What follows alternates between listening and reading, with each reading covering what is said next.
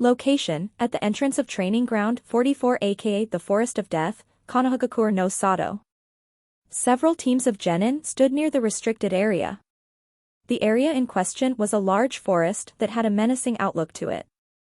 Just from a sheer glance, anyone could tell that the forest promised pain, horror and death itself. The genin that had entered the room of the first exam had been lessened but still not down to the figure that the proctor of the second exam wanted. The proctor of this section of the exams was Konoha's self-proclaimed, the incredible and sexy Tanko Mitarashi. While everyone would be a fool to deny the latter part of her statement, which was backed up significantly by the voluptuous figure and scanty clothes that the woman wore, the former characteristic was one that could be argued upon easily. She was a pure sadist, and one that took too much fun in torturing, and in some cases teasing, people. She had, as usual, arrived much earlier than she should have at the first exam and saw that her superior Abiki Marino, head of torture and intelligence department and this time the first proctor of the Chunnin exams, had ended the first exam with far more finalists than the usual figure that shows up every year. 'Twas then that she had promised all the genin that were going into the next stage that there would be less than half by the time they get through her exam. And now, the genin shook in fear as they saw the woman who was eating her dango while leaning on the metallic fences with signs that restricted entry, promised danger and most of all said clearly that you had a chance of dying if you entered this place. Kasumi Uzumaki was a bit nervous right now. Academics weren't always her forte, but spending and learning these things with her boyfriend had increased her general knowledge more than she thought, but the questions that had been placed in the first exam were much more tougher than it should be. Fortunately for her, the first proctor had provided a leeway out to the next stage, which her brash and impulsive nature took advantage of and her little monologue gave more spine to some examinees. But now she was nervous altogether for a different reason. Of all the places it had to be, Kasumi thought with a frown. She still remembered those giant-ass spiders whose multiple eyes stared into your very soul. What was worse was that Naruto had essentially abandoned her here for survival training. In reality he was just hiding from her in a very discreet fashion. She looked at her boyfriend who was reading a book. "Naru, why are you reading a book now?" Kasumi asked. Her eyes were inquisitively observing the cover and was glad that the book didn't have any orange cover on it or didn't have the words Aika Aika on them. Said person looked at her. "Well, I am kind of bored here waiting so."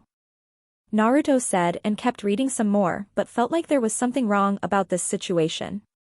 He realized why. There was someone behind him. "Getting bored, are we gawky?" A voice said as he felt something soft rub against the back of his neck. He blushed a bit knowing full well who that voice belonged to and saw that Kasumi was furiously glaring at him. Not just Kasumi, most of the guys that were there were glaring at him as he suddenly felt something nick his cheek and he knew that blood flew out. It was Anko Mitarashi whose face now rested on his shoulder as she licked his cut cheek and tingled. Everyone there, even Kasumi, cringed a bit at the sight. "Grown up well haven't you, Chibi-kun?" Anko-san. Naruto remembering how Shursui used to talk about this hot crazy chick that's a sadist, as Shursui used to say to Itachi. She was a part of Obito's batch as well, and he bumped into her once or twice while going to get some Pocky and she too recognized him as Obito's little brother. She did always call him Chibi-kun and had asked him to call her by a specific name. "Would you kindly not kill me today?" "Mao Chibi-kun," she said and pulled the back of his head into the valley of her well-endowed breasts that her attire did nothing to repress. Kasumi's eyebrow was violently twitching at Naruto and the crazy lady. "Remember what I told you to call me?" "Yes." Naruto said as red stained his cheeks. "Kasumi is going to chew me out for this later." "Then say it," she said in a more teasing voice. Naruto sighed. This woman was too stubborn, how he pitied the man who would end up with her. In another part of Kenso no Kuni, not specified or decided where a certain person sneezed due to the reference made. "Hebeheim," Naruto said begrudgingly and she only proceeded to kiss him on his cheek now. That was the last straw for Kasumi. "Oi crazy proctor lady," Kasumi said while pointing a finger at said person and Naruto who was nervously sweating bullets now. "Stop molesting him like that." She said this while she had some red on her face out of anger, jealousy and embarrassment. Who the hell did this hussy think she was? Doing that to Naruto in front of her no less? Eh? Anko asked curiously as her eyes darted from the blonde-haired, orange-clad girl over to the sweating Uchiha who looked like he was seeing a ghost. Oh, Anko knew what was going on all right. Kurenai had told her a few days ago that she saw two very romantic genin in love and she concluded that this was the said couple her red-eyed friend was talking about. She decided that she wanted to tease some more. Instead of letting him go, she tightened her grip and spoke, "What's wrong, Tomato-chan? Do you want to be here in my place instead with Chibi-kun?" I said let go of him, Databeo. Kasumi said as her sun-kissed blonde hair with streaks of red in it started to flow up and nearly every genin that sported a leaf headband were rushing away from the spot. The orange menace was here. Run. Get the fuck out of my way. Code Orange. We have a Code Orange. Troublesome Naruto, why can't he control his troublesome woman more? Shikamaru said, who was also surprisingly running away and with some energy as well. The rest of the foreign genin were staring dumbfounded at what was happening. They had a "what the fuck is going on" look on their faces. But then they too realized what was happening as they felt the temperature drop. Even Gaara was noticing the change in the atmosphere. He wasn't scared, but he was interested as to what was going on here. Okay. Naruto suddenly said as he magically broke free from Anko's control and stood beside Kasumi who was still glaring at him and he had his hands gesturing her to calm down. Calm down, Sumi. She was just molesting you. Kasumi yelled out as she grabbed Naruto by the collar and was shaking him violently. Then she headbutted him and he was out cold while his soul was trying to escape through his mouth. Kasumi literally grabbed his soul and shoved down his throat before punching him again to wake him up. Naruto opened his eyes. Good Kami. Naruto said as he groaned in pain. I had the worst nightmare. Oh, Naruto-kun, Kasumi chirped in voice too sweet as that smile on her face unnerved him to his core. She then picked him up by the collar once more. Cuckoo. A small chuckle broke both of their concentration. Both of them faced a Kusagakure Kunoichi who was giggling into her hand. You two make quite the couple.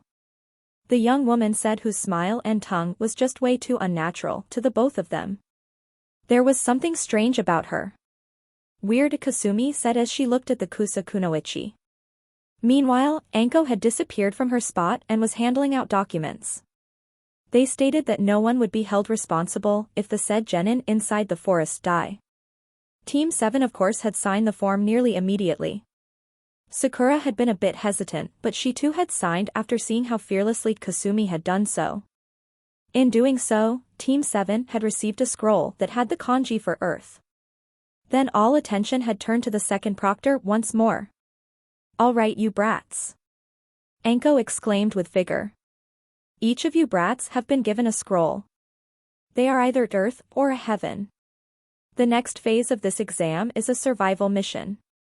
Each of you will be given exactly 3 days to reach the tower that lies in the center of Training Ground 44. However, to get into the tower you need 2 scrolls. Not just any 2 scrolls. You need a Heaven and Earth scroll. Only those with both scrolls and all members will be allowed to enter the tower. Otherwise kiss your ass. Goodbye. From the exams. What will we eat for 3 days? Choji exclaimed with horror as he thought about the sheer hopelessness of being without food for more than a few hours. One does not simply expect an Akimichi to go on without food. I don't know. And I don't care. Eat animals. Rabbits, spiders, other genin. Hell. You can even eat your own shit.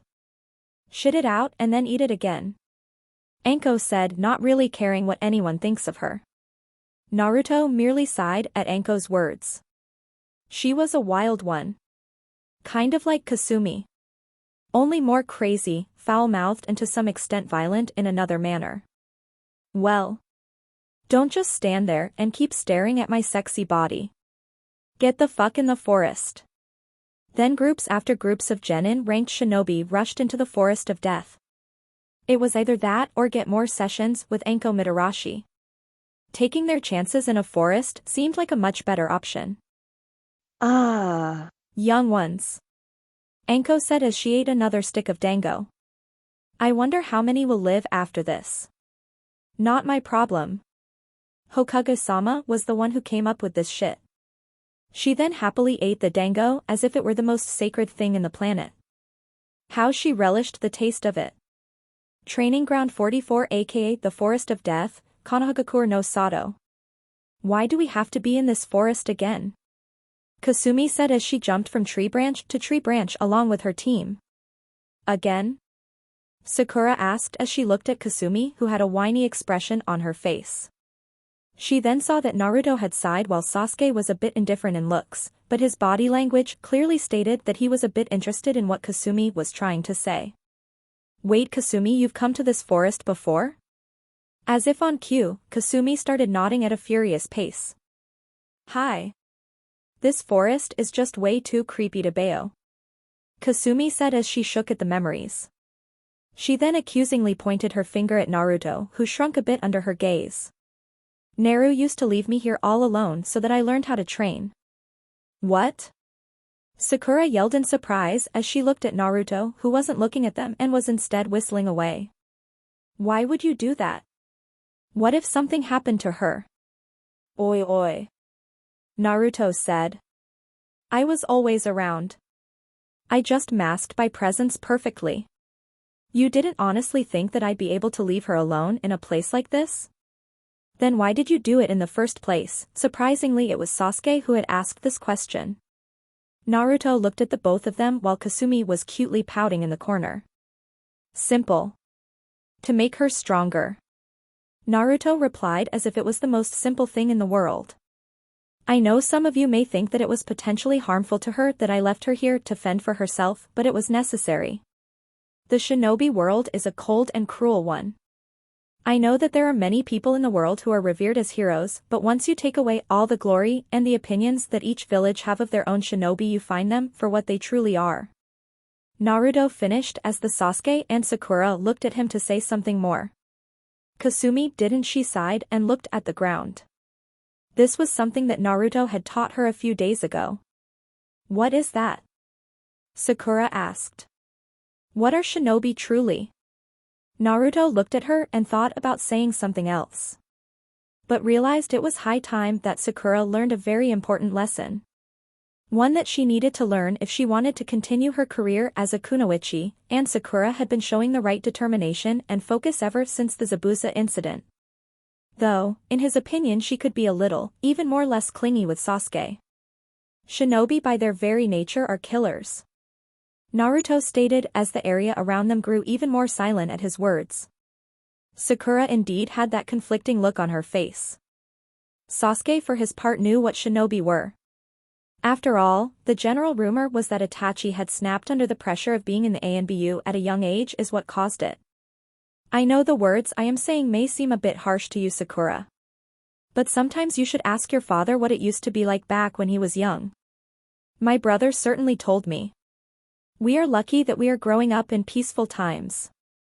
Back when Shursue and I was around 8, that was when he was sent into the battlefield. It was mandatory to get your first kill by the age of 10. Shinobi programs were rougher back then, and it's simply kill or be killed. Everyone just stood quiet at the words Naruto Uchiha had just spoken. Those were cruel and blunt words he had used. However, it did not change the fact that he had spoken the truth. He had not hesitated, but Naruto saw the looks on their faces. Even someone like Sasuke would have a hard time when experiencing their first kill. It was completely natural. Seeing how they were shaken up, Naruto decided to turn their ships towards a different direction. However, Naruto said as all three genin shifted their gazes from elsewhere to direct it on him, that doesn't mean that shinobi are just killers. They are human beings as well. They have their emotions, their own aspirations, and mostly the dreams that they embrace. If a person lets go of these and become a mindless, murder machine that only knows how to take orders, that is not a shinobi. That is a tool. Remember, we are shinobi. We endure, we fight, we kill, so that one day we can let all of it go and just back to live out the rest of our lives of what little we have. Naruto said. That was really dramatic, Naru. Kasumi added her 2 cents and Naruto was glad that she did so. Honestly, his little speech had played a little on their spirits. Thankfully, they had the most energetic and cheerful person in the entire village on their team. Okay. Then I have an idea. Naruto said. What is it? Sasuke asked.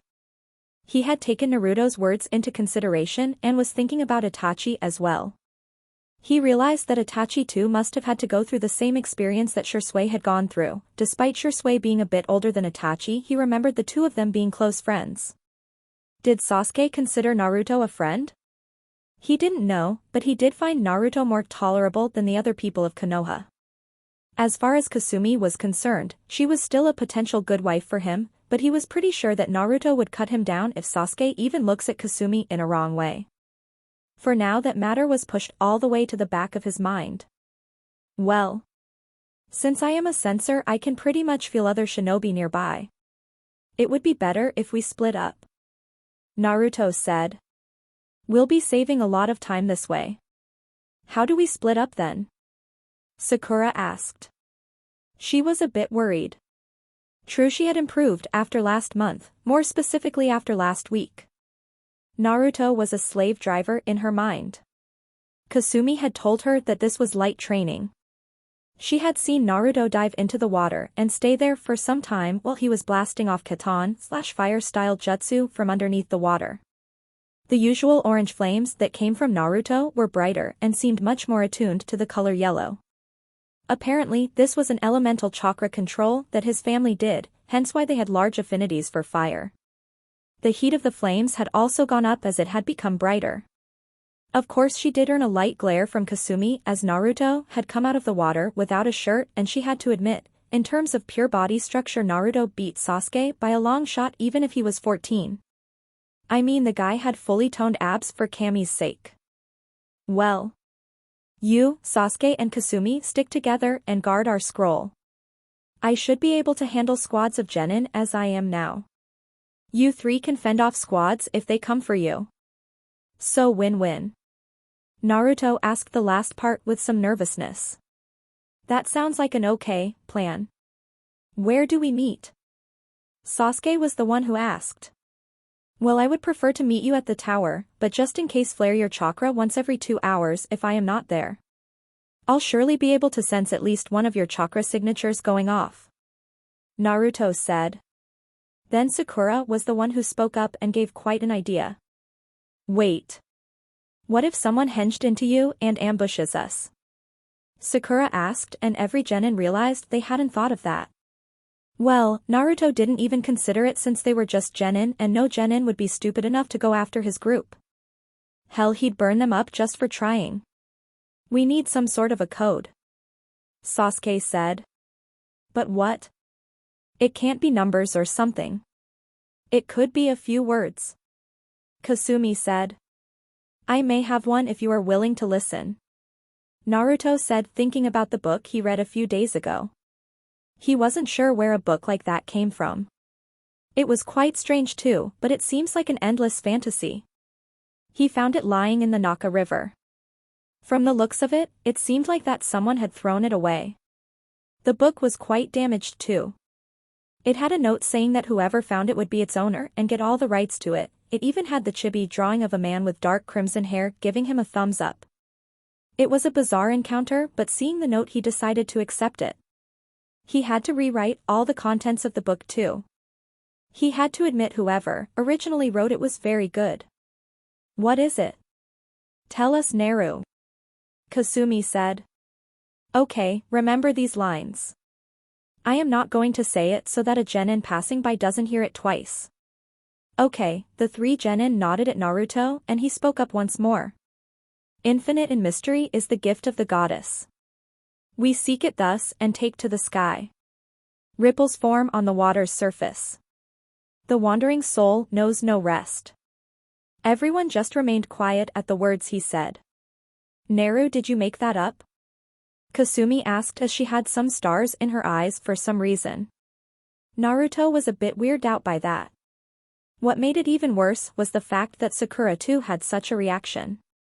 Sasuke for his part was staring at Naruto with a look of praise.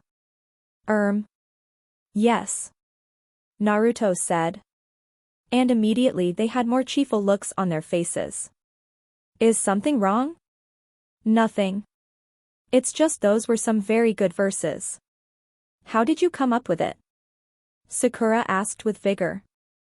Well. Naruto lied perfectly. I was thinking of writing a book. So? Why didn't you tell me, Naru?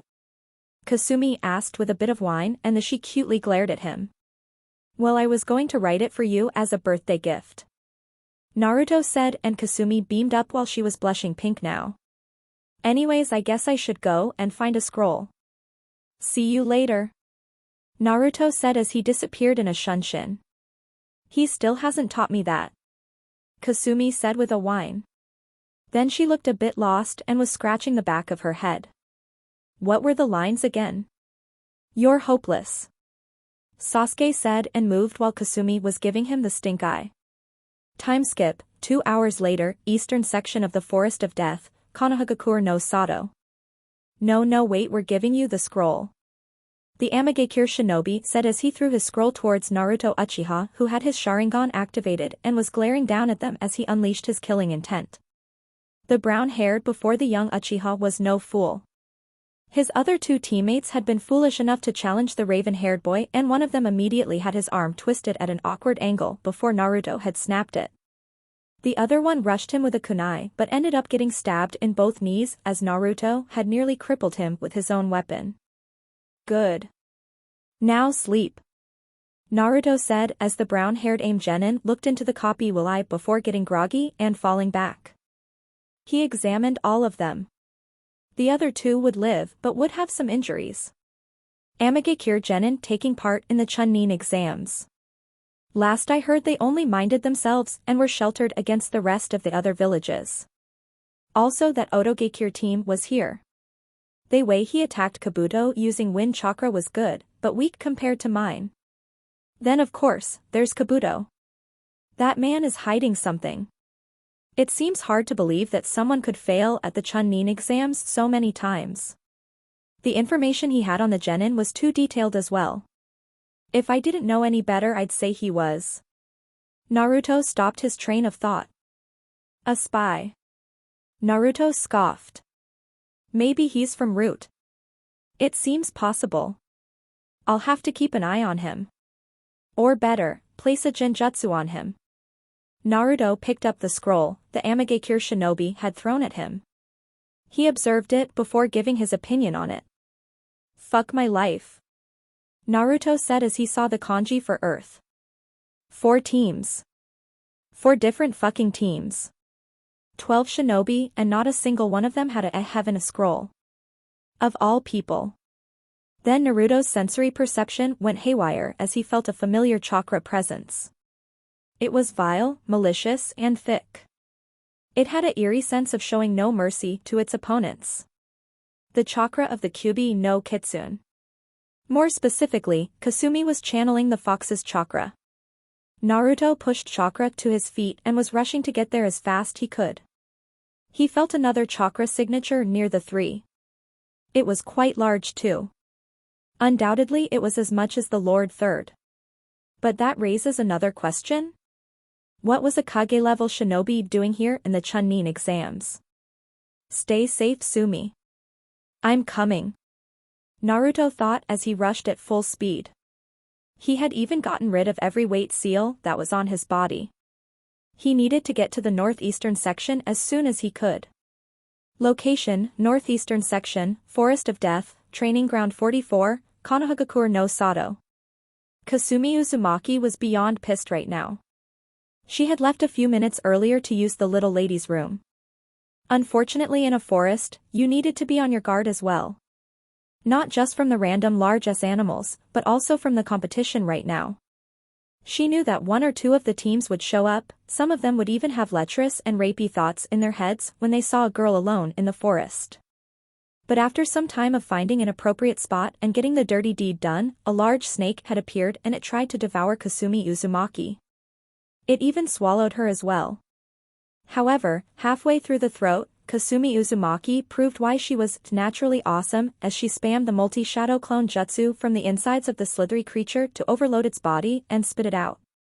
Then magically the snake disappeared in a puff of smoke. She learned that the snake was a summon. Naruto had previously told her what summons were due to the bizarre way of how he himself had acquired a summoning contract with the dire wolves, which Kasumi thoroughly chewed him out for. Then she rushed back to her teammates so she could tell how she killed a large snake. But then she stumbled upon the same Kusa Kunoichi who was giving them weird looks today. She had used her killing intent to subdue Sasuke and Sakura and she wanted to do something to Sasuke but Kasumi was not letting that happen. She could tell from the dirt stains on Sasuke's clothes he had been beaten up as well. Out of sheer rage of being outclassed, Kasumi had tapped into the Kyuubi's chakra once more and she had killed another snake out of the rage.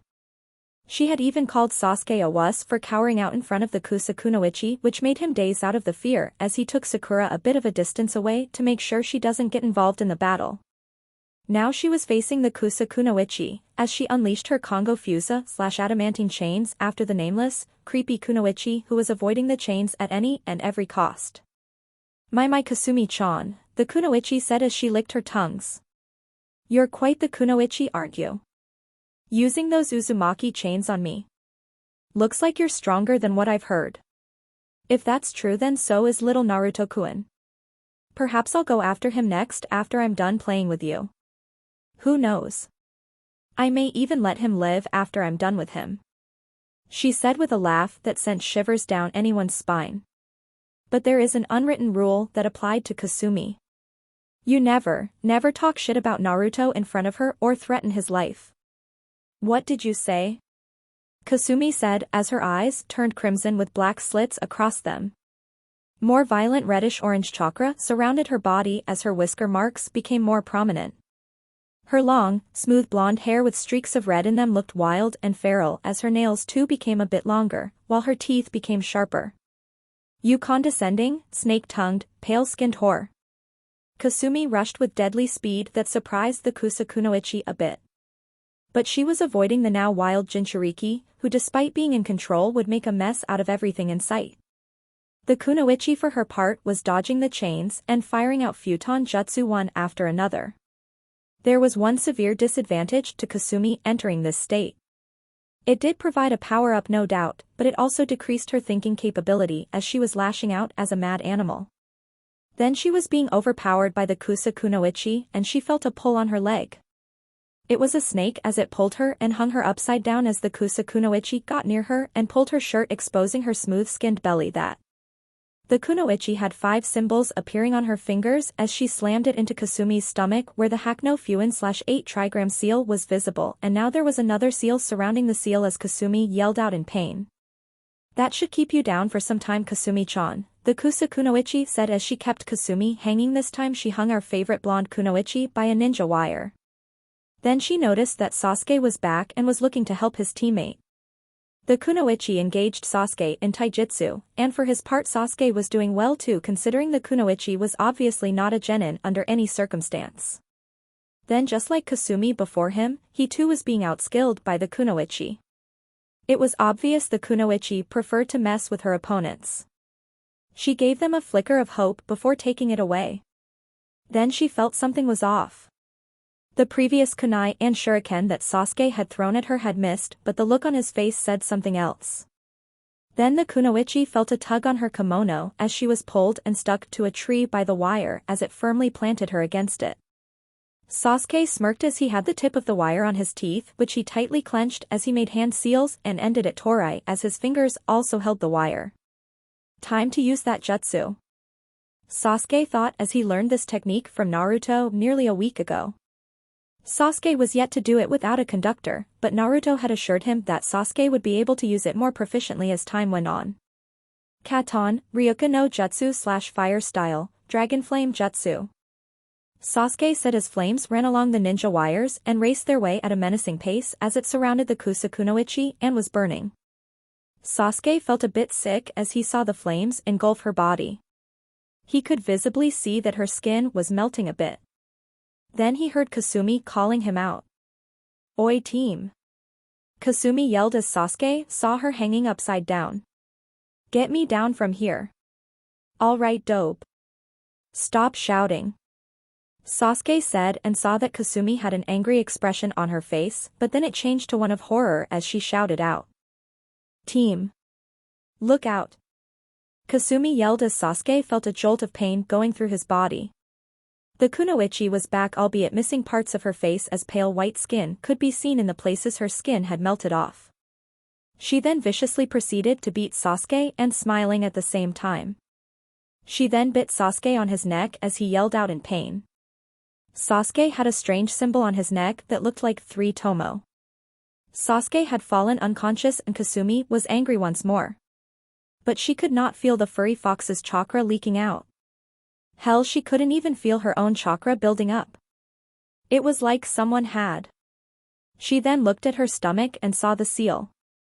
She had seen the swirl seal on her stomach before, but now there were 5 strange kanji surrounding it as well. Kukukukuku, the disfigured Kusa Kunoichi giggled like a mad woman. She slowly neared the Jinchuriki of the Kyuubi like a natural predator. She had reached the branch the mad woman had been standing on before. She then looked at Kasumi and said teenage girl was in fear. Fear of the yellow iris she was seeing right now. It was like snakes, as there was a single black slit that promised torture and every sort of pain that was possible in the shinobi world. I had no idea that the dead last from the academy would turn out to be one of the few people who would give me a problem here, the woman said as she finally cut the wire and grabbed the falling orange-clad girl by her foot and then slammed her on the branch, making her arch her back in pain. She then picked up Kasumi and punched her in the eye, making her spit out a little bit of blood before kicking her to the tree trunk. Kasumi then fell on her front as she felt a foot being firmly brought down on her back, making her wince in pain. Originally Sasuke-kun was the only one I was interested in. But now.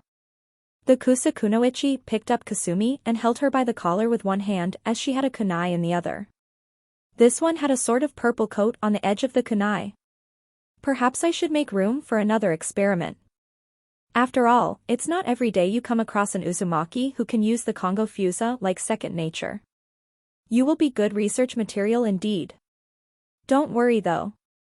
I am not going to kill you, this is simply to keep you numb, the snake-eyed kunoichi said as she swooped in her kunai to cut Kasumi.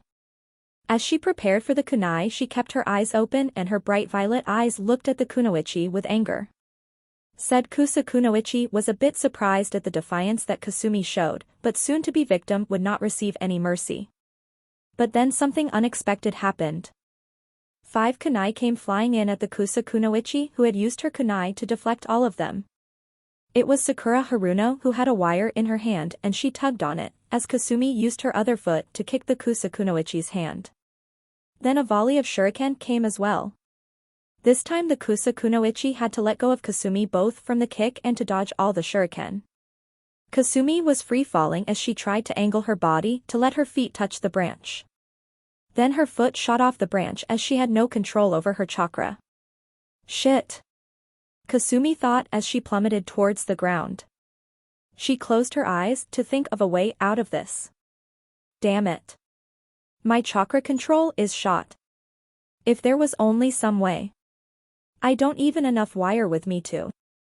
Kasumi was broken out of her thoughts as she felt her descent being considerably lessen. She felt like she was gliding through the air. Then she realized someone was carrying her. She opened her eyes to see a sight she was relieved to see. Raven spiky hair that came down to his forehead as 2 bangs had framed the sides of his face.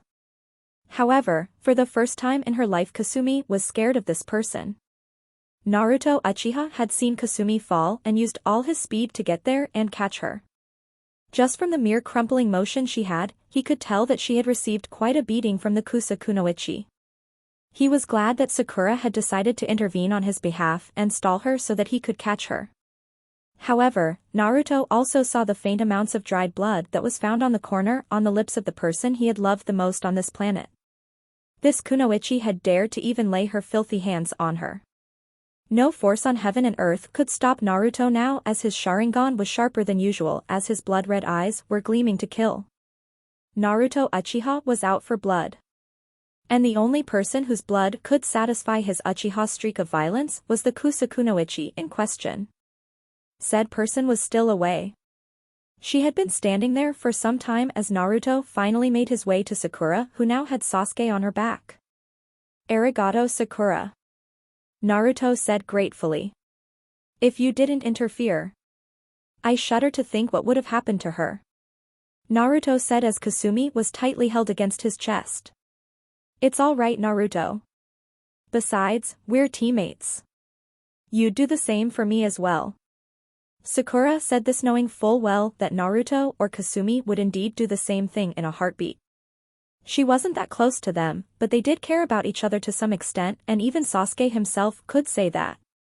Naruto nodded as she noticed a strange look on her face. A look she had never seen before. His Sharingan looked scary now. He then looked at Kasumi, who had spoken up. Of course we would, Sakura. Kasumi said as she was still in his arms. She then looked at her boyfriend and noticed that he was still having that look on his face. Knowing full well that he would not listen to anyone and fight the crazy strong Kunoichi head-on, she decided to speak to him. Naru, she's really strong. Plus she can use futon and she can also use snakes. Large ones too. Do the snakes poof up in smoke? Naruto asked as Kasumi nodded. He inwardly cursed his luck, but all logical reason had been thrown out of the window. If anyone even dared lay a hand on Kasumi in a negative way, Naruto would basically issue their death warrants. Whether they would be Kage, Sannin, or even Madara himself. To his knowledge there was only one person who could summon snakes, and if this person was indeed that certain someone, Naruto would be fighting an uphill battle. But again it didn't matter. He made a shadow clone and made it carry Kasumi in her arms. Keep them safe. Set up a barrier. Use Sakura's blood to make it. Now go. Naruto turned around but felt a slight tug on his sleeve. Naruto turned around and saw that Kasumi was looking at him with a pleading look. You don't have to fight, Naru. We can just leave this one. Kasumi said as she noticed that the cold look on his face was not decreasing. She then received a kiss on her forehead as Naruto had leaned down to do it. It's all right, Sumi. Don't worry, I'll be there.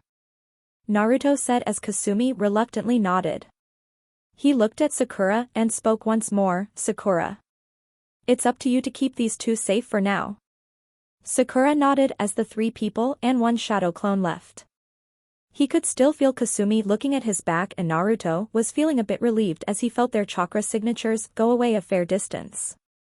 He then unsealed a kunai and in quick succession deflected all the shuriken that had been thrown at him. He looked at the Kusa Kunoichi, whose disfigured face showed pale skin behind the indents. His fully matured Sharingan was looking at her as if he could kill her with a glare. My. I didn't expect someone from your age to have such a fully matured Sharingan. Looks like I'll have to give you a gift as well, Naruto-kun. The Kunoichi giggled in her hands as she looked at said Uchiha when she felt a thick killing intent flood the area. If it wasn't for years of experience and meeting other shinobi of S-rank caliber, she would have admitted that this was the most intense killing intent she ever felt. However, there was something different about this killing intent. It felt like it was trying to weigh you down while there was an impending feeling of not turning your back on the young Uchiha branch member. I'm going to make you pay in blood for what you did to her. Orochimaru.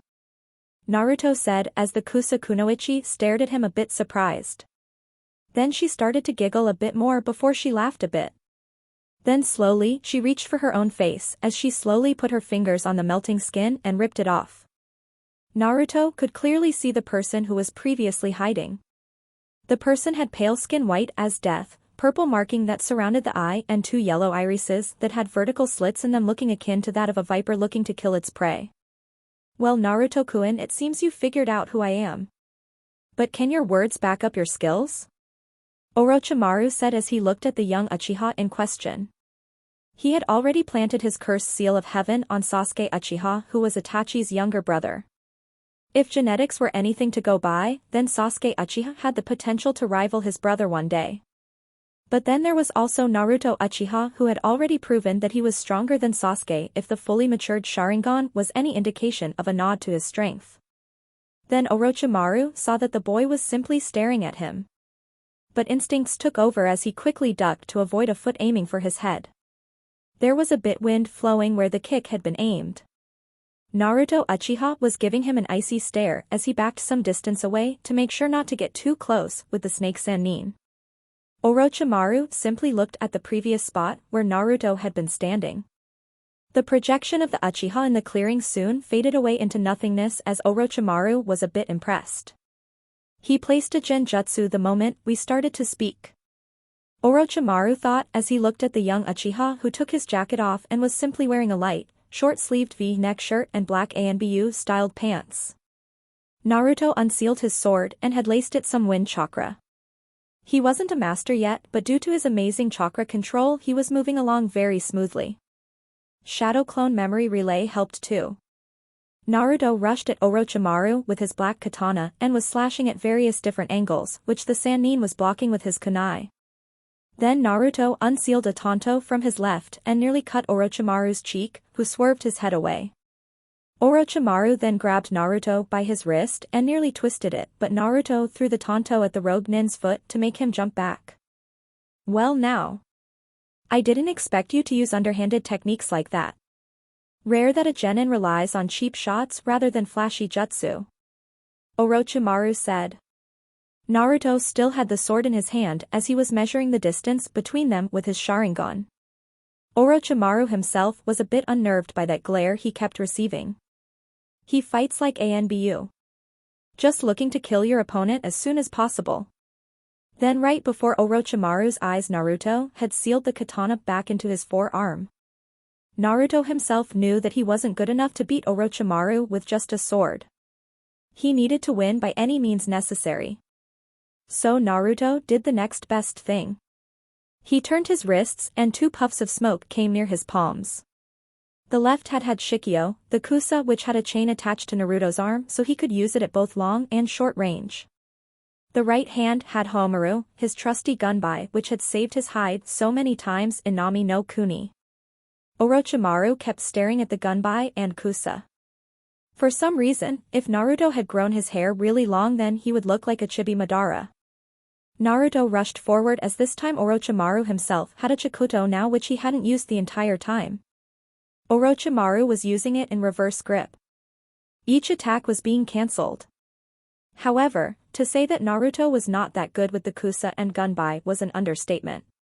Orochimaru found himself on the defensive, the brat kept using the chains of the weapons to limit Orochimaru's movements and the snake Sannin had to keep using the sacred logs to replace himself before the kusa came down to slash it. Perhaps engaging the young Uchiha in a weapons fight as he used weapons was not such a good idea. Then as Orochimaru barely blocked the kusa hit he was hit by a large gust of wind as he flew back by quite some distance. Naruto had used a jutsu he had made or rather remade with the gunbai. Futon, Gunbai Fubuki Kaze / Wind Style, Gunbai Wind Blast. Naruto stood back and observed the impact of the jutsu. The jutsu itself was made with the idea of it having similar power to that of Futon, Datopa / Wind Style, great breakthrough. Seems I have to work on this jutsu a bit more.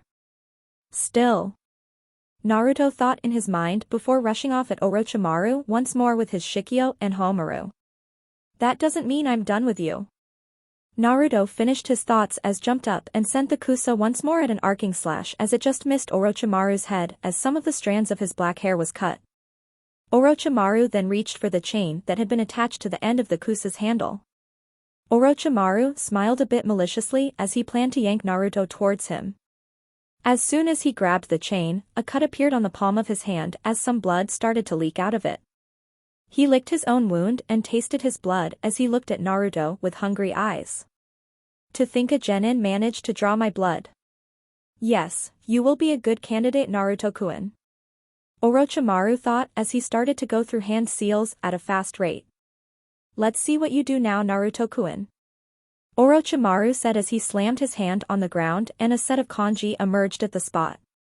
Kuchios no Jutsu.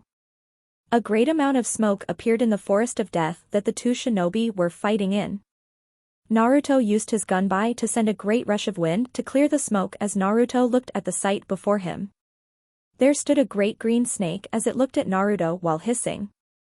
It had yellow slits just like Orochimaru. It coiled its head before rushing out to eat Naruto, who looked at the snake like an annoyance.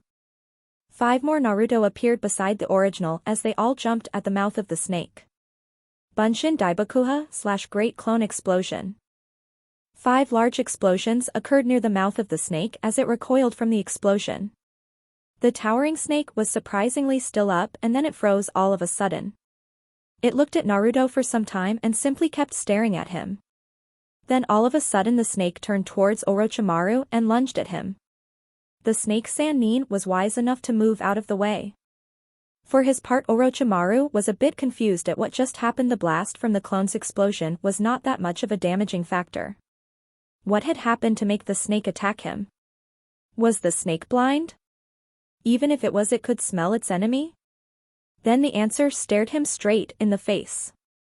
Instead of the usual yellow irides with black vertical slits, there were now 2 crimson orbs in the snake's eyes with 3 tomo. Orochimaru undid the summoning to get rid of the annoying snake problem. Hopefully the genjutsu should wear off now that it was reverse summoned. But now summoning was out of the question, as there was a chance that Naruto could trap another snake in a genjutsu state, even someone like Manda, who was already a psychotic snake with a severe superiority complex. That meant that Orochimaru would have to enlighten the young Uchiha in terms of ninjutsu. Well then. It seems the way forward is clear, isn't it, Naruto-kun? Orochimaru said as he took a stance that seemed highly unusual and quite slithery at the same time, as Orochimaru's head was a bit tilted at an awkward angle. The snake Sannin rushed at Naruto, who had unsealed his kusa but had the gunbai on his back. Naruto and Orochimaru were caught in taijutsu as both were canceling each other's moves. But slowly, there was a slight advantage that Orochimaru held, and the unpredictability of his attacks from awkward angles were starting to catch up with Naruto, who was barely keeping up even with his Sharingan. Then a very hard kick was delivered to Naruto's chest as he reeled back from the pain. He saw that Orochimaru was already going through hand seals, and Naruto made the tiger seal with both hands. There was no need for him to take chances. Futon, Kaze Bakuhatsu / Wind Style, Wind Explosion. Orochimaru said as he spit out a ball of air that was quite large and was rushing.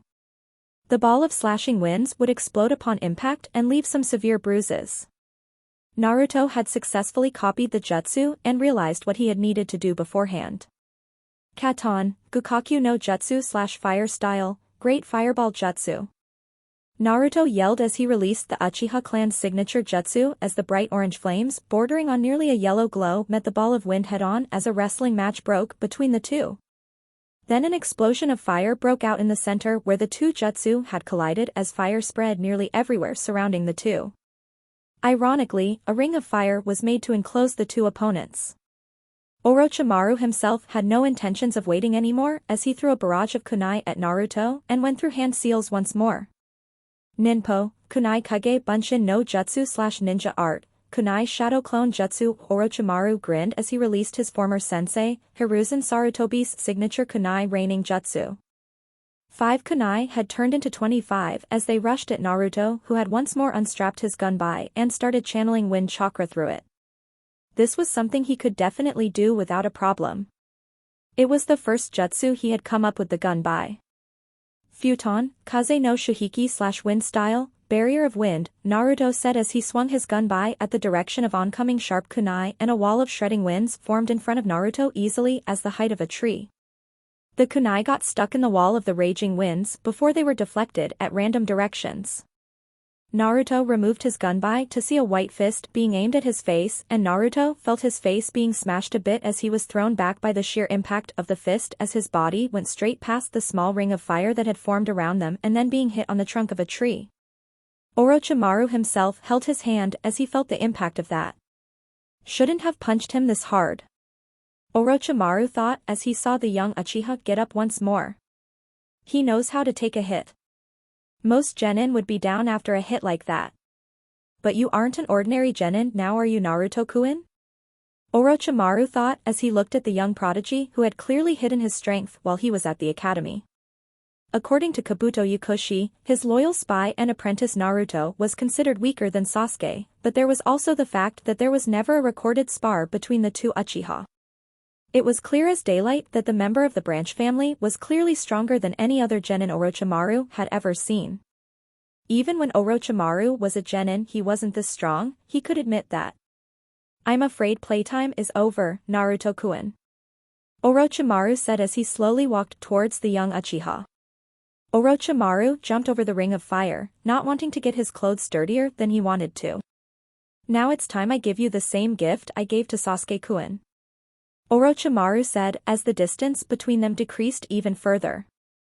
Every step that the snake Sannin took was emphasized by the eventual giggles of sheer machination that came from him.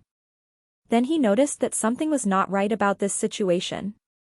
Years of instincts called out to him as he saw Naruto slowly raise his head and looked into his eyes. He saw them changing its shape as the usual three tomo were spinning in an insane manner as they began to morph into a four-bladed pinwheel. "Manjikyu Sharingan," Orochimaru muttered as he saw the famed jujutsu of the Uchiha clan. The evolution of the Sharingan. The same eyes that Itachi Uchiha had, and now he was witnessing them again, before he felt his body's weight shifted again. Mist covered the entire arena as he saw Naruto's eyes popping out of their sockets and then blow up as blood splattered everywhere. Naruto himself lying on the ground dead as Orochimaru stared with wide eyes. He had heard about the Manjikyu having various effects on its users, but this was unheard of. Then a screeching noise came as crows began to fly out of the forest. It was as if the creatures were running away from something. Orochimaru turned around to see a very tall man wearing nothing but a dirty rag of clothing which hid his crotch. His skin was dirty and the smell of shit, piss and maggots came from him. The worst part was he had not head. Instead of a head, there was a large pyramid-like triangle on the top of his neck facing downwards as he carried a giant Zanbato-like cleaver blade which he dragged through the grass as the blood from the blade was defiling the green with its warm and repulsive blood. Then the large weapon was mauled at Orochimaru who barely escaped it, but the mist made it hard to see as Orochimaru bumped into a tree as small knives emerged from the trunks and stabbed themselves into Orochimaru's body. The man got closer with his blade as Orochimaru realized what he was in right now. The man rushed at a breakneck pace as his giant blade finally cleaved Orochimaru's feet off. The snake Sannin yelled in pain as his hands automatically went into the ram hand seal. He shouldn't be feeling this much pain from a genjutsu. "Kai!" Orochimaru yelled as he felt the shins of his legs being cut off. Orochimaru yelled in pain once more. "Curse you Uchiha!" Orochimaru yelled in his mind as he was too busy writhing in pain from feeling his legs being hacked off. "Kai!" Orochimaru said once more before he felt his knees now being hacked into his bone matter and blood splurged around. "This is just like Itachi's," Orochimaru thought as he remembered the shackle of stones being pierced into his body. "Kai!" Orochimaru said once more as he felt the giant blade aiming for him once more. "Useless. Useless.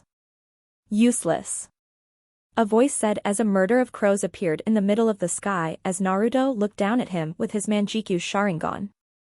"Orochimaru, what a pitiful shinobi you are. No wonder you went rogue," Naruto said as he dispersed into crows once more. The Zanbatu was pierced into Orochimaru's thighs as the victim of the genjutsu gathered a large amount of chakra to be free from this pain. Then with all his might as he felt his thighs being ripped away by the warden of this hellish prison of a nightmare.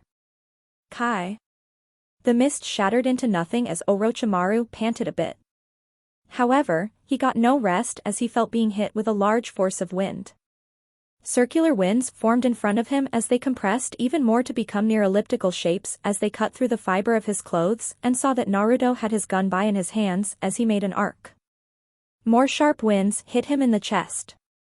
This was futon, Kyre-Eng/wind style, cutting swallow.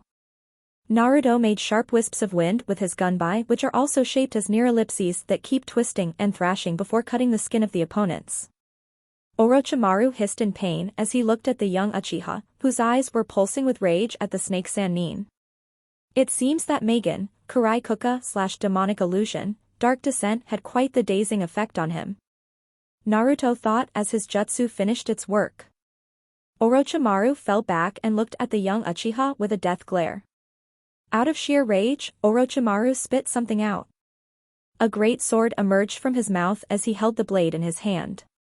Kusanagi no Tsurugi. A legendary sword that can nearly cut through almost everything. He threw the sword at Naruto, who used his gunbai to block it, but the force behind the throw was great as he felt being pushed back.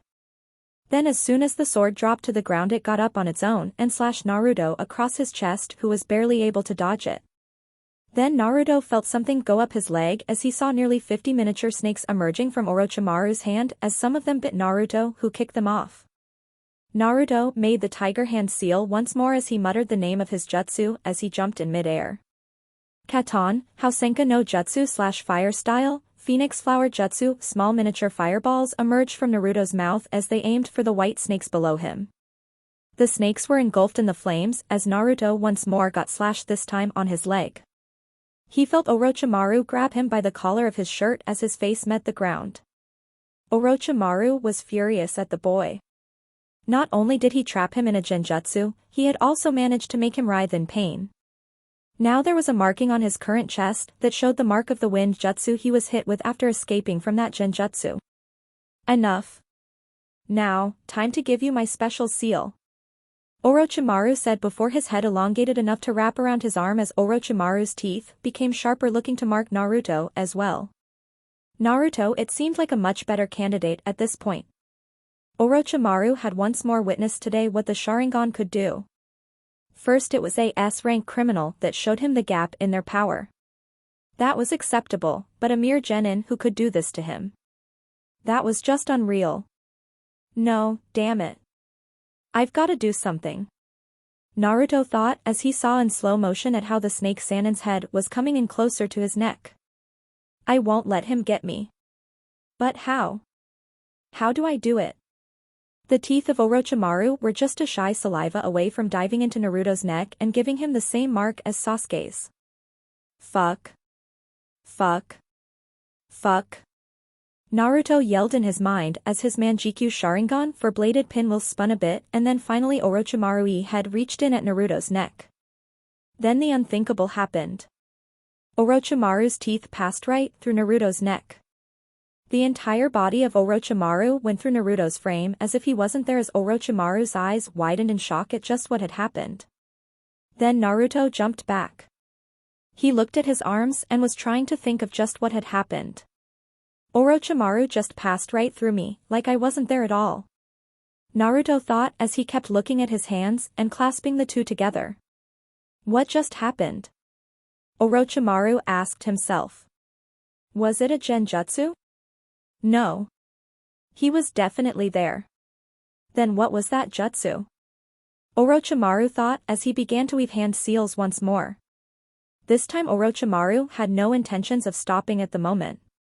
He was sure that the explosion from their previous skirmish didn't go unnoticed, and he was sure that someone must have noticed that, and if he was really unlucky then someone would have found the bodies of the Kusanin he had killed. It was time to end this. Futon, Atsugai / wind style, pressure damage, Orochimaru said before he launched a large barrage of wind from his mouth as it raced towards Naruto, slashing the very ground near him. Then Naruto looked at the jutsu reaching for him as he felt chakra being transferred to his eyes. Then once more the jutsu passed through Naruto like he wasn't there at all. Of course the area behind Naruto was a complete mess as a ruin of dirt, trees, leaves and grass was behind him, showing the full extent of the damage the jutsu had done. Naruto couldn't believe it. He was right. Kamui / authority of the gods, Naruto thought inside his mind. I guess the table wasn't lying when it said that Kamui grants intangibility to its user. But for how long? No time to get distracted.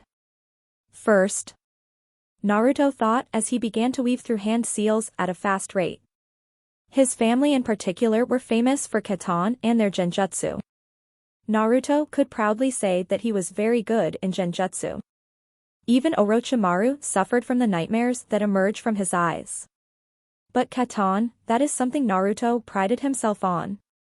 He was going to use one of the many jutsu his father Genjuro was famous for as Naruto finished the hand seals and stopped at Tiger. Katon, Uchiha Okina Kakyu no Jutsu / Fire Style, Uchiha Great Flame Sphere Jutsu.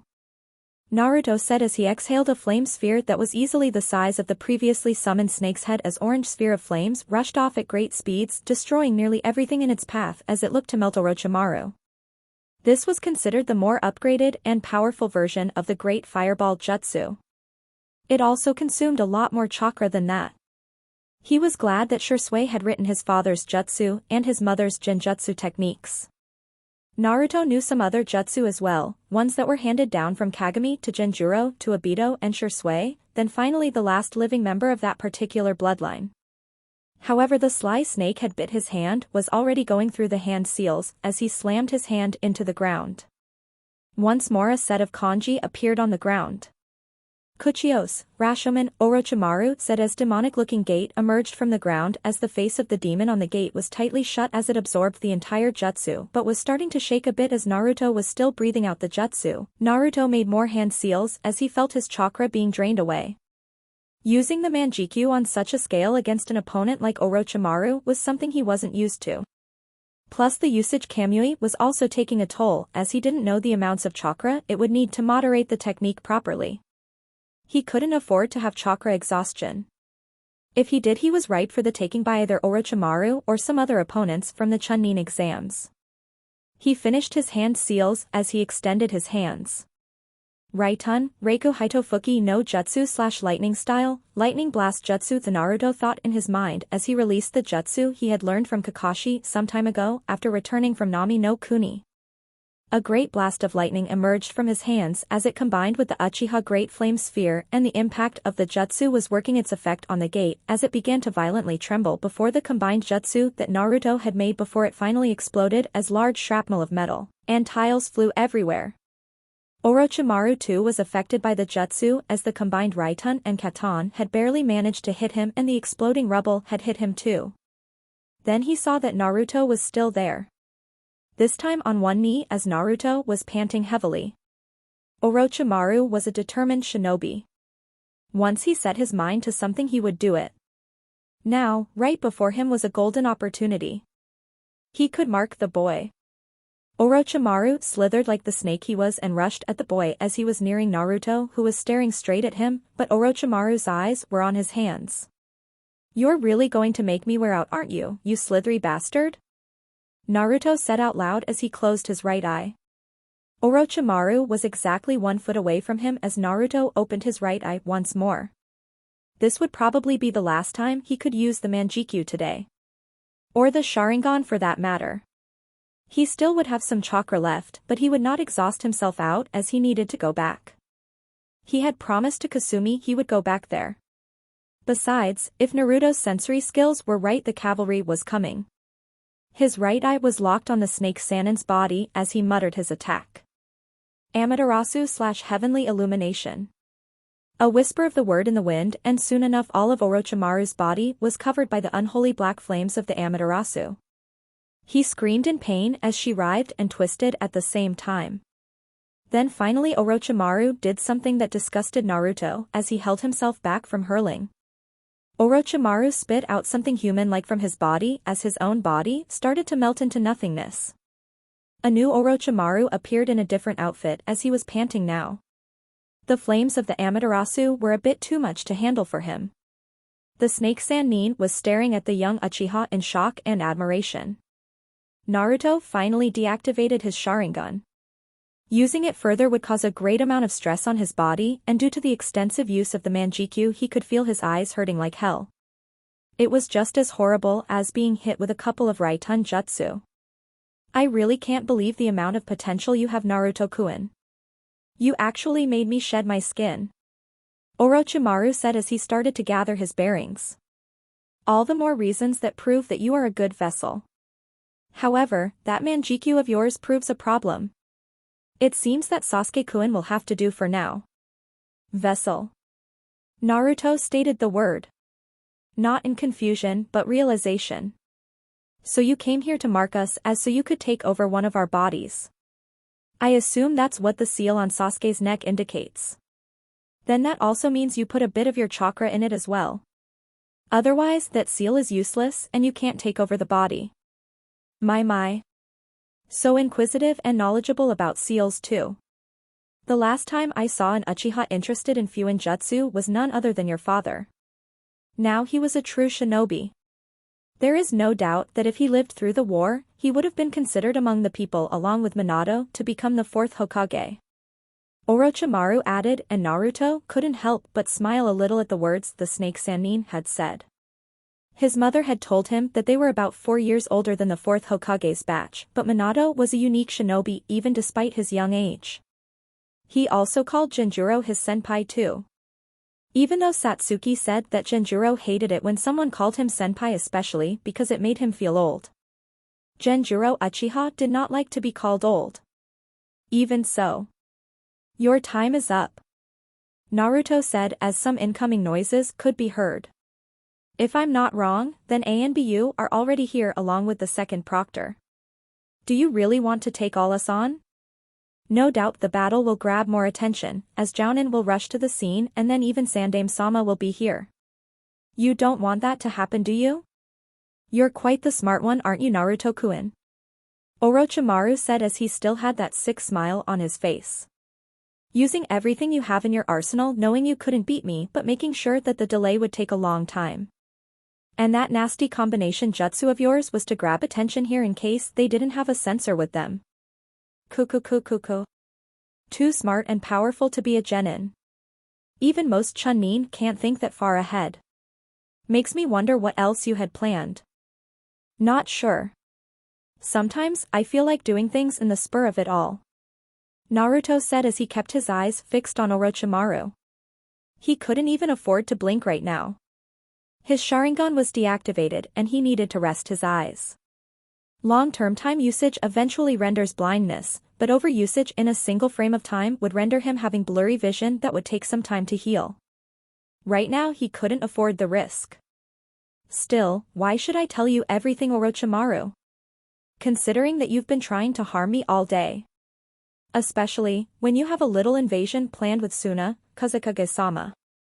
Naruto thought with an inward smirk as he looked at the face of the pale-skinned Sannin. The wonders that Genjutsu can do. Naruto stated as he groggily got up and looked at the snake Sannin. The gash on his leg was going to be a major problem. To those who are probably wondering what happened. Here is what happened when Orochimaru was trapped in the Manjikyu Sharingan enhanced Genjutsu. When the snake Sannin was trapped in the Kurai Kuka, it took an awful lot of chakra and time to dispel considering it fell in the Megan category. 2 reasons really, one, it was caused by a Manjikyu Sharingan. Naruto may not be as good as the prodigy Itachi Uchiha who decimated Orochimaru with a single Genjutsu, but his Manjikyu more than made up for it. 2. Why didn't Naruto attack Orochimaru sooner when he was trapped in the Kukakurai? Surely he could have attacked the rogue Nin sooner and inflicted more injuries. Why did Naruto take so much time in attacking you after he finally dispelled the Genjutsu? Simple really once you consider the nature of the shinobi that Naruto Uchiha was. While Orochimaru was trapped in the Genjutsu of the Kukakurai/Dark Descent, Naruto had used another Genjutsu while his Manjikyu was activated. This Genjutsu was used to read Orochimaru's mind to some extent. While it was not near the famed clan jutsu of the Yamanaka, it did have its purposes and the jutsu enhancement of the Manjikyu certainly helped even more even though Naruto learned a small amount of knowledge. Naruto had used Megan, Chishiki Kazichu/demonic illusion, knowledge parasite to learn the purpose behind his appearance in Konoha. He could do it with his Sharingan as well, as he had previously used it on one of the demon brothers when they went to Kiri. However, with the Manjikyu Sharingan it was quite the effective tool as Orochimaru was already busy trying to break the previous Genjutsu, the second layer added only made it more difficult. While Naruto didn't get that much of intel from Orochimaru, he had gotten enough to know the severity of the situation. Naruto had learned that Orochimaru had planned a full-scale invasion on Konoha and that he was the real leader of Otogakure. The village hidden in the sound was formed by him as he overthrew the daimyo of Ta no Kuni to rename the land as Oto no Kuni. He had also killed the Yondaime Kazekage, Raza, and was masquerading as him. The other reason he was here was because he needed a new vessel. He had been impressed by Itachi Uchiha from his young age and working in the organization in which the clan slayer was had involved in incident and only fueled Orochimaru's obsession with the Sharingan even more. But this led to more threatening revelation that loomed on the horizon. The Akatsuki. Naruto couldn't go through all the memories. But he did get specific ones related to him coming here. The Akatsuki was apparently a group of 10s ranked criminal nin who were working towards a specific goal. Firstly to gather funds, and secondly to capture all 9-tailed beasts that roamed in Kenso no Kuni. More specifically, the Jinchuriki that binded the bijou in their bodies. Orochimaru had also defected from that group about a few years ago. He couldn't get all the details about their members as Orochimaru had been starting to break free from the Genjutsu by then. All he learned was their true goal and 3 of the members other than Orochimaru. The other 3 were Itachi Uchiha, Sasori of the Red Sands and Iwa's Mad Bomber Deidara. Troublesome crew indeed. And there were at least 6 more people in that group who were no doubt monsters in their own rights. This meant that Kasumi was a target of this organization. Naruto thought about his chances against more shinobi on the level of Orochimaru or even stronger than him considering that someone like Itachi wasn't even the leader. Naruto knows that right now Orochimaru can continue the battle and Naruto could not. His lack of experience and an influx of distraction is what led to the giant gash on his leg. He was essentially a cripple right now against Orochimaru in a battle. The only reason he is still alive is because both shinobi here know that it was only a matter of less than a few seconds before the ANBU Black Ops arrive here and try to capture Orochimaru. Konoha had kill or capture on sight orders when it came to Orochimaru. Then Orochimaru scoffed in annoyance as he too knew the shinobi were coming here. Stay safe Naruto-kun. Orochimaru said as he made more hand seals. I wouldn't want anything to happen to a possible vessel of mine. He then slammed his hand on the ground before disappearing in a puff of smoke. All traces of his chakra disappeared as Naruto couldn't sense him anymore. TCH used a reverse summoning on Slippery Bastard. Naruto said as he sat down a bit and closed his eyes. The pain was still there. Extended usage of the Manjikyu for long periods of time, as in weeks to years, does lead to eventual blindness. Naruto was glad that he still had a bit more time before he would go blind. But there was no need to risk his sight at the moment. The Chunin exams were still on despite the fact that there was an invasion hiding in the shadows of it all. Now that he knew there was a group of people after Kasumi, he would need the Iron Manjikyu Sharingan. His mother's eyes were with him. It seemed that he would finally have to do that. Still, it was something he could live with. He would be seeing the world through his mother's eyes. He was willing to do anything to make sure that Kasumi would remain unharmed, even if he has to sell his very soul. Naruto's musings were cut off as 6 shinobi arrive on scene. Anko Mitarashi was among them and the others were 5 ANBU. Anko immediately rushed to Naruto, who looked worse for the wear. She then extended her palm on his leg as it glowed green and Naruto felt a soothing sensation on his thigh. Iryo ninjutsu? Naruto asked while raising an eyebrow. Didn't know you used it, Anko-san. Naruto was making random markings on the ground with his finger while he got healed slowly. I learned it because of my extended work on poisons. Now where is the Kusa Kunoichi? Anko asked and Naruto looked at her with a deadpan expression. You mean Orochimaru? Naruto said as Anko had a sweat drop on her head. She was mentally berating herself for looking like an idiot in front of the gaki. Anko then placed her palms on his back as Naruto felt a bit relieved at his fatigue being decreased. The Shoshin no Jutsu / Mystic Palm Jutsu was truly a technique worthy of its name. He's gone. Used a reverse summoning to get out of this place just before you came. We need to talk to Hokage-sama about this later on. What do you mean later? You took on that snake pedo by yourself. You're in no condition to be here. Let's take you. Anko was cut off as Naruto spoke once more. It's true, I did fight Orochimaru. I didn't win, but I didn't lose either. Besides, my team is probably waiting for me. Naruto said as he stood up. The pain was there, but he could function. Although no Sharingan for today. That was a definite. In fact, he didn't think he could fight for the rest of the day. He could only pray that no strong opponents decided to cross him today, otherwise he'd be fucked. Well, I'll see you later, Anko-san. Naruto said as he ran off, knowing full well that the snake summoner would chew him out later because of his lack of cooperation. Damn that Chibi-kun. Anko said as she saw the raven-haired enigma disappear from her view. She was honestly impressed with the kid. He had managed to fight Orochimaru to a stalemate, though in the end Orochimaru would probably come out on top. Anko knew from first-hand experience that the snake Sannin had too many aces in his slimy hole. Ew, what the fuck did I just write? Should we let him go like that, Anko-san? One of the ANBU asked. Chibi-kun seems pretty stubborn when it comes to decision-making. Besides, if he could hold back Orochimaru, then he can pretty much destroy any genin in his path. Especially with that last jutsu that got us to notice him. Anko said. That was one of Genjuro Uchiha-san's jutsu, was it not? A brown-haired ANBU op asked. The fire that broke out, I mean. Yes. Anko said. Though it was a bit different. Remember, we also saw some lightning flow out. Anyways, let's go. And what the fuck is that supposed to be? Anko said as she looked at the ground where Naruto had previously fiddled his fingers. There was something written there. The writing was clear. Kabuto Yakushi is a spy. What made the ANBU sweat drop and Anko say that particular phrase was the fact that there was a drawing of a chibi Naruto beside it, giving them the peace sign. Honestly, who does such a thing after giving them information like that? A few clicks north, deeper in the northeastern section, Forest of Death, Training Ground 44, Konohagakure no Sato. Naruto sneezed as he ran through the forest.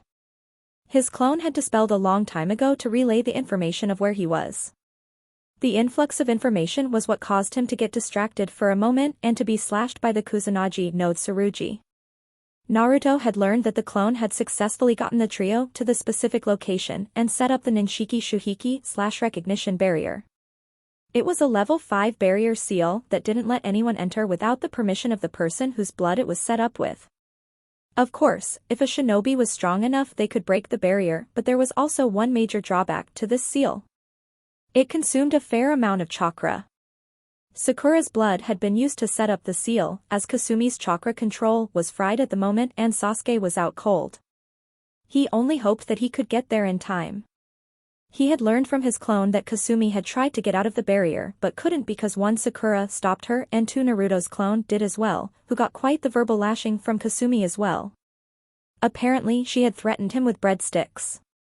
Naruto for his part did not even want to know what the fuck that meant. It would be scary though. Then Naruto finally saw it. A great tree at the corner, and there was a large cavity inside it. It looked like a cave, and for all intents and purposes it was now being used like one. He saw that Sasuke was on the ground as a wet napkin was over his forehead, indicating that he had contracted a fever. He was lying on a futon as Kasumi had too with her. Kasumi was impatiently waiting as she tried to walk up the wall inside the miniature cave. She was obviously trying to wall walk but failed as she fell down on the surface. Sakura helped her up. Kasumi, you shouldn't do that. You know that as long as that weird seal that girl placed on you is there you can't use your chakra properly. Sakura said as Kasumi comically cried while shaking Sakura, who had a large sweat drop on her head. After all that hard work to increase my chakra control. It's all gone. Because of that slithery, snake summoning, Horriva Kasumi would have continued but a groan of pain from Sasuke stopped her. The younger brother of Itachi was having a hard day too. The cursed seal on his body was taking its sweet time to adjust to the host. I've never seen the team like this. Not even when we fought Haku. Kasumi said as she looked at Sasuke while Sakura adjusted the napkin on his forehead once more. Sakura for her part looked stricken. Sasuke-kun's fever isn't decreasing. If this keeps up then. Sakura said as some tears were leaking out of her eyes. Then a sudden alarm of a noise grabbed the attention of both the kunoichi as they looked at the entrance. Sakura was happy that their teammate was back, but Kasumi looked a bit shocked at his appearance. Even after the fight with Mangetsu he didn't look that tired. True, he was standing on his 2 feet now, but Kasumi could see it very well. His shins were shaking, his entire body had several wounds on them as a large gash could be seen on his leg. Naruto Uchiha had returned and had a tired smile on his face. He slowly looked at the light blue barrier that was acting like a veil near the entrance and slowly walked through it. "So," Naruto said as he sat down and his back was against the wall, "I fought Orochimaru, a giant snake, 4 squads, and one hell of a headache. How has your day been going?" Immediately Kasumi rushed up as her hair swayed and she hit him on the head as a comical bump appeared on his head. Time skip, 15 minutes later, same spot. So that's it in a nutshell. Naruto finished everything with that phrase. He had tactfully left out the part of the Akatsuki and his Manjikyu Sharingan, knowing full well that some of this information would reach Sasuke's ear and he would throw one of his hissy fits about this situation. "Orochimaru. I never would have believed it was him we fought," Sakura said. Her bookworm skills had made her know exactly who Orochimaru was. He was considered a prodigy shinobi whose skills remain nigh unrivaled. He was considered the strongest of the Densetsu no Sannin, though Naruto considered that Tsunade was the strongest of them. Physically, that is. Sakura was also reeling from the fact that Orochimaru wanted to take over Sasuke's body. The snake Sannin had also tried to take over Naruto's body but failed. This was when Sakura was wondering as to how strong Naruto really is. For a genin, his skills seemed limitless at the moment, though he didn't gloat it. Sasuke was strong too, but Sakura knew that Naruto Uchiha was by far the most strongest shinobi of their generation. She was pretty sure that no one in the Chunin exams stood a chance against him. "Naru, are they really planning an invasion?" Kasumi asked. It was expected of her. An invasion meant full-out battles that would result in a lot of deaths. A full-scale war, raging in the village hidden in the leaves. So many casualties could result from such an incident. You really couldn't blame her. She had grown up in peaceful times along with Sakura. They didn't even know what horrors war could bring. And this invasion, if successful, would no doubt lead to an incident that would involve other villages, and war will eventually break out among the other nations as there would be a power vacuum left by the downfall of Konoha. Yes. Otogakure is here for that sole purpose. Orochimaru is already the Kazekage and pretty much has Suna in his pockets. Even if we do tell them, it would be pointless. They'd probably end up pointing fingers and shouting jutsu. I wouldn't be surprised if that did happen. Make sure you tell no one. Especially Sasuke. He is strong for his age, but his rashness can take the better of him sometimes. I get the feeling that the curse mark on him may act up sooner than we think, and he might be corrupted by it, as Orochimaru placed a bit of his own chakra in it. Naruto said as he lied down on the futon. Sorry you guys, but you're going to have to take first watch. I need to rest a bit before I can get up. Naruto said. He should not have put all his attention on Orochimaru. He should have also considered the fact that the Chunin exams were still going on. Then he felt a familiar feeling as he felt 2 soft lips kiss his forehead as Kasumi looked down at him with her violet eyes. It's all right, Naru. Rest up a bit. You deserve it. Kasumi said as she smiled a bit. Poor girl didn't know that she had 9S ranked criminal shinobi after her. Naruto nodded and looked at Sakura before giving her a nod too. He then closed his eyes as he rested a bit. He needed this. The sooner he slept, the sooner he could get up and protect his team. However, what Naruto did not know was that his fatigue was much more heavier than he had imagined as he drifted away to his state of unconsciousness. Mindscape. Naruto Uchiha stood alone on a battlefield. The battlefield was barren and deserted. No person was around other than him. Then Naruto saw something. A red moon. The moon coincidentally had the shape of a Sharingan on it. Only it had ripples on it and had 9 tomo, 3 on each ripple line. Then Naruto saw a man standing there in the far-off corner. He had brown spiky hair that was tamed and came down all the way to his back. He wore a white hakama and haori which had the design of 9 magatama on the collars of it. He had a sword with him. His eyebrows were cut indicating royalty and had blue markings under his eyes.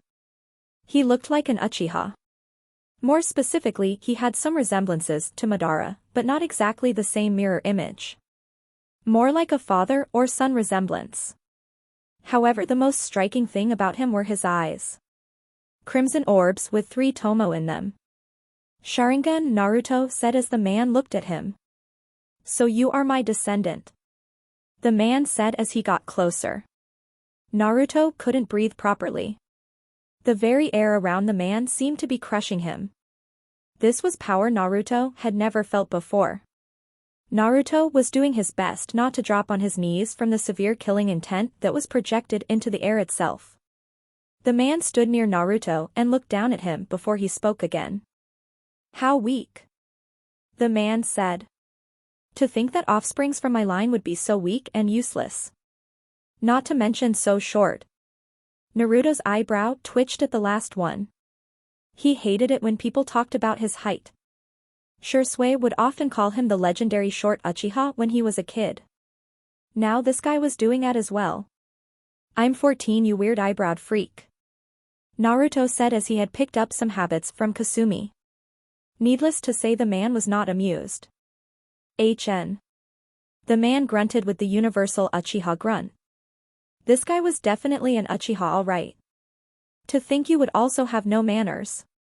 If you didn't have that stick up your ass, I probably wouldn't do that. Naruto said defiantly. He looked around at the barren wasteland. Where are we? Better yet, who are you? I already told you that I am your ancestor.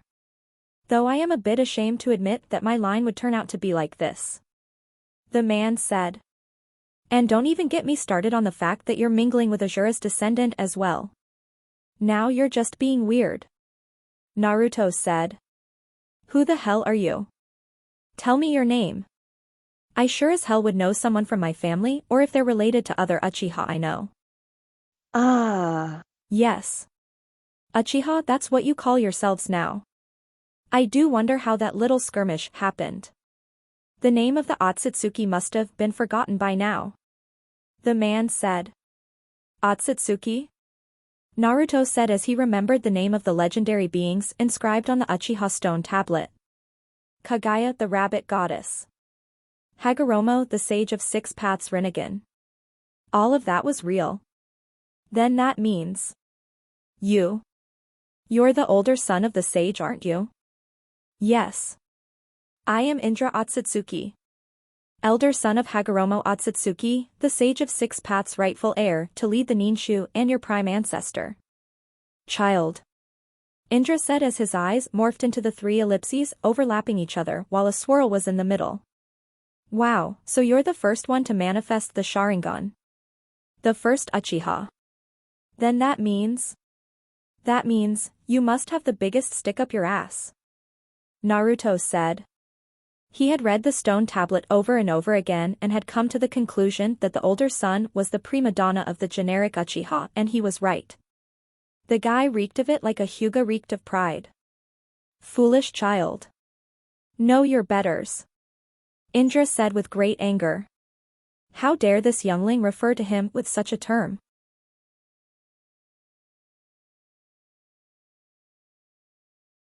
Yeah, right.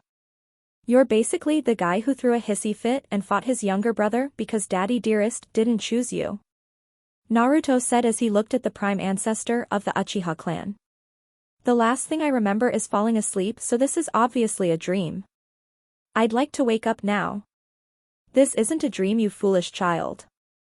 Indra said. This is your mindscape. We are in the deep recesses of your mind. I am not even supposed to be here.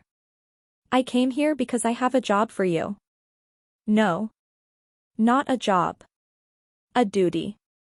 As if I'm listening to a guy who is a S-ranked superiority come inferiority complex patient. Speaking to a brick wall would be more reasonable. Naruto said, not even wanting to look at the guy. Seriously, how was this guy the son of the sage of 6 paths? What a disappointment.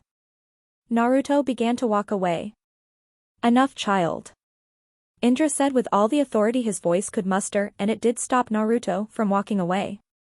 I realize that I may or may not have done things that has cursed my entire bloodline. Damn right you did, you jerk. Naruto said offhandedly. It was because I was Persuaded by someone else. I realize now long after my death, that my father was right. I did rely on too much power. However, I still think it should have been me instead of Azura. After all, I was the firstborn. And Azura, my adorable little brother, was very dense and foolish. He couldn't tell a fly from a bee if you asked him. Indra said, and Naruto merely looked at him. Get to the point. Naruto said, and Indra got closer as he tapped Naruto's forehead. Naruto instead received an image in his head. An image of a grotesque being that was completely black and had yellow eyes, who could dissolve into the solid ground. What was that? That was the person who manipulated me. He is the reason why my entire descendant line is cursed. Be wary of this being if you ever see him. His name is Zetsu. Despite all the praise I received from my father and my followers of being hailed as a genius and whatnot, my mind couldn't contemplate to the amount of trickery and deception he had used against me. In the end, I became nothing more than a pawn for him. And now my descendants suffer because of my rash decision. My job is done, young one. I cannot stay here longer. I also gave you some of my chakra in addition to the one that already clings to you. You are my transcendent after all, so you should be able to use some of the technique I used to. I am not as horrible as I seem, as you yourself are a reflection of who I was, or rather truly am. Do not fall to the hatred inside you, Naruto Uchiha. Indra said as his body began to fade and the moon became white again. Wait, where the hell are you going, you bastard? Naruto said as he tried to grab Indra, but his hand phased right through him. Hold on. I have some questions. I wasn't supposed to be here in the first place. I am merely an astral form. I died a long time ago. My descendants carried my hate. But I leave it you, child. I hope you can remedy us of the mistake I made out of jealousy and hatred. Redeem my line and I will be forever grateful to you. Indra said before he was slowly disappearing. Also, don't mingle that much with my brother's descendant that much. Her foolish and cheerful nature may dull your skills. Though, I doubt you'll be able to stay away from her. After all, I've never seen a boy that infatuated with a girl before. He said with a smirk that reeked of Uchiha-ness. Shut up. Naruto said as he had some red in his cheeks as he watched Indra slowly disappearing. Listen to my words closely, child. He who knows how to love must also bear the risk of hatred. You have that hatred in you as well. Don't make the same mistake I and your predecessor made. But remember, these eyes that we have are our pride. Never forget who you are. It is proof we are the sons of the sage. Indra said before he finally disappeared. It's up to you now, Naruto Uchiha. Well, that happened. Naruto said. Looks like he realized his mistake too late. Stupid ancestor, leaving me his burdens. Naruto said as he himself felt a pull, and then. The next day, the cavern, northeast section, the forest of death, training ground 44, Konohagakure no Sato.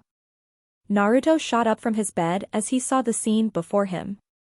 Sasuke Uchiha was up and about as he had black flame-like markings on the left side of his face. Kasumi was currently fighting a kunoichi as Sakura was sitting on the ground as Sasuke was twisting the arms of a Oto-nin, the same one who had beaten Kabuto. Naruto felt his body sore but felt a bit better. Naruto got up slowly and saw that Sakura was now hugging Sasuke from behind and had managed to make him let go of the Oto-nin. The mummified one then went their final partner, that was the kunoichi, as she had been fighting Kasumi. He then threw a heaven scroll at them as a sign of their defeat. Okay, Naruto said as all three genin of his team looked at him, but Sasuke no longer had the flame marks on his face while Kasumi was rushing at him and hugged him as he choked for air. He got some, but then a familiar set of lips crashed onto his, and he too kissed back. Sasuke and Sakura were smart enough to look away. The whole wounded warrior thing was kind of steamy to them, and the way Naruto had grabbed her by the waist was quite provocative. You know. I could, always. Get used to this.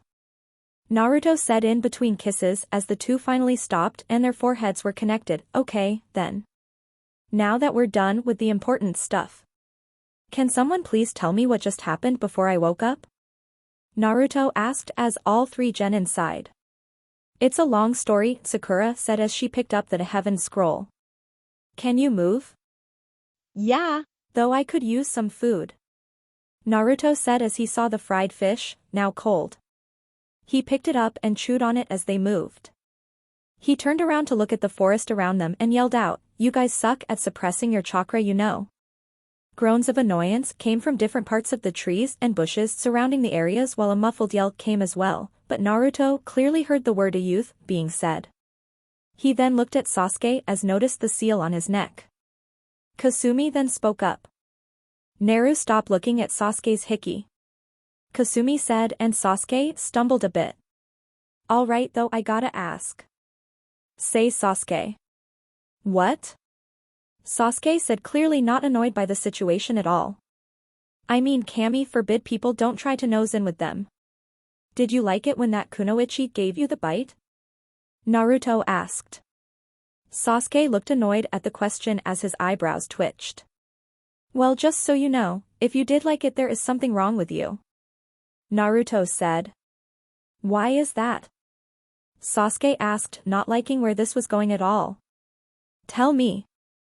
Well, how do I put this? Naruto said while trying not to burst the bubble. Naruto, I think it would be better if you didn't tell him about the kunoichi. Sakura said, fearing what would happen if Sasuke did say yes. She just couldn't picture something like that. Alright, what's the big deal, tell me. Sasuke said. I am an Uchiha. I think I can deal with something that concerns that woman. That's the thing, team. Kasumi said as she happily chirped. That woman was really a guy. A guy over 50 years old. Who called you Sasuke-kun? Who bit you, on your neck, intimately? The three genin were walking. Naruto, Sakura and Kasumi were walking past Sasuke. Naruto sighed, Sakura looked sad while Kasumi was ecstatic, then a large yell came from behind them. What? Location, Tower, Forest of Death, Training Ground 44, Konohagakure no Sato. Okay, now what do we do? Sakura asked as she and her team stood outside the tower. The battle with Orochimaru had taken quite the toll on them. They had spent an entire day in the Forest of Death as both Naruto and Sasuke had to rest up and recover.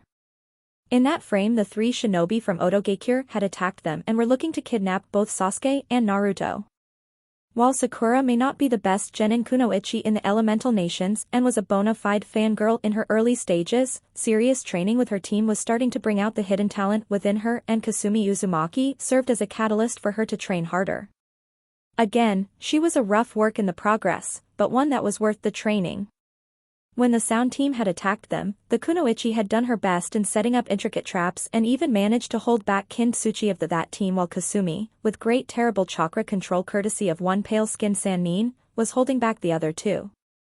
Sasuke Uchiha had woken up in the middle of the fight and had black flame-like tattoos spread across his face and went a bit psychotic at their presence. He even nearly broke one of the shinobi's arms. Zaku was his name, I believe. He would have done too had Sakura not hugged him from behind and calmed his nerves down. After the sound team saw that Naruto himself was awake at this point, a fight was useless and they left at Heaven Scroll.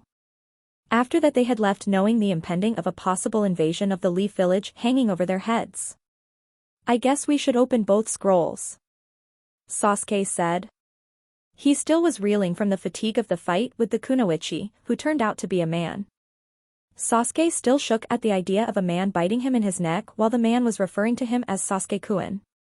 Seems like the only way to go, I guess.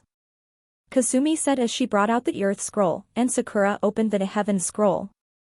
Then the two scrolls were reacting to each other as the kanji letters on both scrolls lit up and a great puff of smoke surrounded the four genin. Then in front of them stood Irika Yumino in his usual Chunin outfit, as he looked at Team 7. He had a smile on his face after watching students from the batch he taught appear in front of him in the second stage of the exam. They were the first ones to show up from Konoha. Of course, there was another team that had shown up, but they were from the Sand Village, the Sabaku siblings. They arrived on the first day, and without a scratch. That was a freak show incident if anything. Irika-sensei. Kasumi chirped out. This was one of the few people who truly acknowledged Kasumi. Along with Suzume from the academy, Irika believed that Kasumi was rather a victim of circumstance. The guts and determination of the 14-year-old was admirable on a scale that Irika truly believed one day she would indeed make Hokage.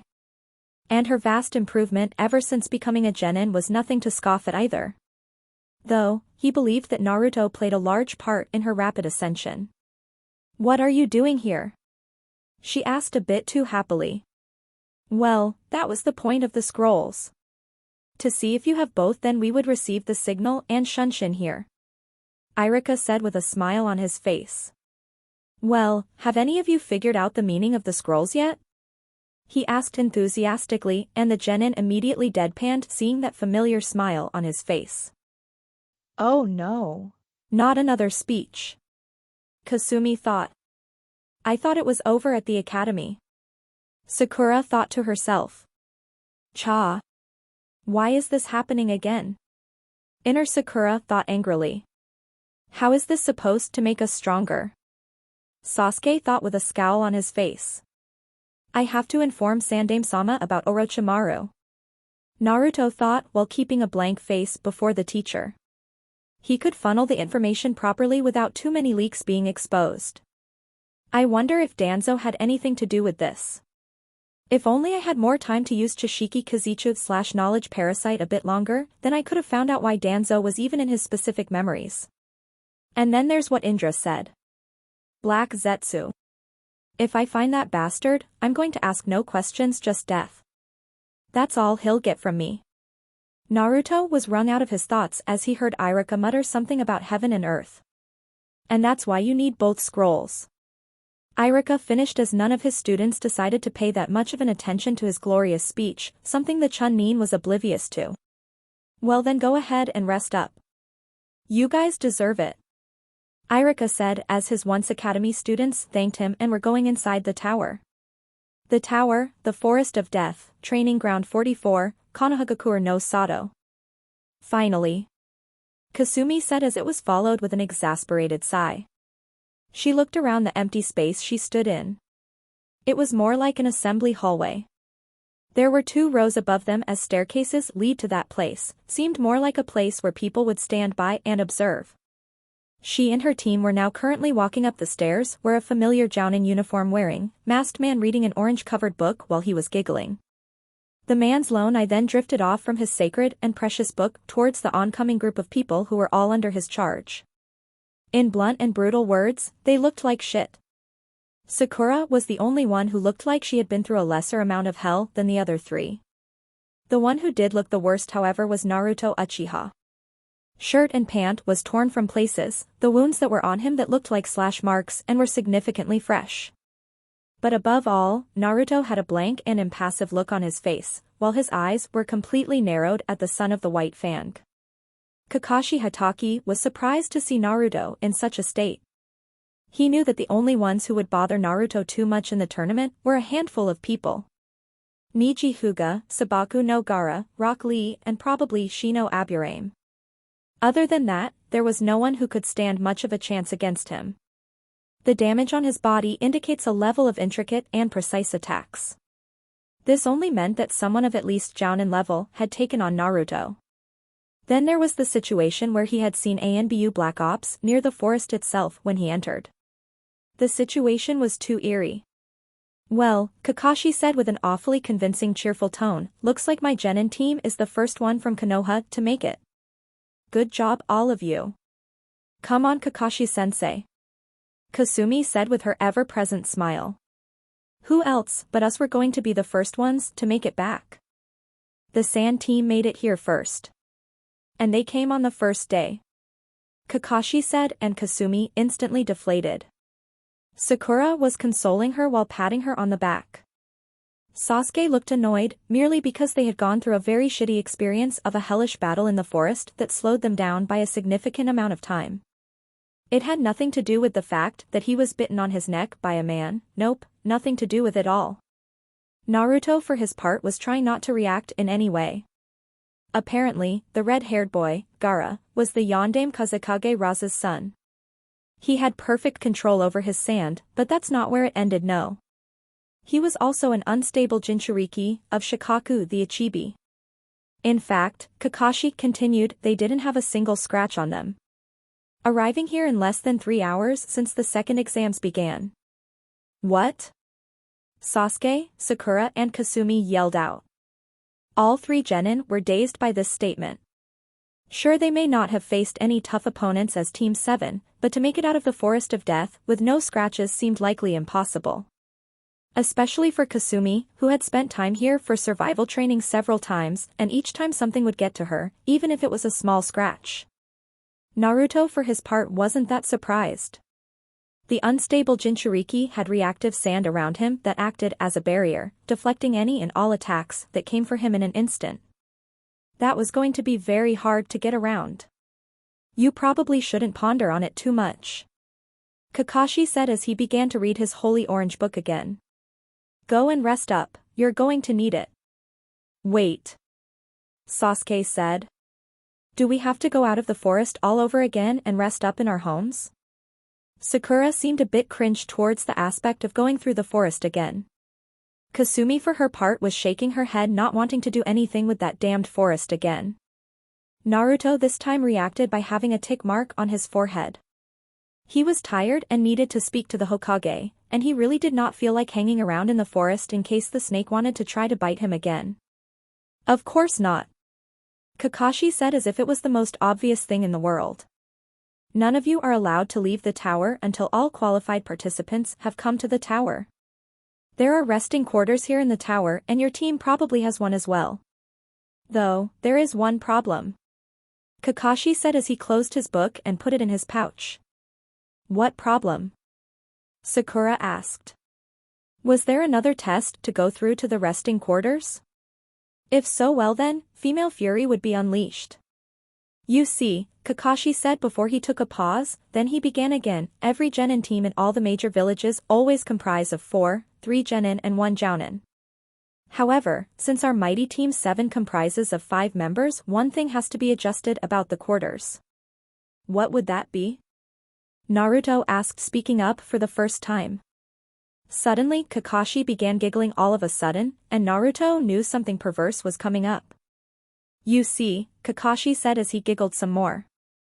Honestly, aside from being a man who knew over 1,000 jutsu, he sure enjoyed his textual porn and his perverse nature.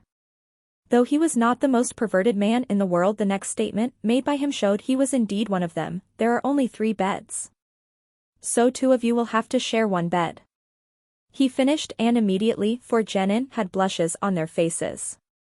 That pervert Kakashi. Sasuke thought. No wonder he was giggling like a fangirl. B-bed? Will Sasuke-kun share it me? Sakura thought with a blush, and she looked at Sasuke, who reddened a bit after understanding the gaze Sakura was throwing at him. Well, it's not like I can sleep without him. Kasumi thought, and the blush increased, but I don't want Team and Sakura seeing how we cuddle. Damn it. Naruto thought as he looked away from the rest, I don't want them seeing us in bed even though we're not having sex, yet. Now. Kakashi said as he stopped his giggling as he put his hands on Naruto and Sasuke's heads. Don't worry, Kakashi-sensei will give you some advice on what to do when dash. Hey, look, it's Princess Gale. Naruto yelled all of a sudden while pointing a finger behind the one-eyed jounin, and Kakashi immediately looked towards the direction Naruto had pointed at. He looked around to see nothing. Wait a minute. Kakashi said as he turned around to see all his genin magically disappear. He sighed. Kids these days don't know how to take some teasing. Medical ward, the tower, Forest of Death, Training Ground 44. Naruto Uchiha was standing in front of the medical ward with the rest of his genin team. As soon as Kakashi had turned around, Naruto grabbed onto his teammates and girlfriend to shunshin the hell out of getting into a weird talk with Kakashi of all people. Naruto sighed as he ended up somewhere convenient. He needed to get to the medical ward anyways, and this proved to be a blessing in the hiding. The 4 of them entered the ward and were respectfully being treated according to their wounds. However, the real problem came when How are you still conscious? The nurse asked quite loudly as nearly everyone in the ward darted their eyes towards the source of said noise. The nurse was a woman in her mid-20s and had a dumbfounded look on her face. I'm persistent? Naruto replied unsurely as he could feel another lecture coming from the woman. He was tuning out, of course, not because of the woman explaining how dangerous it was, but rather because of the fact that there was an invasion threatening to loom over Konoha. This village was his home and he was not going to accept the fact that he would be sitting around rather than trying to prevent it.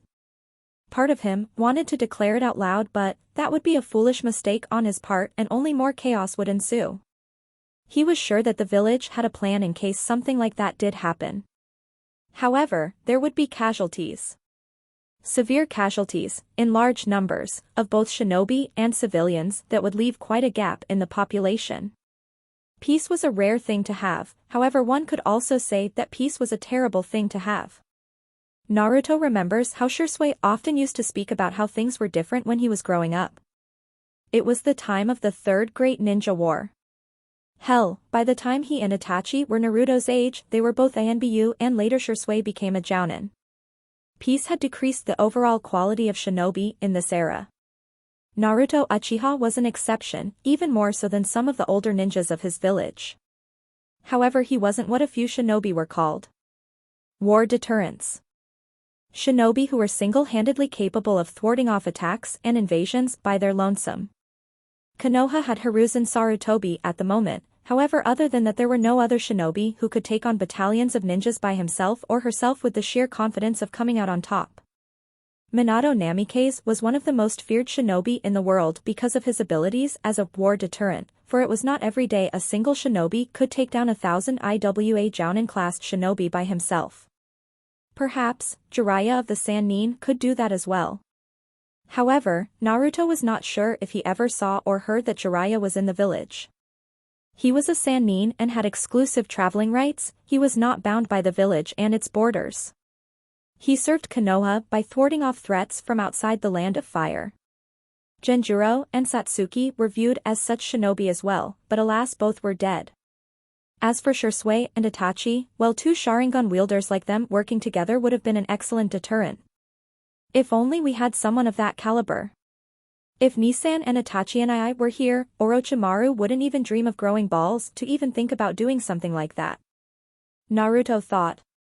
He then idly clenched the bed sheets of the bed was sitting on. He was cursing his inability to not be at the level he wanted to be. But, even he knew it would take some more time. His aim was to be a perfect shield for Konoha and protect it. He would protect it like his father, his mother, his grandfather, his brothers, and so many others had. However, more than that he would protect someone else. Kasumi Uzumaki was a gift to him. Something he cherished more than his own life, and then there was the threat of the Akatsuki. I can't stay and play a ninja anymore. Naruto thought as he saw his teammates looking at him from a bit afar. His gaze was fixed upon one of them, the one person who mattered the most to him. The one person he would go against the village for. He wouldn't like, if it came down to it he would choose Kasumi in the blink of an eye. After this, I am going to train seriously again. I need to protect her at all costs. Naruto finished his thoughts at the same time the nurse finished covering his upper torso with the bandages. She had used her fair share of Iryu ninjutsu to stop the bleeding and heal him. His leg was also patched up rather well.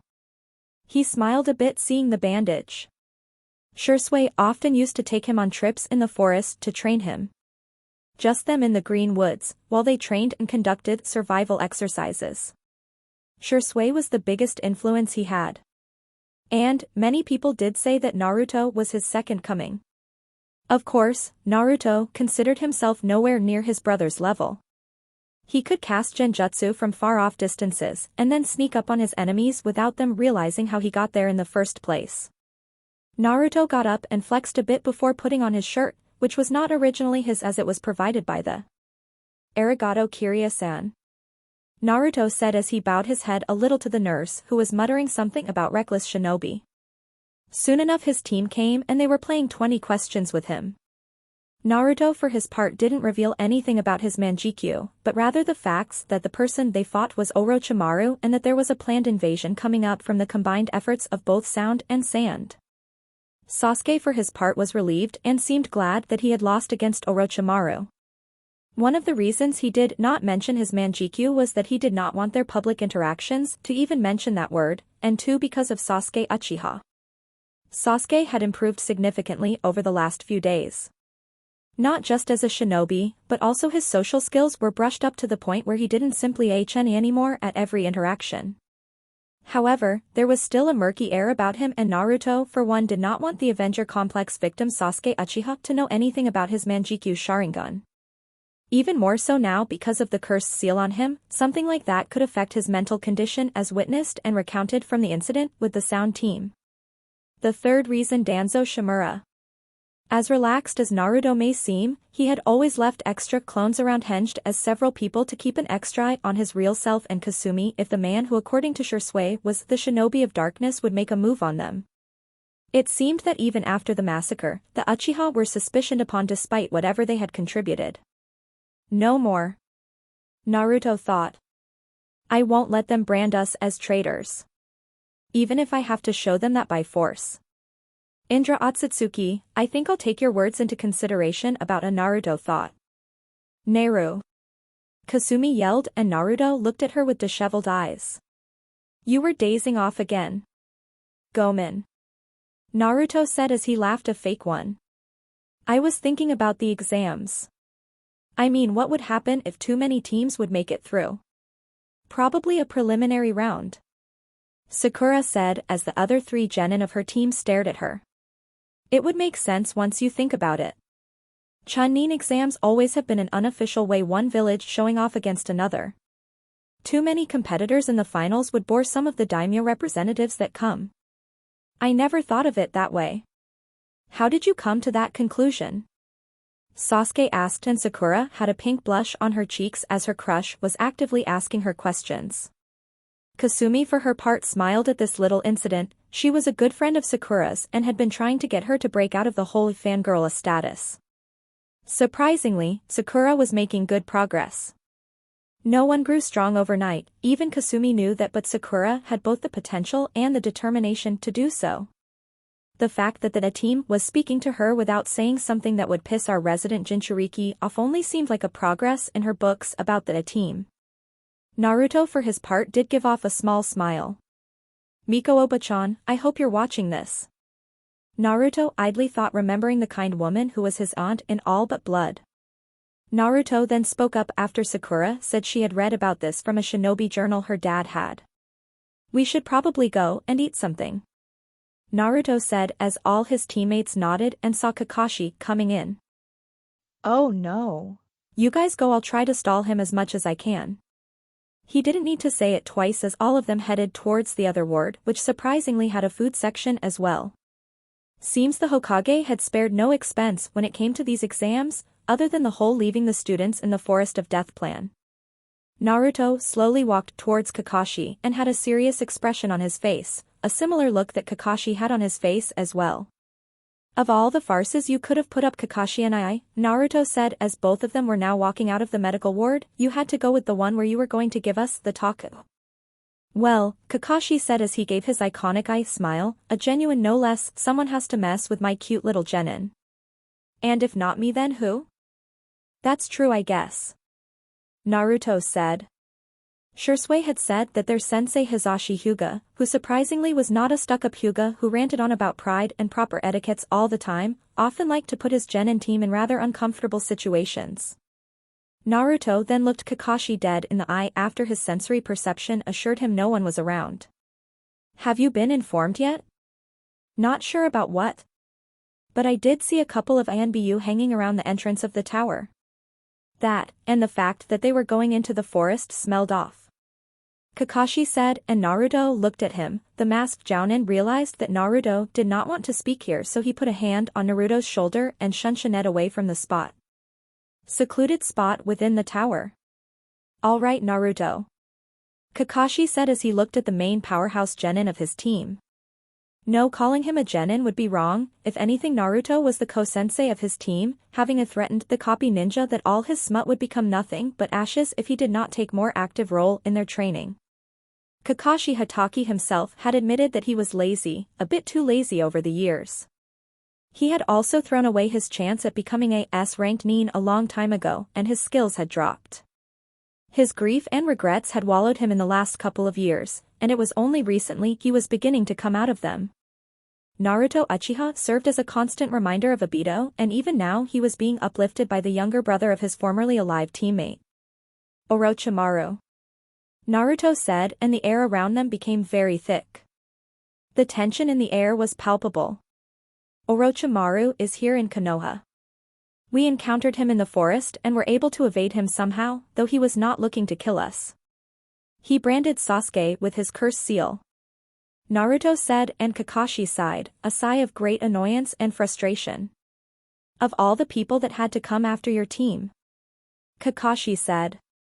Did he manage to mark you or any of the others? He asked with the most gravest of tones, having encountered many of the living experiments the snake Sannin had made put a particular bad taste in Kakashi's mouth. He tried to mark me, Naruto said. I managed to stall him long enough for reinforcements to arrive. I'm honestly a bit surprised that you weren't informed. Seems that Sandaime-sama still has a soft spot for his traitorous student. Naruto finished with a rather harsh tone.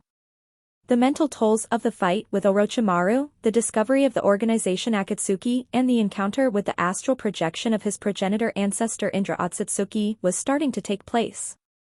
Now Naruto, Kakashi said, noting the sudden change in his demeanor, you really shouldn't speak about Hokage-sama like that. It's not like he had a choice. Maybe. Naruto said, not particularly caring, and this side of him was starting to make Kakashi feel a bit on edge.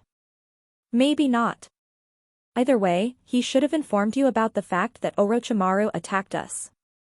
Withdrawal of information like that will only cause whatever little teamwork and trust we have amongst ourselves to crumble. Kakashi Hatake was now looking at Naruto with a wide eye. He always knew that Naruto held back in the academy, his strength was above that of a Chunin, and he had a fully matured Sharingan that was probably used better than Kakashi's.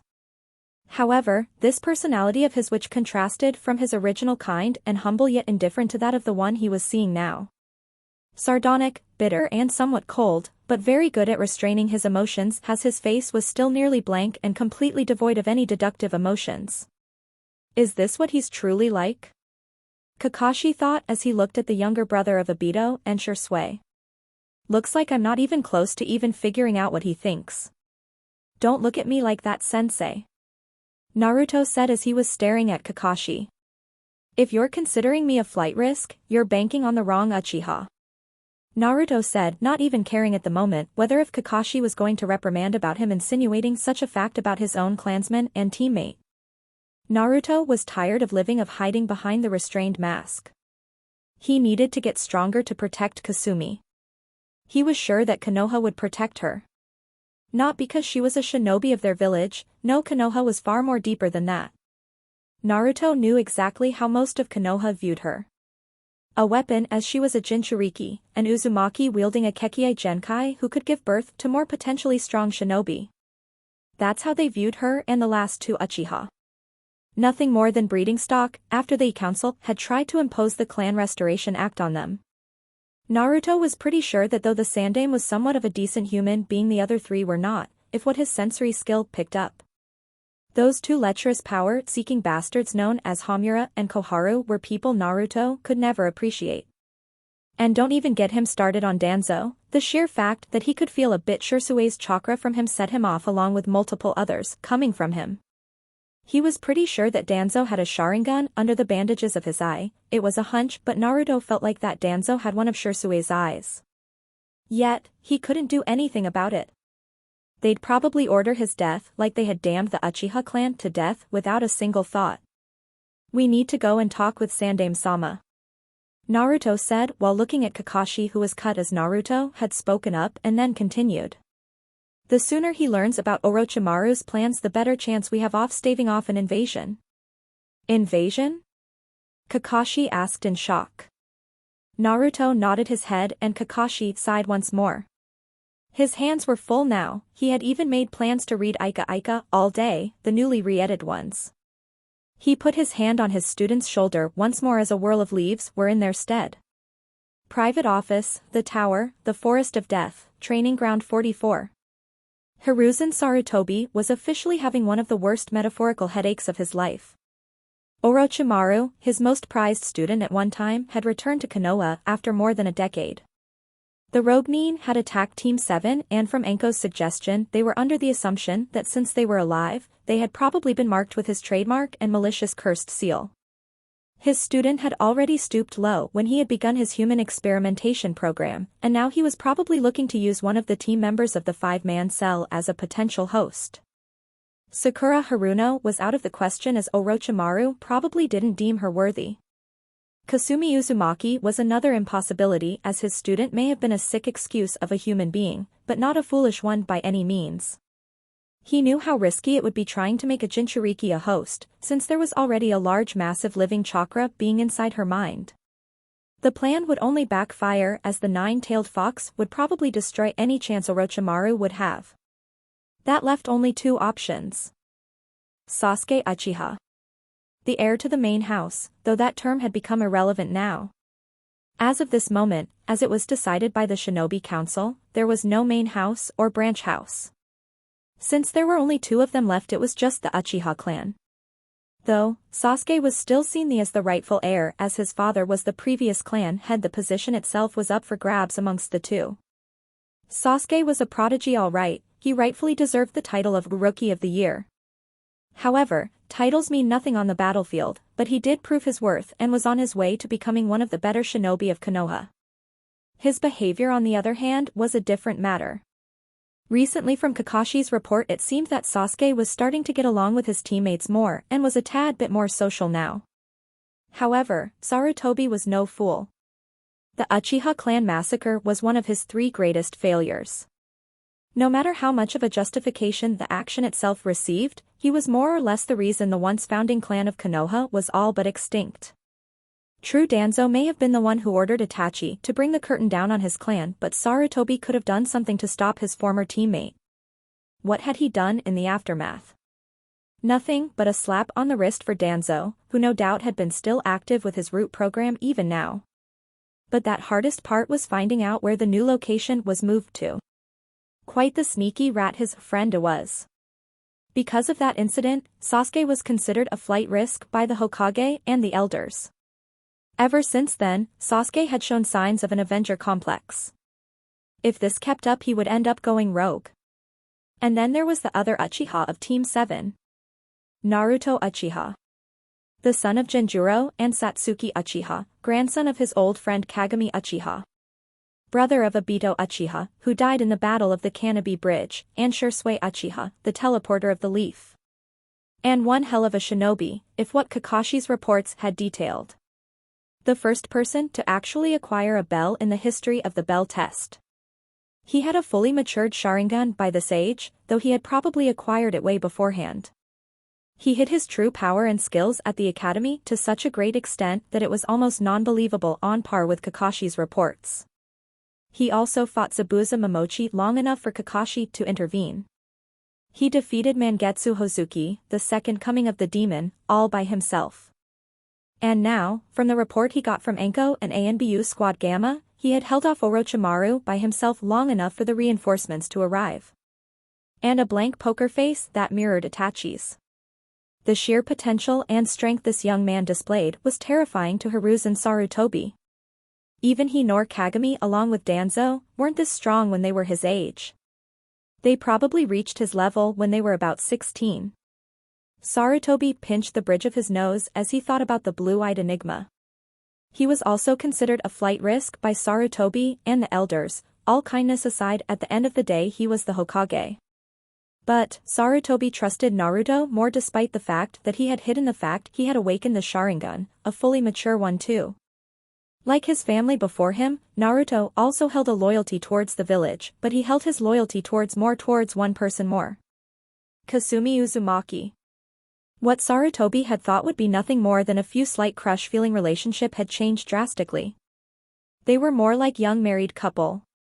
Sarutobi also felt sad as he thought about Kasumi and looked down on the ground. Not only was she a member of the famed Uzumaki clan, whose seals still guard the village to this day, but also the daughter of his successor. He had failed Minato and Kushina. Their last request was that the village see their daughter as a hero. Sarutobi had been a fool to trust the common people and shinobi alike. The hatred that stemmed from the Kyuubi's attack was still present today. It started out with Kasumi getting kicked out of the orphanage at 7, Sarutobi got her an apartment and paid the rent with her parents' money. But the problem did not stop there. The people of Konoha had dared to publicly verbal lash her and even at times assaulted her. This continued till she was 9, and miraculously it stopped. To this day, he does not know why. Then came Naruto Uchiha into her life. Allowing her to stay with him was an act of redemption for him. Sarutobi sighed as he was preparing to smoke on his classical pipe, a friend he had for more than 30 years. He was about to lit it, but there was a rapping on the door of his temporary office and he stopped. He also had to tell Kakashi about the Orochimaru incident. He called out to whoever was behind the door. "Come in," Sarutobi said and saw the two people enter. One of them was the person he was about to inform regarding the incident with Orochimaru and the other one was the person who was directly involved in the previous incident. Naruto then slowly closed the door as the click noise was heard. He had that blank look on his face once more, but having worked with Itachi for so long did have some perks. If Hiruzen Sarutobi was not wrong, then Naruto probably wanted to talk about something. "Sit down, both of you," Sarutobi said as his eyes had darted off at the two empty chairs as they were now occupied. Kakashi looked a bit shaken and as for Naruto he looked bored, yet there was something going on in those eyes of his. "I assume that Naruto has told you of the incident in the forest already?" "Hi Hokage-sama," Kakashi replied. "If I may ask, why wasn't I informed about this? We were still making sure whether or not Orochimaru was in the forest," Sarutobi said and finally took a puff out of his pipe. "I was going to inform and call you out, but you so aptly appeared and saved me the effort." "I see. Are the exams going to be cancelled then? Surely you don't intend to let things go on with him now in the village?" Kakashi said and Naruto for his part closed his eyes. He was thinking about how to play this out. "I can't do that. It almost feels like Orochimaru wants us to cancel the exam, so he can trigger another incident," Sarutobi said and saw that Naruto opened his eyes. "Naruto-kun, could you tell me exactly what happened in the forest?" "Very well then," Naruto said after making sure that no one was listening in on them from any corner. "At first our team split up. Since I can handle most genin, I decided to go out and look for the Heaven Scroll while the other three would function as a cell. The original plan was that they would flare their chakra the moment they would acquire a scroll. But Kasumi actively started using the Kyuubi's chakra and I rushed there knowing something major would have happened. I arrived to see Akusakunoichi beating up Sasuke and Kasumi. She would have killed Kasumi too had it not been for Sakura's interference. I then stalled Orochimaru long enough for the reinforcements along with Anko-san to appear." Naruto finished and both shinobi mentally noted how he had left out all the parts regarding his battle capacities. "I see. Is there something else worthy of note?" Sarutobi asked and Naruto nodded. "Yes. Firstly, from what Kasumi said she cannot control her chakra properly ever since Orochimaru placed a seal on her. I believe it's the Gogyu Fuin/5-element seal as Kasumi said that 5 kanji symbols with purple flame-like hues had appeared over his fingers. I didn't bother to remove it as it's a level 6 seal, something I haven't finished yet. If you or someone else could remove it Hokage-sama it would be very good." Naruto finished and Kakashi was looking rather proud. "Well, you'd have to be if a student from your team beat someone like Mangetsu Hozuki and hold off a Sannin like that." But it still felt like there was more Naruto wanted to say as had started with a firstly. "What else is there you want to say Naruto-kun?" Sarutobi said and Naruto sighed before he could speak. "Sasuke has been tagged with Orochimaru's curse seal. He even channeled some of its power during a fight with the team from Otogakure. He did fight it off after Sakura intervened, but just to be safe you should seal it off and keep an eye on him. Naruto said. And Orochimaru didn't put the curse seal you? Sarutobi asked with a raised brow. This was highly irregular of Orochimaru. By all rights and logic Naruto should have been his primary target. He tried, I managed to evade him. And now before I go any further I need to be sure that no one else is listening to us. Do you have a location that we could talk freely, Hokage-sama? Naruto asked, and Sarutobi was nothing but impressed. The air with which he carried himself was highly calculated. Naruto did not want to leave any room for errors. Hiruzen then made some hand seals and slammed his hand into the ground. Seals appeared all around the room and Naruto whistled at the actions. Privacy and silencing seals. Naruto said with a smile, and Kakashi was thinking something else. This was one of the last 3/4 stages of level 6 Fuinjutsu, something he couldn't yet master due to his training schedule changing. Show off. Kakashi thought. Now that we know no one is listening, please continue, Naruto-kun. Sarutobi said, and Naruto nodded. Firstly, Kabuto Yakushi is a spy. You were probably informed of that, right, Hokage-sama? Naruto asked, and I got a slight nod from Sarutobi. At first I found it hard to believe that someone like him could fail the Chunin exams more than 3 times. I concluded he was a hefty risk and decided to stay away from him. Then, during my encounter with Orochimaru I used a double-layer genjutsu on him that took away most of my chakra, but I was able to get some information out of him. Naruto paused and was going to continue, but Hiruzen spoke up. Wait, you extracted information from Orochimaru's mind with a genjutsu? Sarutobi asked with his eyes being a bit wide. Kakashi for his part looked at Naruto, not showing the obvious surprise. It's not perfect, and the tougher the opponent the riskier its usage becomes. Naruto said, trying to downplay the effect of the genjutsu. I see. What is it called? Sarutobi asked. It's a family genjutsu associated with the Magen/demonic illusion category. This particular genjutsu is called Shishiki Kazichu/knowledge parasite. It has a limited time frame and can extract only recent information. However, the chakra usage is high and the illusion itself becomes unstable unless another high-level genjutsu isn't used as the first layer. Naruto said. I see. Was the first layer of the genjutsu Kurai-kuka/dark descent? Sarutobi asked, and Naruto for his part could only widen his eyes as Sarutobi smiled at the young genin. Don't be so surprised, Naruto-kun. That particular genjutsu was made by your grandfather. Do you think he didn't use it on me? He asked with a chuckle. The old man is terrifying. Makes me wonder what Kagami-Aji-san was like.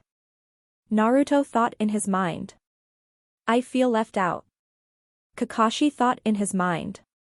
Though, Kurai-kuka was something Kakashi had often heard of from Obito when they were genin, apparently it was a nightmarish genjutsu Kagami Uchiha had created during the First Great Ninja War.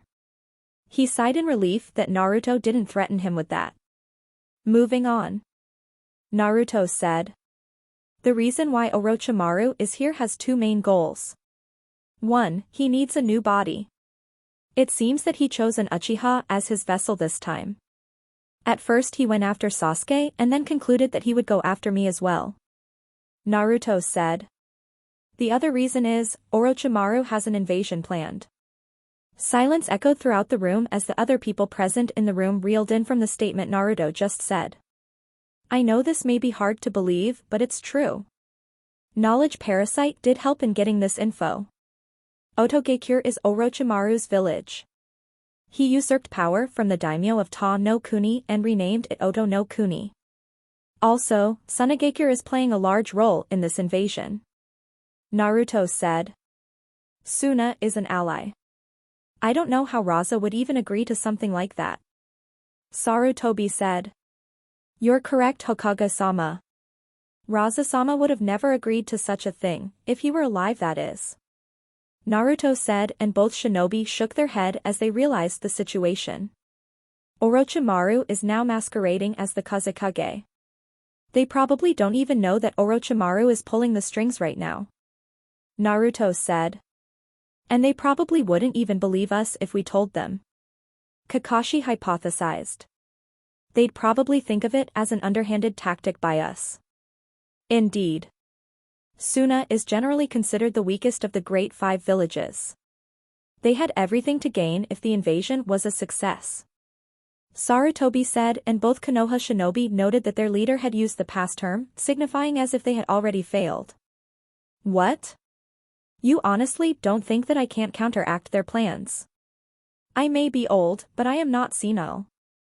If Orochimaru thinks he can come here and bring harm to the village I grew up in and get away, well, I'll just have to remind him why I was his sensei. Sarutobi finished, and Naruto for the first time felt the complete authority and power that the veteran of 3 wars had. He couldn't help but smile a bit at the Hokage's words. But the next piece of information was also important. Hokage-sama. Naruto said, and Hiruzen Sarutobi looked at him with grave eyes. The Yondaime Kazekage's son Gaara is the Jinchuriki of the Ichibi.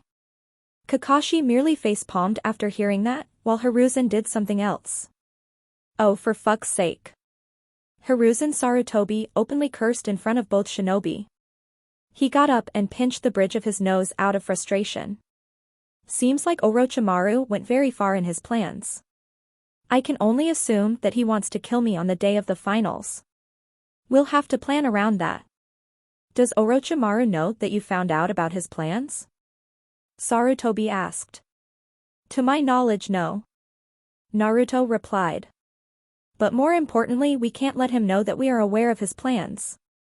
He's also planning a mass sleep-induced genjutsu. Naruto said. Very well then. Thank you for bringing us this information, Naruto-kun. Kakashi, what do you think? Surely he has displayed all the qualities of a Chunin already, hasn't he? Sarutobi asked to Kakashi. Indeed he has, Hokage-sama.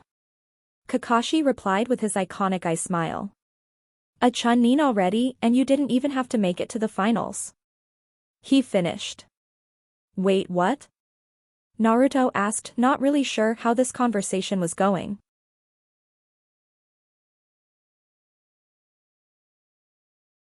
Then Sarutobi chuckled as he sat down and pulled one of the drawers of the desk in this room. He pulled out a scroll and unsealed it to reveal a Chunin flak jacket. The difference between this one and Kakashi's currently wearing one was, the unsealed flak jacket was a bit brighter than the masked Jounin's darker olive green colored one. Naruto realized what had happened and was a bit taken aback. He had heard of on-field promotion before but didn't know it would happen to him like this. Chunin Naruto Uchiha, you are hereby promoted to the rank, and your first mission as Chunin is to keep taking part in this Chunin exam and keep this farce up. You will also keep an eye out on the Sand siblings as well as Sasuke Uchiha. Should he display any rogue mean-natured behavior, you are excused to bind and keep him restrained by whatever methods you deem necessary. Sarutobi said, and Naruto nodded. Kakashi nodded as well. True, he had seen a bit of the cold persona that Naruto always suppressed, by it seemed that Naruto would not betray any of his comrades. Hokage-sama, what happens now? I mean in the exams. Naruto asked. Well, if too many teams make it, we will need to have a preliminary before the finals. Sarutobi said. I was also going to give an option for those who want to back out available. But now I am not. Sarutobi said. Why is that, Hokage-sama? Kakashi asked. Kabuto Yakushi. Sarutobi said. The fact that he is a spy checks out with his previous exam incidents. He always backed out before the finals. He will probably do the same again. But I want to test something. Sarutobi said. What would that be, Hokage-sama? Naruto asked. Tell me, Naruto-kun, have you ever heard of tournaments being rigged? Sarutobi asked. Time skip, 1 hour later, Team 7 resting quarters, the tower, Forest of Death, Training Ground 44. Knock. Knock. Geez, calm down. Kasumi said in a hushed voice as she got out of the bathroom. She had previously seen Sasuke and Sakura fall asleep and really did not want them to get up. Her team was resting up as much as they could. Sakura for her part didn't want to go to sleep but Kasumi insisted. Sasuke didn't complain, he wanted to rest. Both genin were separately sleeping in their individual beds. She knew that in the end she'd end up sleeping in the same bed as Naruto. To her, that was the most natural thing in the world. She didn't say it loud, but she always felt safe and peaceful whenever he wrapped his arms around her frame. Nothing could happen to her there. She put her hand on the knob and turned it slowly. The resounding click noise came as the door was opened and she saw 3 people standing there. Hiruzen Sarutobi, or as he liked to call Ujiji, was there in his usual Hokage robes and the hat she had often asked him to hand over to her. In her mind she was ready to be Hokage already and wanted to help her grandfather in all but blood by taking the burden off his shoulders. Her first plan of the day when she became Hokage would be making ramen the national food of Konoha. Ah. Yes, life would be good for ramen lovers in Konoha if she truly earned that hat one day. The next was their sensei, or in Naruto's case pseudo-older brother. It was only after the wave mission that Naruto revealed to Kasumi that he knew Kakashi beforehand. The left socket that contained his Sharingan once belonged to his eldest brother Obito Uchiha, who had died under a boulder but had given him his eye as a dying gift. Recently, Kakashi was teaching them properly too, after a few not-so-discreet threats. All in all, he was a good person, but he could use better excuses in her opinion. And finally, the last person of the group was the same person that had become an important part of her life. Naruto Uchiha stood there. She looked closely and saw that the serious expression on his face that she had seen was gone for the moment, also there were some traces of food crumbs around his lips, meaning that he had probably had a meal. At first, Kasumi did not want to eat without Naruto, but after a great loud rumble from the 3 genins' stomachs they couldn't help but oblige themselves. He was smiling lightly and Kasumi knew it was a genuine one. Kasumi-chan. Hiruzen spoke up albeit lightly as he had seen the other genin sleeping. I heard from Naruto that you've been having some trouble controlling your chakra. Hi Gigi. She said in her usual bubbly voice. That stupid long-tongued team slammed his hand on my stomach and my entire chakra control got shot. Kasumi said with a bit of an irritated tone. She then looked at Naruto who was shaking his head at her informal behavior towards the professor. Hiruzen chuckled at her description of Orochimaru. Naruto had told him that his team knew about Orochimaru and the invasion, also the fact that he had told them to not tell anyone else about. Don't worry Kasumi-chan. Naruto-kun told me about it and I can fix the seal for you. No sooner had he finished, Kasumi beamed up and was going to say something but Naruto immediately went near her and put his hand over her mouth. If we could take this someplace else Hokage-sama. Naruto said with a deadpan expression. He also didn't want his teammates to wake up.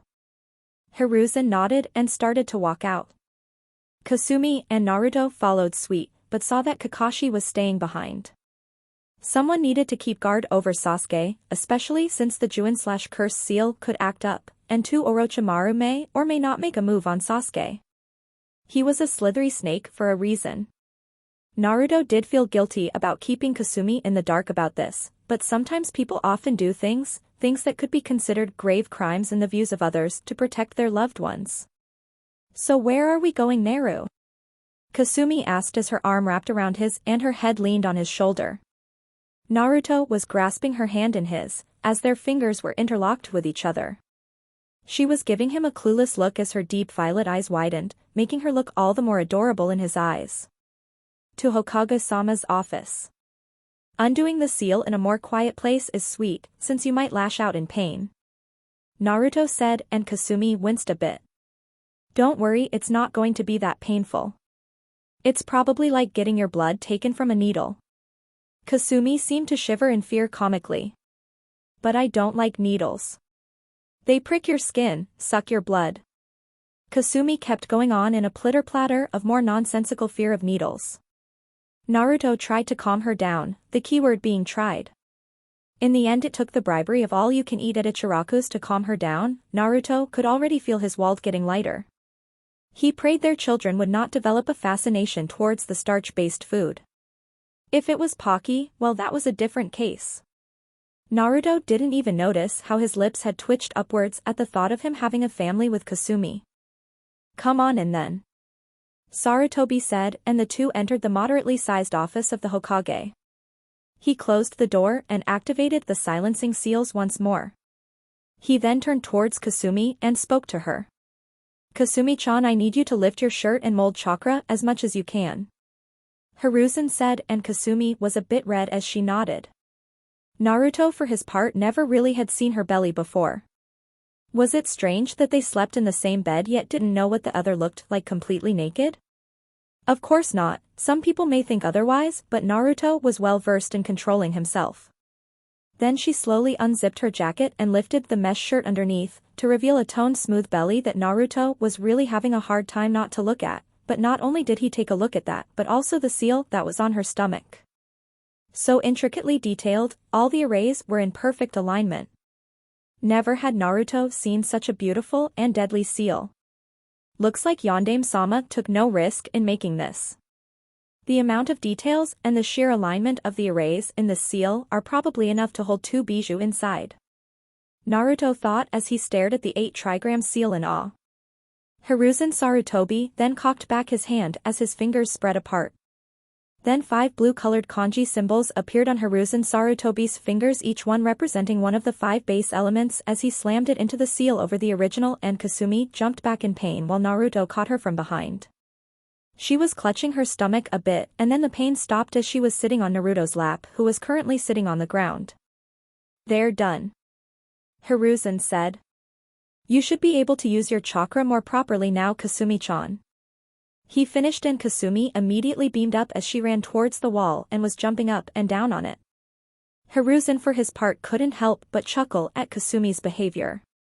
Well, I guess you two should get going now.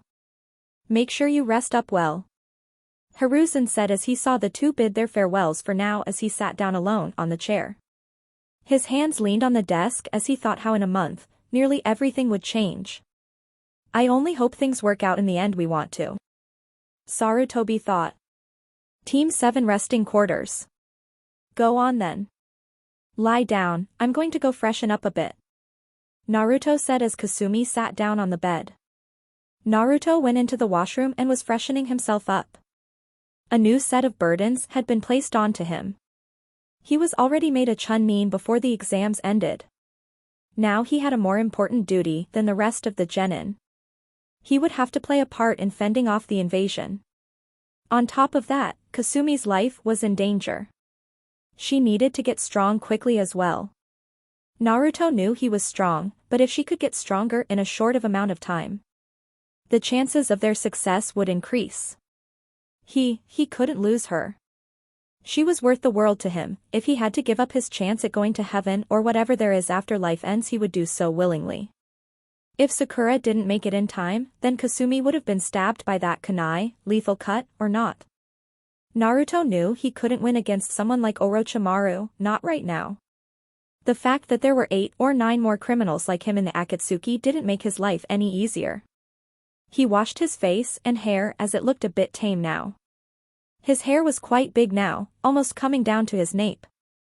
He brushed back his hair significantly until all of it was pushed back. He looked at himself and shook his head. He then got out of the washroom and saw that Kasumi was still sitting in the same he had left her. He sat down beside her and both were leaning on each other as their hands were intertwined. He was fondling her hand with both of his and brought it up to kiss it.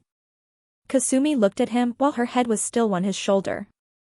What's wrong, Naru? Kasumi asked as she looked at Naruto with her violet orbs. She didn't get an answer as Naruto leaned his head forward and captured her lips with his own. She closed her eyes and simply melted into the kiss.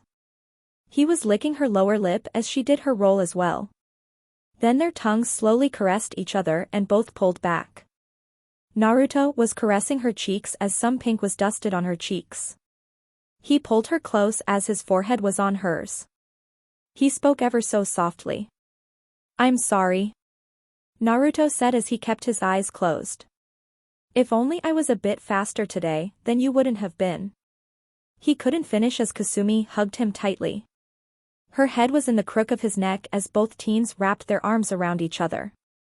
Naruto held on to her more tightly. Nothing happened to me. End of story. Kasumi said as she snuggled into him. Besides, how can anything happen to me when you're here? Naruto did not say anything but merely held her in his arms. His chin rested on the top of her head.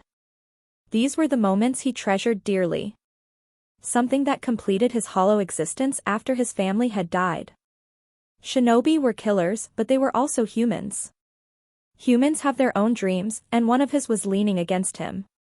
No matter what happens, I am never going to let anything happen to you, Kasumi. Naruto thought as he once more saw the scene in which she was falling. Let's get some sleep, Naruto said, and Kasumi nodded. And soon enough, both were lying together in the bed. True, it wasn't that large, but then again they could never fall asleep without the other. Both were cuddled against each other as Sweet Abyss kidnapped them into its peaceful fortress. Time skip, 1 day later. Location, outside the tower. Two Chunin stood outside the tower as they saw two teams of genin arriving with scrolls in their hands. They all stood, but the Chunin spoke up immediately. Due to excessive amount of genin being passed, the amount of examinees taking part has been halted. One of them said, and the genin stared at them dumbfoundedly. What? All the 6 genin asked in unison. It means it's been exactly more than 3 days. The other Chunin said. You're disqualified. But that's not fair. One of the genin said. Life's not fair, kid. Now follow the path around the tower to get out of here safely unless you want to go through all that again.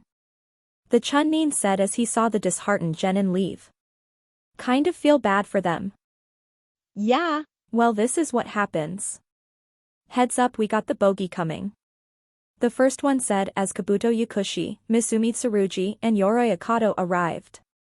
Team Kabuto, or rather Kasumi, had tentatively titled Team Glasses in the first exam. Did we make it? Kabuto asked as he handed them the Chunin the 2 scrolls containing the kanji for heaven and earth. Just in time. Go in then. The Chunin said, and Team Kabuto would have gone in without question had Kabuto not asked a question. Why was the team before us going around the tower? Kabuto asked as he adjusted his glasses. Brats thought they could fool us with low-tier genjutsu. It's gonna take years before they can fool us. The Chunin said, and Kabuto nodded before walking away. After they went in, the 2 Chunin started talking again. That son of a bitch was smirking, wasn't he? One of the Chunin asked. Yup. The other one said with a toothy grin. Inside the tower. Okay, that should be enough for now. Kabuto thought. Now all that's left is for me to call quits and try to grab Sasuke Uchiha while they no doubt keep him in the hospital. Rookie of the year or not, he's still a genin and a young one too. Something like the Fujihoin/evil sealing method will take a toll on his body. The spy thought as he eyed his targets. Naruto Uchiha was there, but he looked to be perfectly fine, and this raised questions. Sasuke looked like he was struggling a bit, but Naruto on the other hand looked like he was okay, for someone who had been tagged with the cursed seal, unless maybe Orochimaru-sama doesn't have an interest in him. He is from the branch clan. Sometimes he can be so picky with his choices. But I guess Itachi is to be blamed for that. Kabuto thought. He was not able to get into contact with Orochimaru in the last day as the Snake Sannin had disappeared. He had not been captured, that much was sure, as their plans were relatively unknown. Konoha, to their knowledge, was a sitting duck at the moment. How wrong they were. Hey, Glasses, you made it. Kasumi yelled out towards the team. All enmities aside, Kabuto didn't hate the girl, in fact her personality was kind of infectious. Reminded him of a time when his life was not so royally fucked up. Yes, we're sorry about that. We're not exactly the strongest team around. Kabuto lied through his teeth as took a good look around. The Sand siblings are here. No surprise there. The Sound team looks like they had trouble. The other teams from Konoha are here as well. All 13 of them. And the 3 of us makes 16 altogether. Unknown to Kabuto, he was being watched by nearly every Jounin, Chunin, and Naruto Uchiha at the moment. All eyes were on the spy of Orochimaru at the moment, and some of them were also looking around to see if a slithery white snake was lurking about. What some of them didn't know was that Orochimaru was indeed in the area with them. Currently, he was disguised as woman, more specifically as the Jounin sensei of the Sound Genin team. Her masquerading name at the moment was Misa. Orochimaru was eyeing both the Uchiha. Sasuke for his part was standing with the crowd that were lined up talking with his team, especially with Naruto. Soon. I will soon have an Uchiha as a vessel. While I don't doubt Sasuke-kun's potential, at the moment Naruto-kun is stronger. Orochimaru thought as he looked at the lines of Genin. Naruto Uchiha was at the moment sweating bullets. He could feel Orochimaru's presence to some extent right now. And he was not sure where it was coming from. For example, Sasuke's Juin was giving off a taint of his presence as it was fairly new and it was hard to suppress or control at the moment. Sasuke had been told by Kakashi not to use his Sharingan, not until they fixed the seal anyway. This was something to Sasuke had scowled and frowned upon his sensei. Sasuke had a different approach to the seal, as it granted him more power. But, for now Sasuke would play catch. Only because his chakra control was also a bit messed up. He looked at his teammates. Sakura, you're not strong enough. Kasumi, she may prove to be a bit of a hassle, but I think I can beat her. As for Naruto, how strong are you? You beat Mangetsu and fought a Sannin to a standstill. How did you become so strong? Sasuke thought in his mind as he lightly glared at Naruto. Despite their more social interactions, Sasuke was still a bit jealous of Naruto. He was not sure why, maybe because of his Uchiha genes or the need to be stronger. However, he has been a bit angst since the seal was placed on him. Or maybe, it was because Naruto reminded him of Itachi.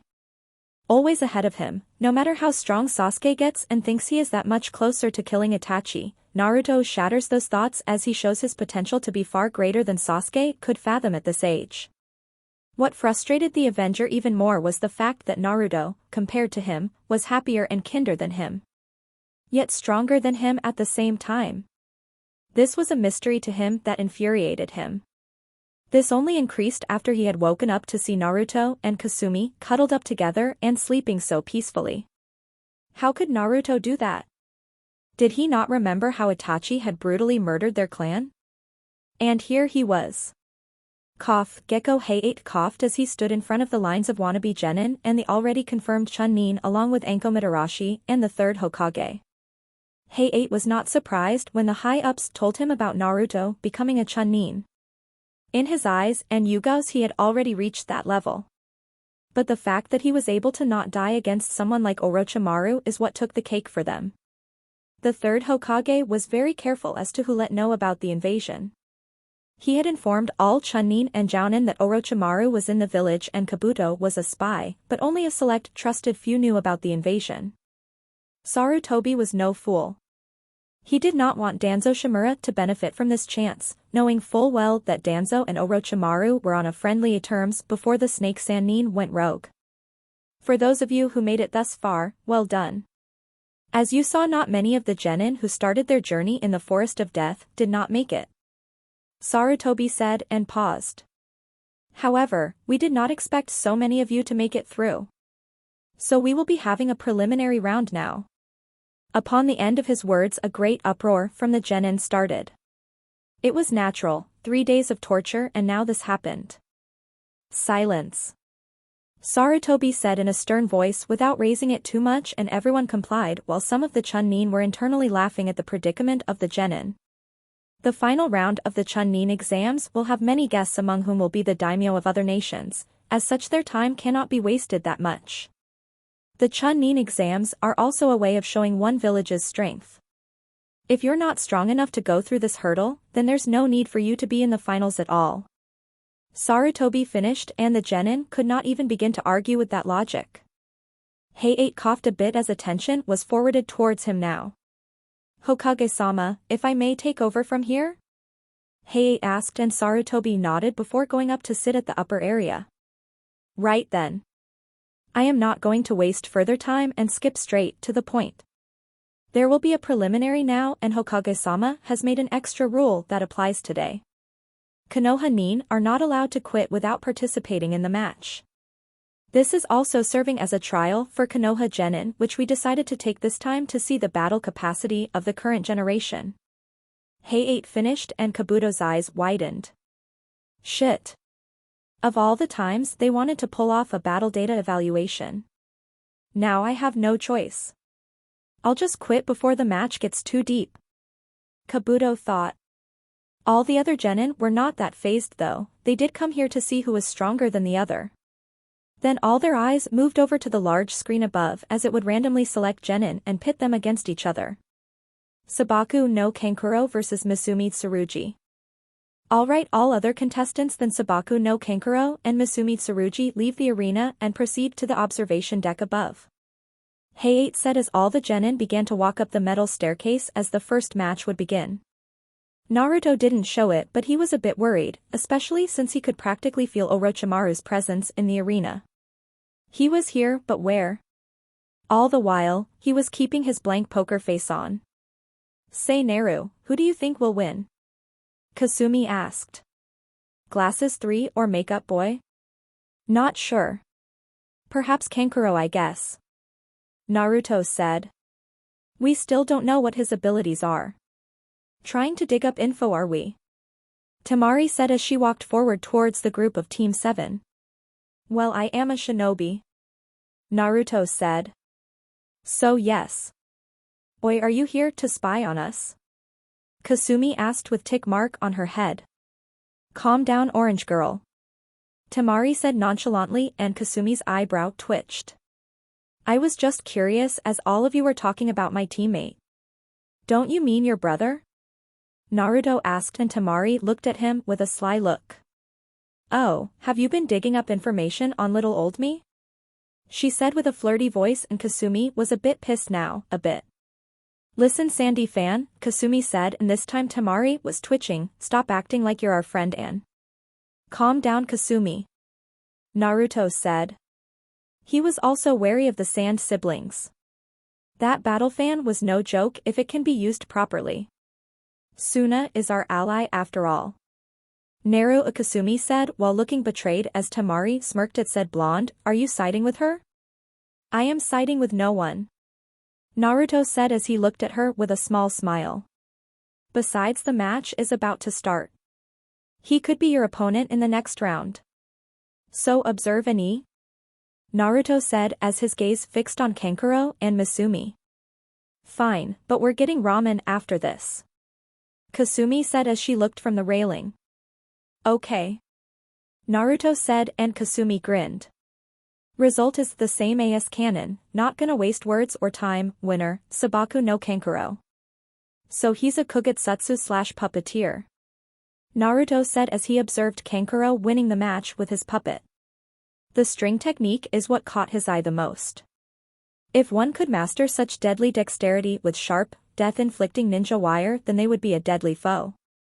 You know about Kagetsu no Jutsu/Puppet Master Jutsu?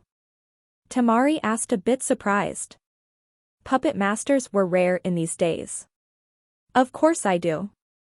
Though this is the first time I'm seeing one. The only other person I've heard of using puppets is Akasuna no Sasori. Naruto said as Temari shivered a bit at the name of their infamous rogue Nin. Who's that? Sasuke asked, interested in the whole matter. Sasori of the Red Sands.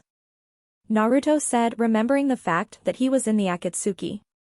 One of the most prominent shinobi of the Third Great Ninja War and renowned for his large innovation in creating battle-worthy puppets. He was a genius of the art and the model Kankuro is using one of them. Karasu, I believe. How did you dash? Temari was going to finish her question, but the moment he turned his face to her she already knew the answer. Blood-red eyes, with the three tomo spinning hypnotically. She looked away immediately. She knew well enough never to look an Uchiha in the eyes. You're really interested in puppetry? Not really.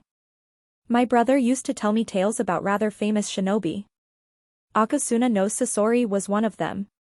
Naruto said as he deactivated his Sharingan. Wait, why is he called Sasori of the Red Sands? Kasumi asked. Sasori was classified as an S-rank shinobi and fell under the gun no Kira/military killer category. He alone could take out battalions out by himself and destroy minor shinobi villages without aid. The reason for that nickname is, Sasori used to leave the dry sands soaked with blood, changing the color of it to a ghastly red. Hence, he was called Sasori of the Red Sands. All the genin around him were pretty terrified by the story of that alone. A man who could destroy a small shinobi village without any sort of help was a nightmare. Ino Yamanaka decided to speak up. Wait, your brother? Ino asked and Naruto looked a bit down. Immediately she realized her mistake. I'm so sorry Naruto-kun.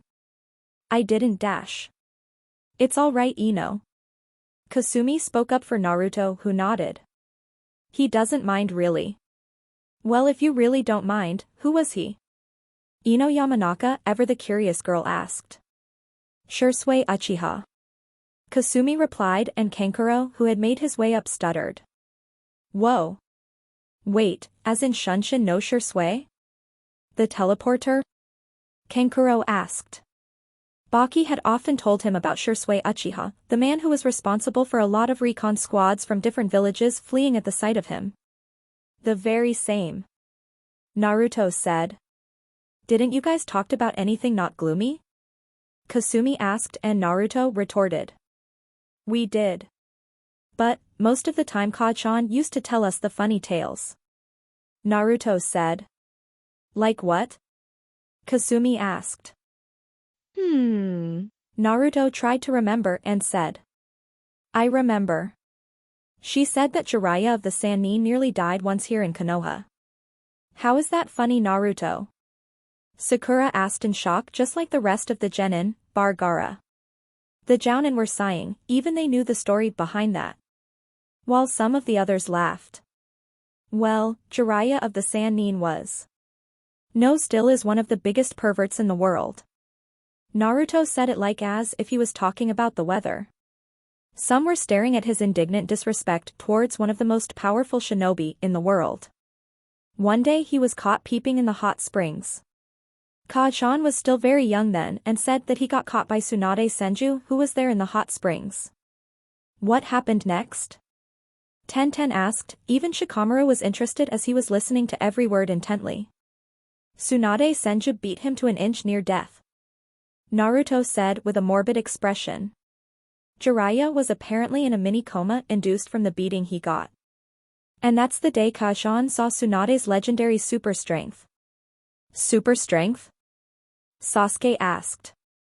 Tsunade-sama is considered the strongest kunoichi in history and the most innovative medical nin as well.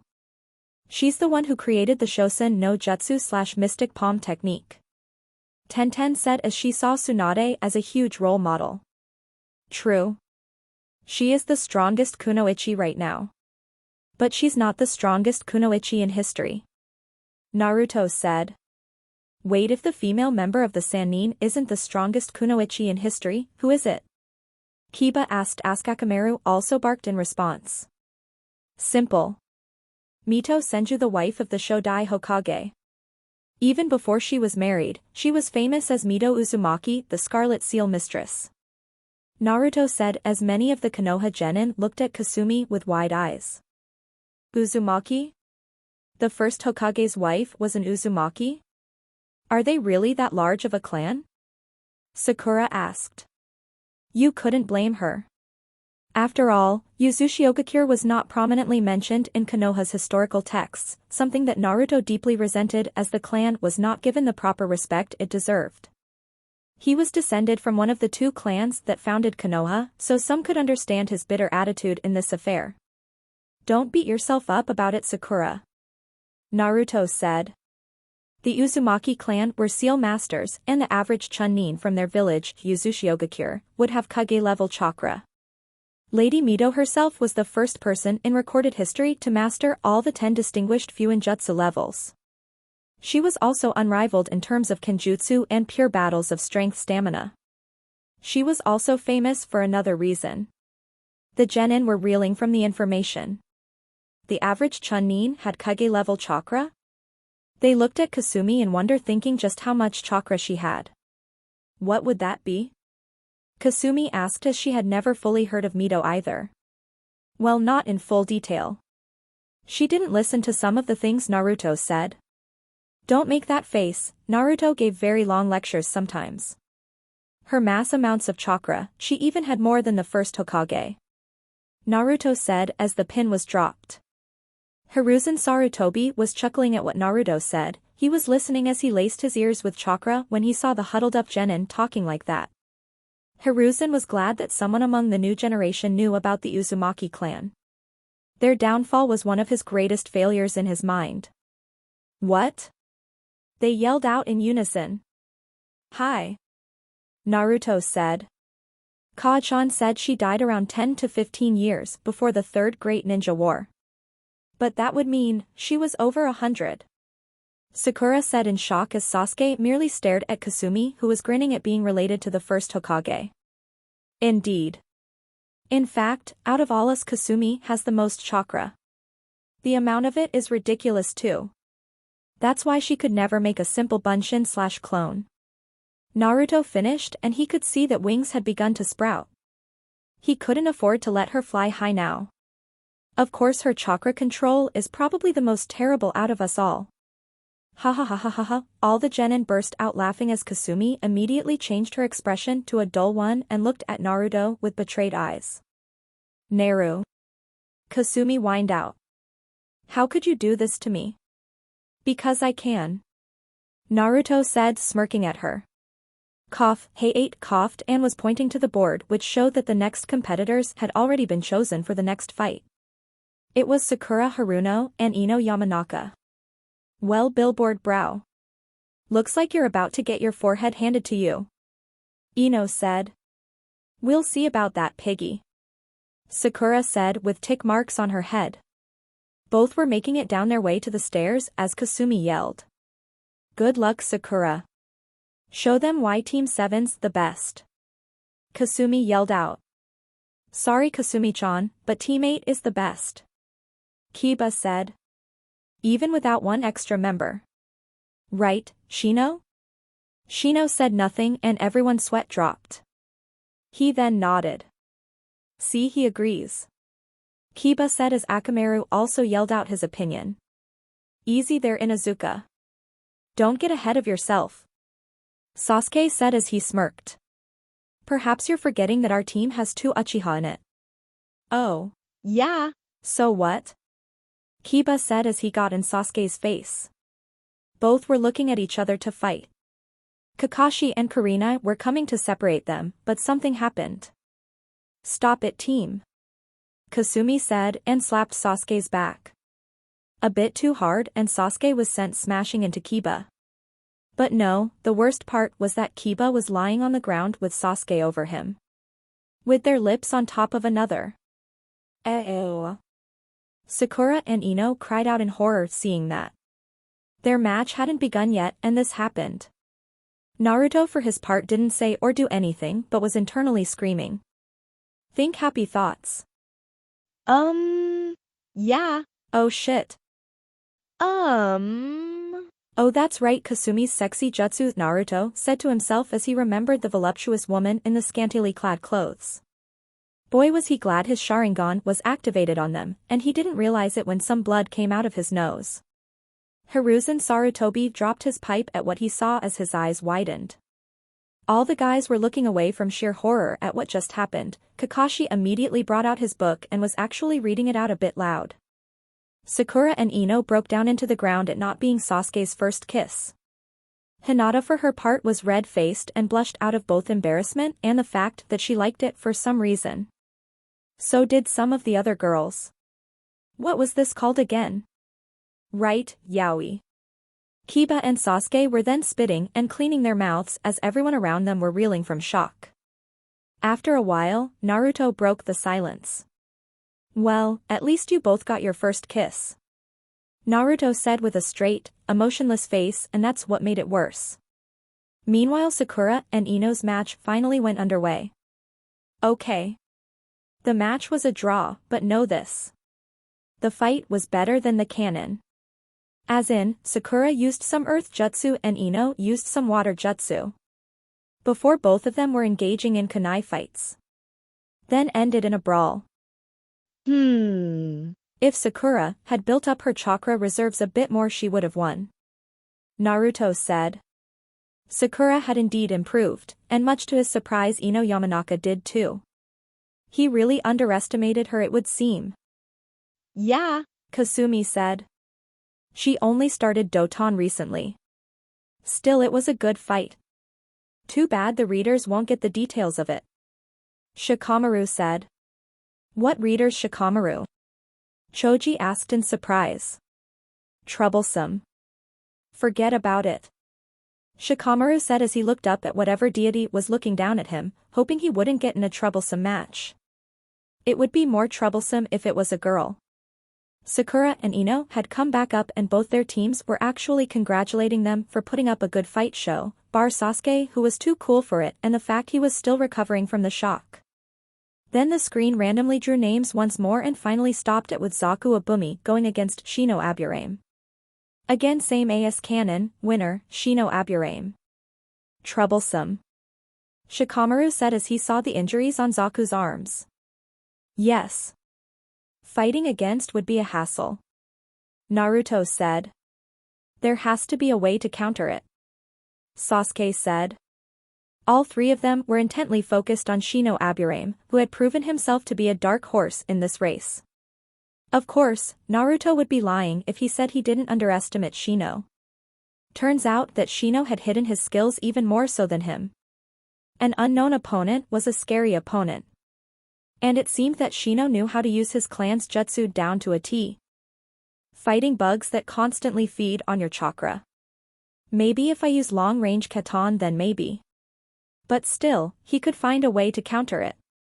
Both Naruto and Sasuke thought. Then finally the screen randomized the names once more. Then the names were starting to randomize once more and once more two names were stated who would confront each other. Yoroi Akato versus Sasuke Uchiha. You better not lose team. Kasumi said. I'm kicking your ass at the finals. I should be the one saying that dope. Sasuke as both their eyebrows twitched. Let's all calm down okay? Sakura said, playing the peacekeeper. Good luck Sasuke-kun. Sakura said. Sasuke was walking by but he remembered what Kakashi said. Not to use the Sharingan, until they've sealed up whatever the hell Orochimaru did to him. He was against it as it gave him power, but his chakra control network wasn't used to it so either way his blessed eyes were a no-go. He stopped turning around and looking at Naruto. See you at the finals then. Naruto said and Sasuke smirked. Someone as strong as Naruto was acknowledging him. A pure challenge thrown out and Sasuke would surely answer it back with full force. Sasuke went down to face Yoroi. Do you think Sasuke-kun will be alright? Sakura asked out of concern. He should be fine, as long as he doesn't use the Sharingan. Naruto said. Again same as canon, winner, Sasuke Uchiha, only Eno Lion's barrage finisher. Yosh. That was a youthful match. Lee said as he was doing sit-ups in anticipation for when he would fight. I can't wait to see how Sasuke will do once I fight him in the finals. You should calm down Lee. As good as you are no doubt, the Sharingan will be able to break down the taijutsu you use. If I or Sasuke do end up copying some of your moves, I apologize in advance. Naruto said. It's no problem, Naruto. Lee said as he gave his nice guy pose. That's what makes it more challenging. It's all right Naruto. Might Guy was the one who said it as he came forward. That's the thing about the Sharingan, you pick up things whether you want to or not. Shursui once told me that when he asked me for a few spars. He lost every single one of them didn't he? Naruto asked with an amused smile. Yes. Did he tell you? Guy asked. Not really it was a guess. I always did remember him coming home a few days looking like he faced an entire squadron and always mumbled something about the green spandex freak spars. I should have known it was Yugai San. Naruto said with a chuckle. He wasn't kidding when he said Shursui came back looking like a mess. Yosh. Guy said as he began his little moment, such youthful students. I wish you were more like them, Kakashi. Guy said, and Kakashi looked up from his book. Sorry, did you say something? Kakashi said, and Guy immediately cringed. Damn you and your hip attitude, Kakashi. Guy said in defeat. At least you're not like him, right, Naruto? Lee asked as he saw Naruto talking with Sasuke, who had come back up. Naruto looked at Lee sheepishly. Sorry, were you saying something? Naruto asked honestly. Gai-sensei. He too is infected with the hip attitude. Lee proclaimed with tears in his eyes. Lee. Guy cried with manly tears in his eyes. My youthful student. We shall burn away their hipness with our flames of youth. Gai-sensei. Lee. Gai-sensei. Hey, look at that, the next fight is going to happen. Naruto yelled as he was sweating bullets. Thankfully, he got it to stop as Kurenai mouthed a thank you to him and he nodded. He was sighing in relief. He really did not want to see the eternal sunset of youth as of now. Naruto focused on the two names as he read them. Shikamaru Nara vs Kintsuchi. After that, Sasuke and Kakashi went away, no doubt to use the evil sealing method. Naruto then paid close attention to Shikamaru Nara. When in the academy, there were only two students Naruto was wary of. Sasuke and Shikamaru. He was lazy. But then again, the Nara clan was legendary for its laziness but also for their sharp, tactical minds. Shursui once told him that the most dangerous thing in the world was a motivated Nara. Same as canon. Winner, Shikamaru Nara. Smart as always, Shikamaru. Naruto said as he then sighed. Though I really wish he doesn't get so lazy all the time. You can't do anything about it. Ino said with a deadpan expression as she sighed. That's like telling a fish not to swim. Hey. Kasumi called out as Shikamaru finally arrived at their spot. Why the hell did you laze around so much? I didn't feel like even participating in the match. Then Mom would have been bugging me to no end. Shikamaru said. Shikamaru, you should really use your flames of youth more. Lee said with great vigor. Laziness is the mother of all bad habits. True. Shikamaru said as he yawned a bit. But then again, laziness is a mother. And we should give her the proper respect she deserves. Tenten Higurashi vs Sabaku no Tamari. Same as canon, winner, Sabaku no Tamari. Tenten lost. Lee said with disappointment. I thought she would have won. Considering that Tamari was a futon user, Tenten really didn't have a chance since she is a weapons expert. Naruto said. That battle fan only increases the sharpness of her wind more. You've seemed to given this a fair bit of thought. For the first time, Niji spoke up. Were you by any chance observing our training session? Coming from the person who has a set of Byakugan. If I did, you would have seen me. Naruto said as Niji didn't reply anymore. PST. Kasumi said to Naruto, who leaned forward. I think that guy also has a stick in his ass. Oh, for Kami's sake. Naruto said as he put his hand around her shoulder and pulled her closer to him. Why do you always have to say that about people who are a bit reserved, Sumi? Because it's true. Kasumi said with her iconic foxy grin. Naruto shook his head as some of the genin were looking at them. Kurenai for her part was simply handed a few couple of Ryo from Asuma, who was mumbling something incoherent. Choji Akimichi vs Dosu Kanata. Alright Choji, make me proud. Asuma said, and Choji looked reluctant. But sensei, those sound guys are strong. I don't think I can win. Choji said as he ate some chips. If you do well, I'll give you a T-dash. Asuma couldn't finish as Choji jumped down from the runway above onto the sparring ground. Reet. Same as canon, winner, Dosu Kanata. Well, at least he tried. Asuma said with a sweat drop. I'm not surprised. Kasumi said. Choji never wanted to fight in the academy, ever. Yeah. Shikamaru said. He was always looking not to hurt others. He's going to have to change his mind soon about that. Naruto thought as the defeated Choji made it back and had a disappointed look on his face as his team cheered him up. The names began to spin as Naruto sighed. Kakashi had just come back now. Kiba Inuzuka versus Kasumi Uzumaki. Yes. Kasumi jumped up and down as she tightly hugged Naruto, who was finding it hard to keep his balance. Time to show them my natural awesomeness, Kasumi said as she jumped down to the arena. Kiba meanwhile was shrugging. Aww. Man. Kiba whined. I have to fight Kasumi-chan. It's gonna be too easy and I don't want to hurt her, I'd rather take her out on a date. Naruto merely said nothing as Kiba looked at him for a reaction. Kiba. Sakura said, you really shouldn't underestimate Kasumi. But come on, it's Kasumi-chan. She's never won a spar at the academy against any of us before, except the civilians. Kiba. Kurenai said as she came forward. Are you looking down on her? No, sensei. Kiba said. It's just I don't want to hurt her.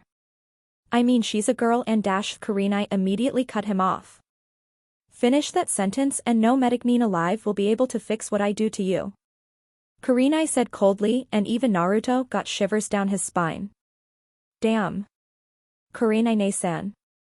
That was cold. Naruto said with a sweat drop. Hi. Kiba said in fear and scurried down the stairs.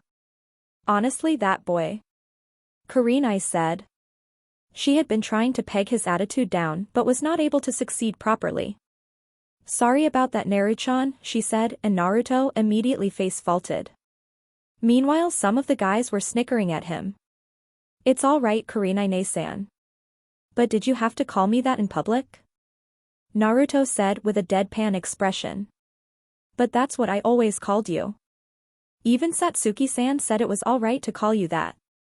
Kurenai said with a small, devious smile. Ah, his mother, even she liked to tease him. Of course she did. And I'm sure Suanai telling you to call me that was nothing at all. Naruto said as Kurenai ruffled his hair as he pouted. The fight.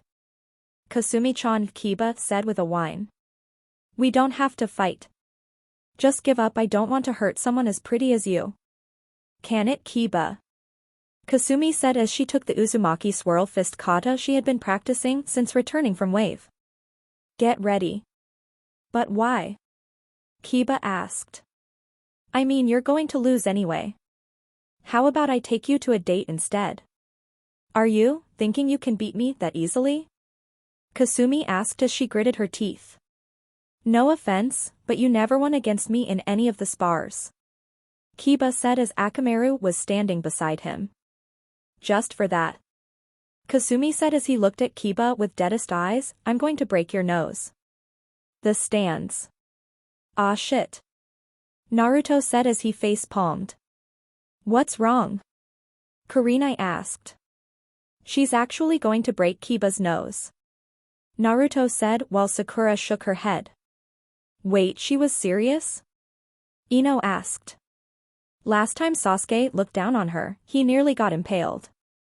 Naruto said, and everyone looked at him in confusion. He then shouted, Sumi. What, Naru? Can you talk with me later? I'm about to send Kiba down 6 feet under so Kasumi couldn't finish. No chains. Naruto shouted out. What? Kasumi yelled from below.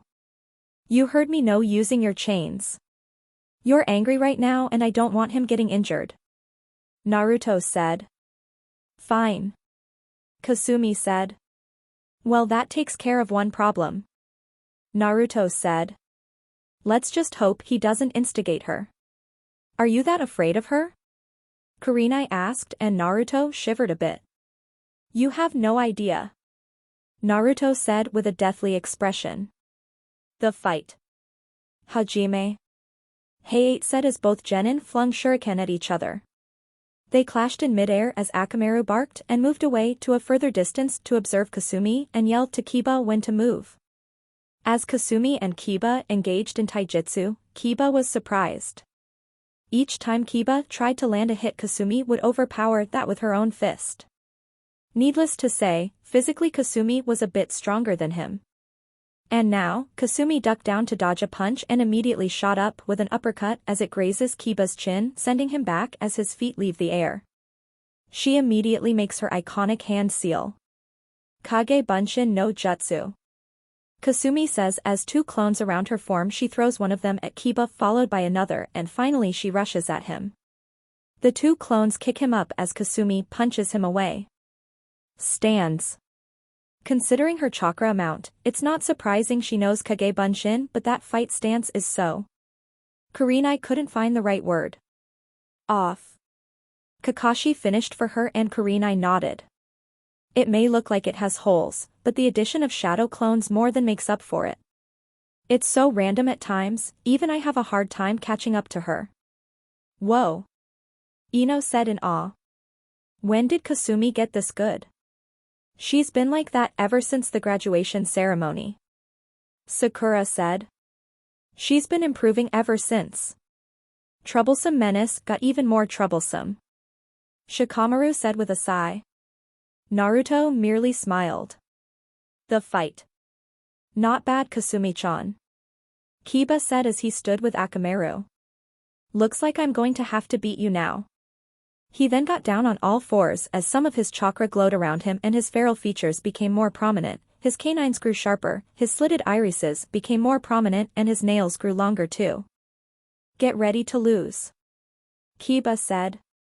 Suga/tunneling Fong. Kiba yelled as he dashed off the ground at a good speed and spun wildly, turning into a small converged hurricane as he rushed towards Kasumi. Kasumi, using the sacred log, did a kawarimi to avoid it. She saw the drilled stone and evaluated the situation. Okay. Naru always told me to calmly observe. Why is Akamaru here? Kasumi thought as she avoided another Tsuga. Then Kiba engaged her in taijutsu once more, but his attacks seemed sharper than before and was putting out more strength. Kasumi kicked him once more, this time directly on his pelvis to dishevel him and gain some space. Akamaru now came towards him. Not bad, Kasumi-chan. Keep this up and I'll have to marry you at one point. Kiba said as he pocketed his pouch. What? Kasumi asked, a bit surprised. You heard me. I always liked you. You'd be a good matriarch for the Inuzuka clan. Kiba said as he found what he was looking for.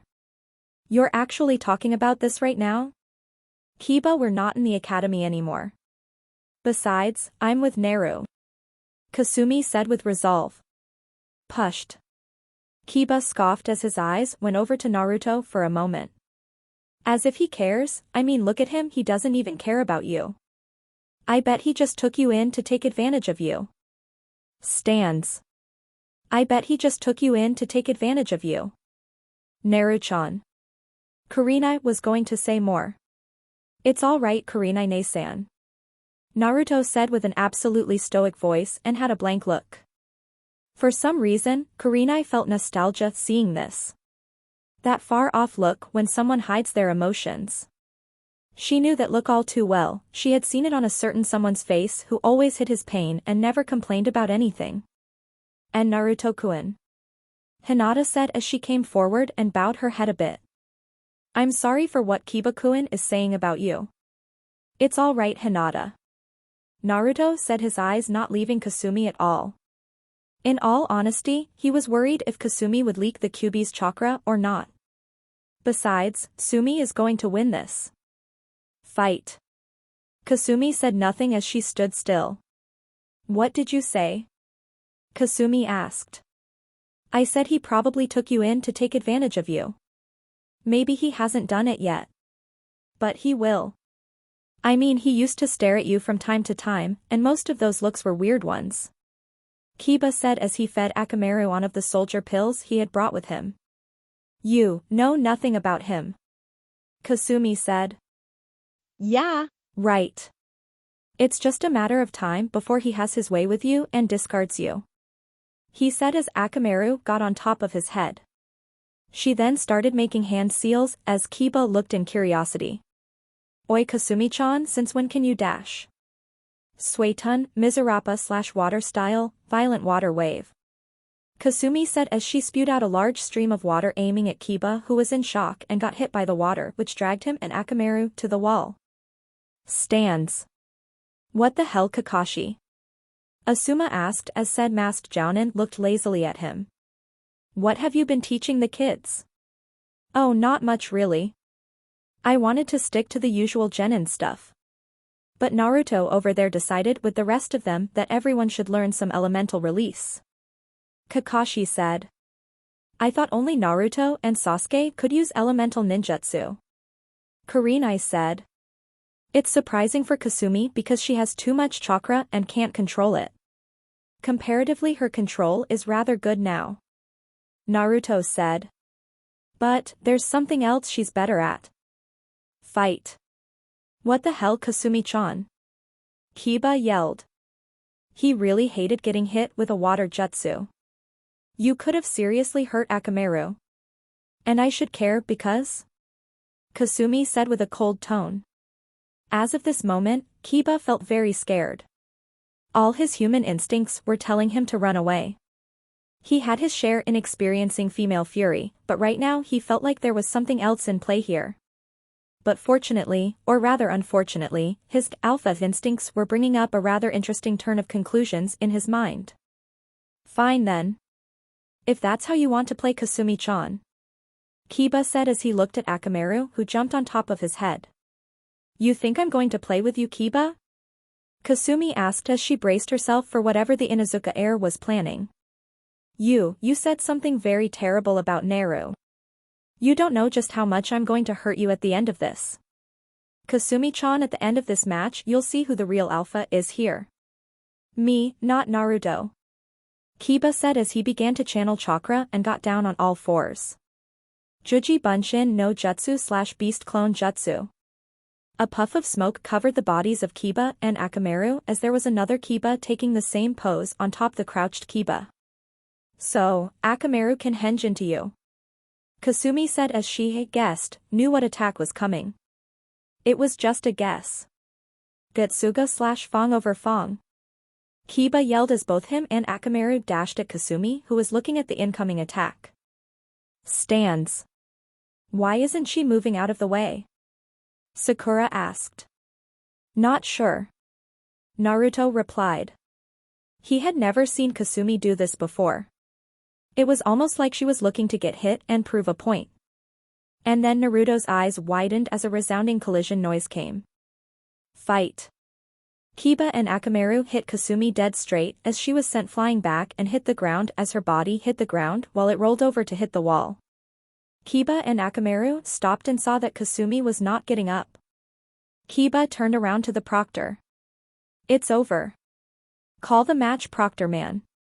I'll take Kasumi-chan to the infirmary, especially since her boyfriend didn't make her grow that strong. Kiba said and Hay-8 coughed into his hand before pointing to the direction behind the Inuzuka heir. Kiba's eyes widened as he saw Kasumi stand up from the attack. One of her jacket's sleeves was ripped right off as she stood up. Dust had settled down on her form from the last tussle and she was looking at Kiba. Is that it? Kasumi asked as she slowly took steps forward to Kiba. Is that all you can do, Alpha? Kasumi asked once more. Stay down, Kasumi-chan. I don't want to hurt a pretty face like yours. Kiba said and Akamaru seemed hesitant for some reason. See, that's the problem. Kasumi said. That's the problem with you and those other guys who asked me out.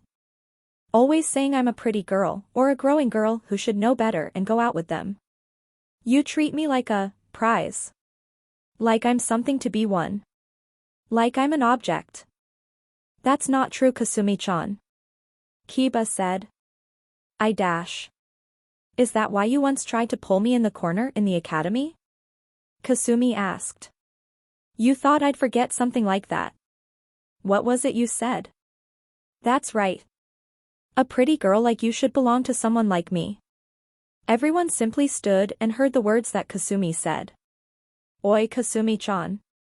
That was just a dash, Kiba tried to argue. Joke.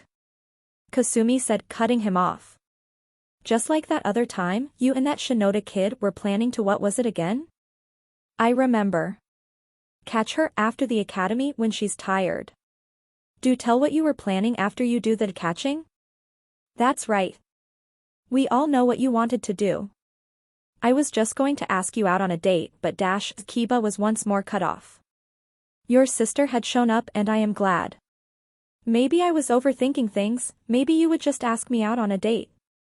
Maybe. You know, I thought I had made it pretty clear I didn't want to go out with any boy. But all of you would bother me so much I had no choice but beat you guys down. And now that I'm finally with someone you can't seem to stand it. Kasumi finished. Why is that so hard? Because that team doesn't deserve you. Kiba growled out, jealousy clearly evident in his voice. He never even paid attention to you in the academy. All he did was ignore you or brush you off whenever you tried to talk to him. Even then, he got your attention whereas I tried to be kind and asked you out every time. What does he have that I don't? That fucking branch member compared to me is nothing. Kiba said, clearly not in his right mind, as beast taijutsu enhances all your feral senses. Stands. Kurenae-san. Naruto spoke up. I hope something is done about this. Or I will do something about Kiba. Naruto said. He couldn't believe that those things had happened when he had ignored her. It was his fault. He had overreacted to Kasumi's words and left her for all those years. Naruto calmed down. Kurenai said. What Kiba did was indeed disgusting. Something that no doubt I or his family are going to punish him for.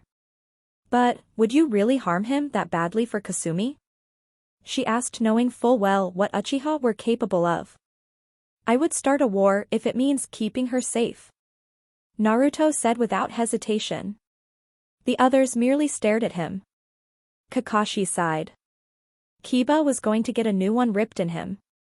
Probably from his mother or sister. And he prayed that Naruto wouldn't instigate a fight with him. Fight. I see.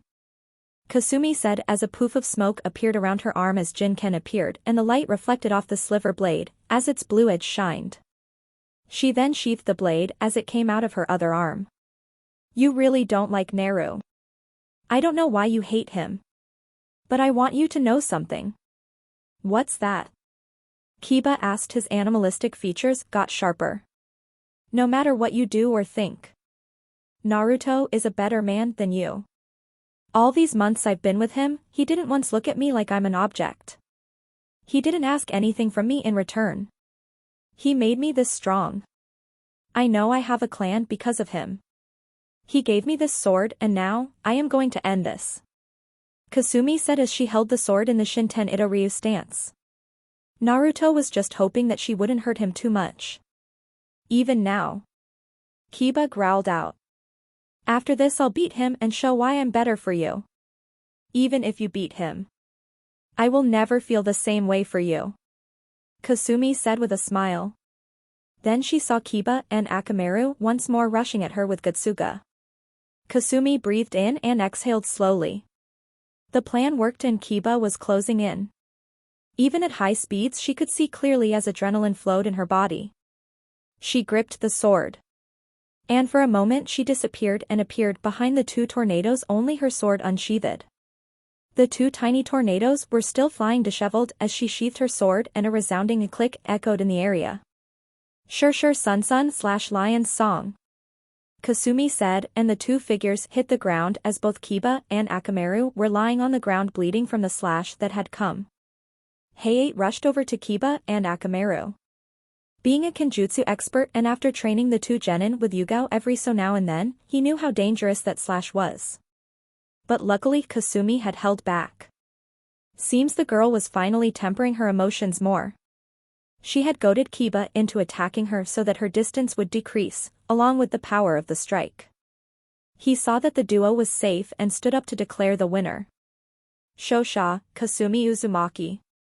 Heiei said as he motioned for the medic Nines to take the two to the infirmary. Kasumi slowly made her way back up to the stands as nobody said a word to her. She simply stood beside Naruto as her own hand was grasped in his. He looked sad. "You should have told me," Naruto said as the names began to spin when the duo were cleared from the arena. "I'm sorry.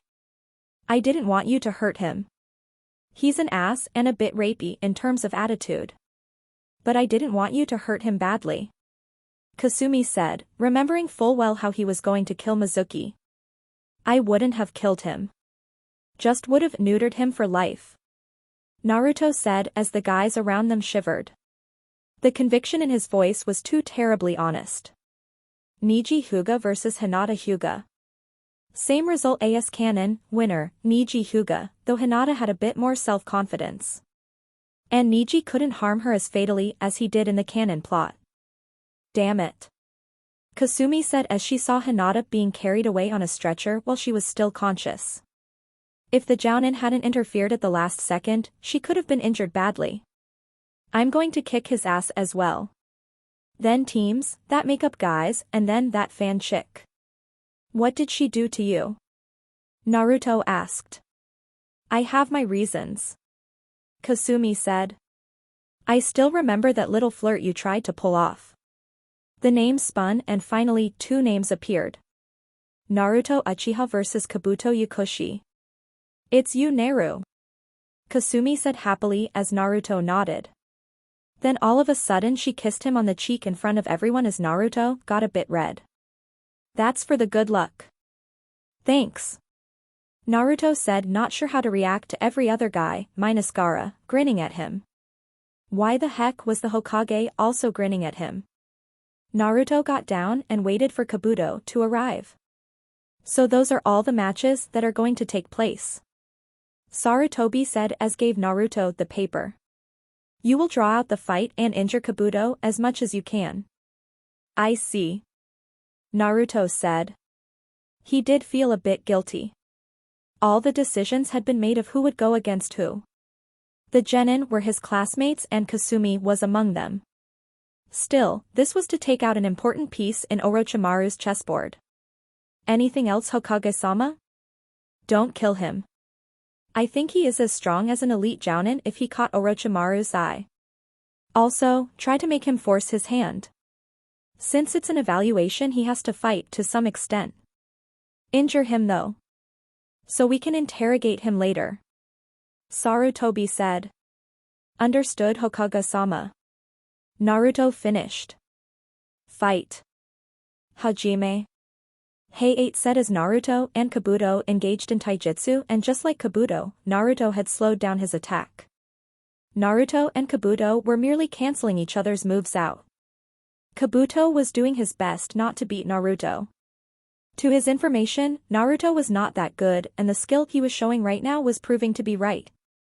Then both of them had simultaneously brought out their kunai and were clashing with each other as metal collided with metal. Naruto let himself be overpowered by Kabuto every now and then. "Stands. What the heck is he doing?" Kasumi said with a pout. "What do you mean?" Ino asked.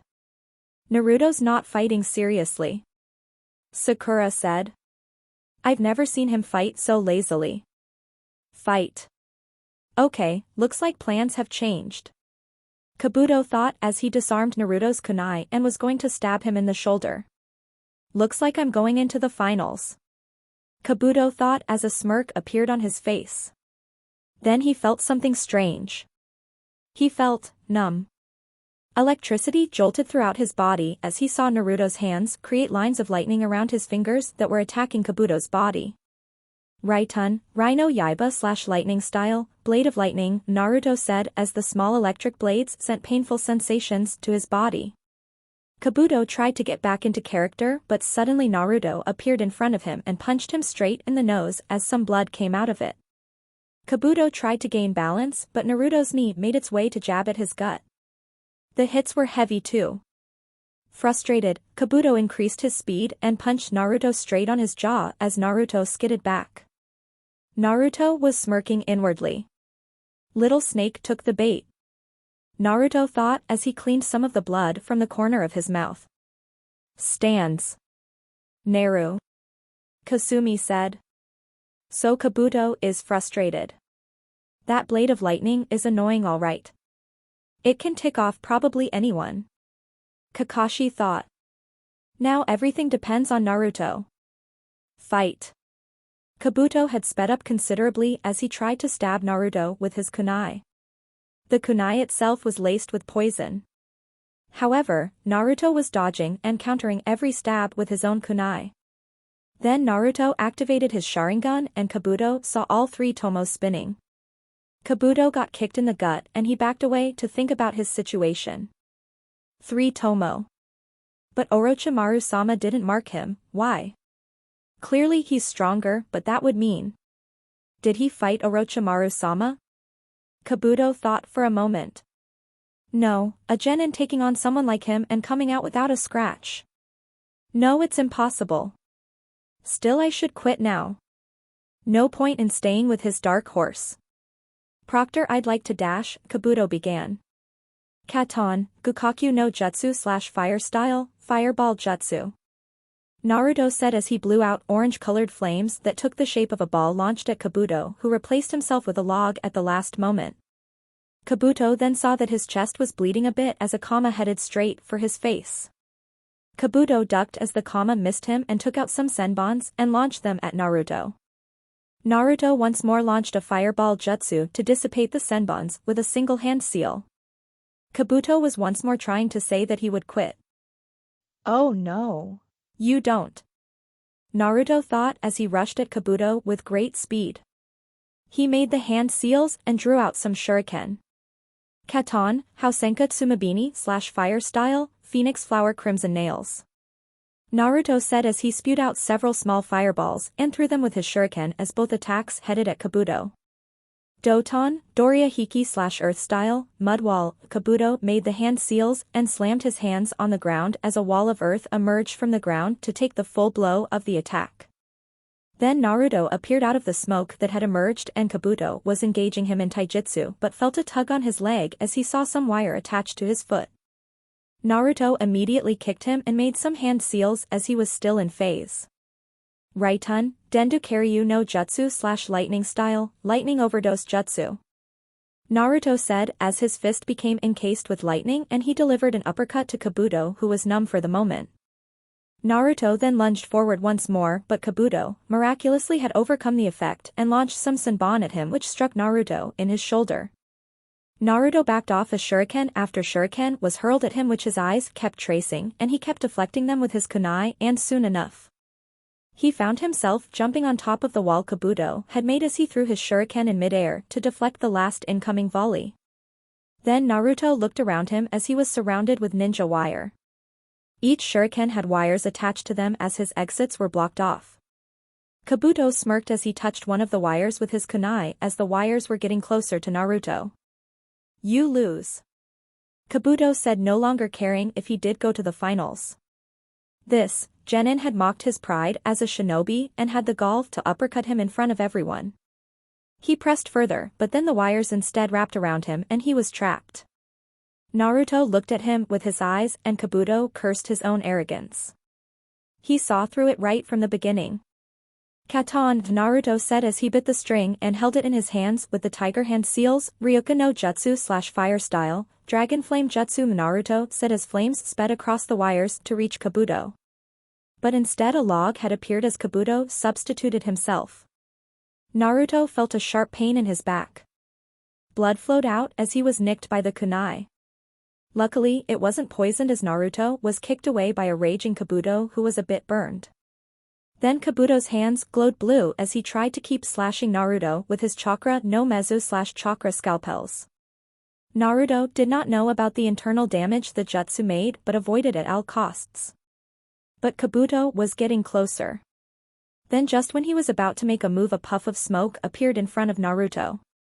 Kabuto's chakra-enhanced arms slammed against something solid as he saw it was a gunbai, then a chain wrapped around him as he felt Raitun chakra being fed and it was making his body more numb. He only decreased the initial numbness in his body, he could not get rid of it completely. Then another Naruto popped out of the ground as it tightly held Kabuto while Naruto jumped up into the air while he made his hand seals as Gunbai was now on his back. Bastard must've made the clone when I made the mud wall. All I have to do is get away before he finishes his hand seals. Kabuto thought. It was the right decision to make, but the clone Naruto whispered something into his ear. Bunshin Daibaka / clone explosion. Boom. A great explosion occurred and Kabuto was right in the middle of it as Hayate moved away. Naruto could still feel Kabuto there and decided to unleash his jutsu. This should keep you in the hospital for some time. Katon, Goryuka no Jutsu / Fire Style, Great Dragon Flame Jutsu. Naruto yelled out as he spewed out a large head of a dragon made of flames to hit the area as flames engulfed the smoke below. Naruto threw a kunai with a wire to the other wall to pull himself away as the fires blazed out their last flames. Kabuto had underestimated him too much and was now paying the price as Kabuto's body was seen badly burned as he was unconscious. Simple how C-ranked jutsu could cause so much devastation. Hayate rushed over and checked his pulse. Get a medic over here. Hayate yelled as a medical team arrived. Naruto was standing on the wall as he observed the situation. Hayate nodded lightly and Naruto looked away. Shosha, Naruto Uchiha. Naruto then walked down to proceed to the stairs and every genin was staring at him, with Gaara smiling at Naruto. That smile really put him off. Naruto, you could have killed him. Sakura said in fear. Chunin exams or not, Kabuto was a genin of the leaf, a comrade. If only she knew. HN. Naruto grunted to keep in character as he stood beside Kasumi. He tried to kill me as well. I'm pretty sure that last technique of his would have damaged me in a big way. Naruto said as stood silently. The Jounin said nothing as they were previously informed. Still they said what was scripted to make it look as normal as possible. However, Kakashi was enjoying the rant and Naruto thought about really burning his books. The names spun and the last fight had arrived. Sabaku no Gaara vs Rock Lee. Same AS canon, winner, Gaara. Alright, everyone line up and make a draw. Hayate said as all the genin went one by one. 9 Gaara said. 1 Kasumi said. 7 Naruto said. Troublesome, for inch Shikamaru said. 5 Shino said. 3 Itamari said. 2 Oniji said as Kasumi shot him a glare. 8 Dosu said as he looked at Naruto with contempt in his eyes. I'll get one of you Uchiha for breaking Zaku's arm. 6 Kankuro said. And that leaves Sasuke Uchiha who is 10. Hayate said as he coughed into his hands a bit. Okay, the match are as follows. Kasumi Uzumaki vs Niji Hyuga, Match 1. Shikamaru Nara vs Sabaku no Tamari, Match 2. Shino Aburame vs Sabaku no Kankuro, Match 3. Naruto Uchiha vs Dosu Kanata, Match 4. Sasuke Uchiha vs Sabaku no Gaara, Match 5. Any questions? Hayate asked. Yeah. Will one of us have to fight an extra match? Shikamaru asked. Probably. Hayate answered and Shikamaru groaned. Soon enough every genin exited the building. I gotta say, Asuma started, that kid is something. Making Katon Jutsu with a single hand seal. That's exceptional. He can do much more. Kakashi said. For now he held back. Anyways, Sarutobi started, you all know about the threat. Now go and keep an eye out for any suspicious behavior. Remember, do not engage any enemies alone. I don't want my wayward student finding out we know. He got a round of ahis and everyone scattered as Sarutobi stood alone. Things are going to change after this. The momentary peace between the villages will disappear if we lose. Sarutobi thought alone. Timeskip, 1 hour later. Location, Konoha main town. Naru. Kasumi said with a nervous voice. Are you still angry with me? She asked as both of them walked through town. They had gone to Ichiraku's because well Kasumi was hungry and she had quite the amount. Naruto didn't say too many words and she was getting worried about whether it was because she didn't tell him about Kiba trying to harass her previously. Sumi. Naruto stopped as he said it and pulled her close to him as she had a flushed expression on her face. I could never be angry with you. Besides, it was my fault in the first place. I shouldn't have left you like that for all those years. I overreacted and dash. Only because I did it first. Kasumi cut him off. I thought you'd be like one of those rich, pompous kids. I didn't know. You were alone like me. Well, now I'm not. Naruto said as the women around them were awing at the young couple. And quite frankly, I hope I never leave you again. That's my line, Baka. Kasumi said. So it's a promise. Yeah. Ha! Naruto said as he lightly pecked her on the lips. Then Kasumi did something unexpected. Can you carry me? I feel tired. Kasumi said with a lying tone. Then Naruto picked her up in a bridal carry in front of everyone. This was not what she wanted. I meant on your back. Sure you did. Naruto said as he jumped up from rooftop to rooftop. Kasumi was enjoying it all right. Then Naruto stopped. Kasumi looked at him with a puzzled look on her face. Why did you stop? Kasumi asked. Naruto motioned with his head for her to look forward. A man was sitting outside the Konoha hot springs. He was a rather tall man who, from the rear view, wore green short shirt kimono and matching pants, under which he wore mesh armor that is visible at his wrists and ankles. He also wore hand guards, a black belt, traditional Japanese wooden sandals, and a red haori with 2 yellow circles on each side. He carried a large scroll on his back and he wore a horned forehead protector. He had long, white spiky hair tied into a ponytail. Naruto got down behind him as they both looked at the awkward scene. He had a handheld telescope with him as he looked deep into the steam emerging from the hot springs. Man, the girls of Konoha are sure something. He said out loud as he giggled perversely. Oh no. Naruto thought as Kasumi got up and was cracking her knuckles. She then kicked the old man with full force as he flew into the bamboo wall as the girls screamed pervert and ran to hide their modesty. The man recovered and got up. All right, who has the balls? He asked and saw Kasumi standing there. For a moment he just stood there watching her as if he was seeing a ghost. Then all of a sudden he took out a notepad and was scribbling. Yes. Yes. I think I found the new heroine for my books. Oi hentai. Kasumi yelled as Naruto came up to her with a deadpan expression. What the heck were you doing? Oh, I was doing research. The very well-built tall man said. He had a red markings on his face under his eyes as the kanji for oil was on his forehead. Now what were you thinking when you kicked me?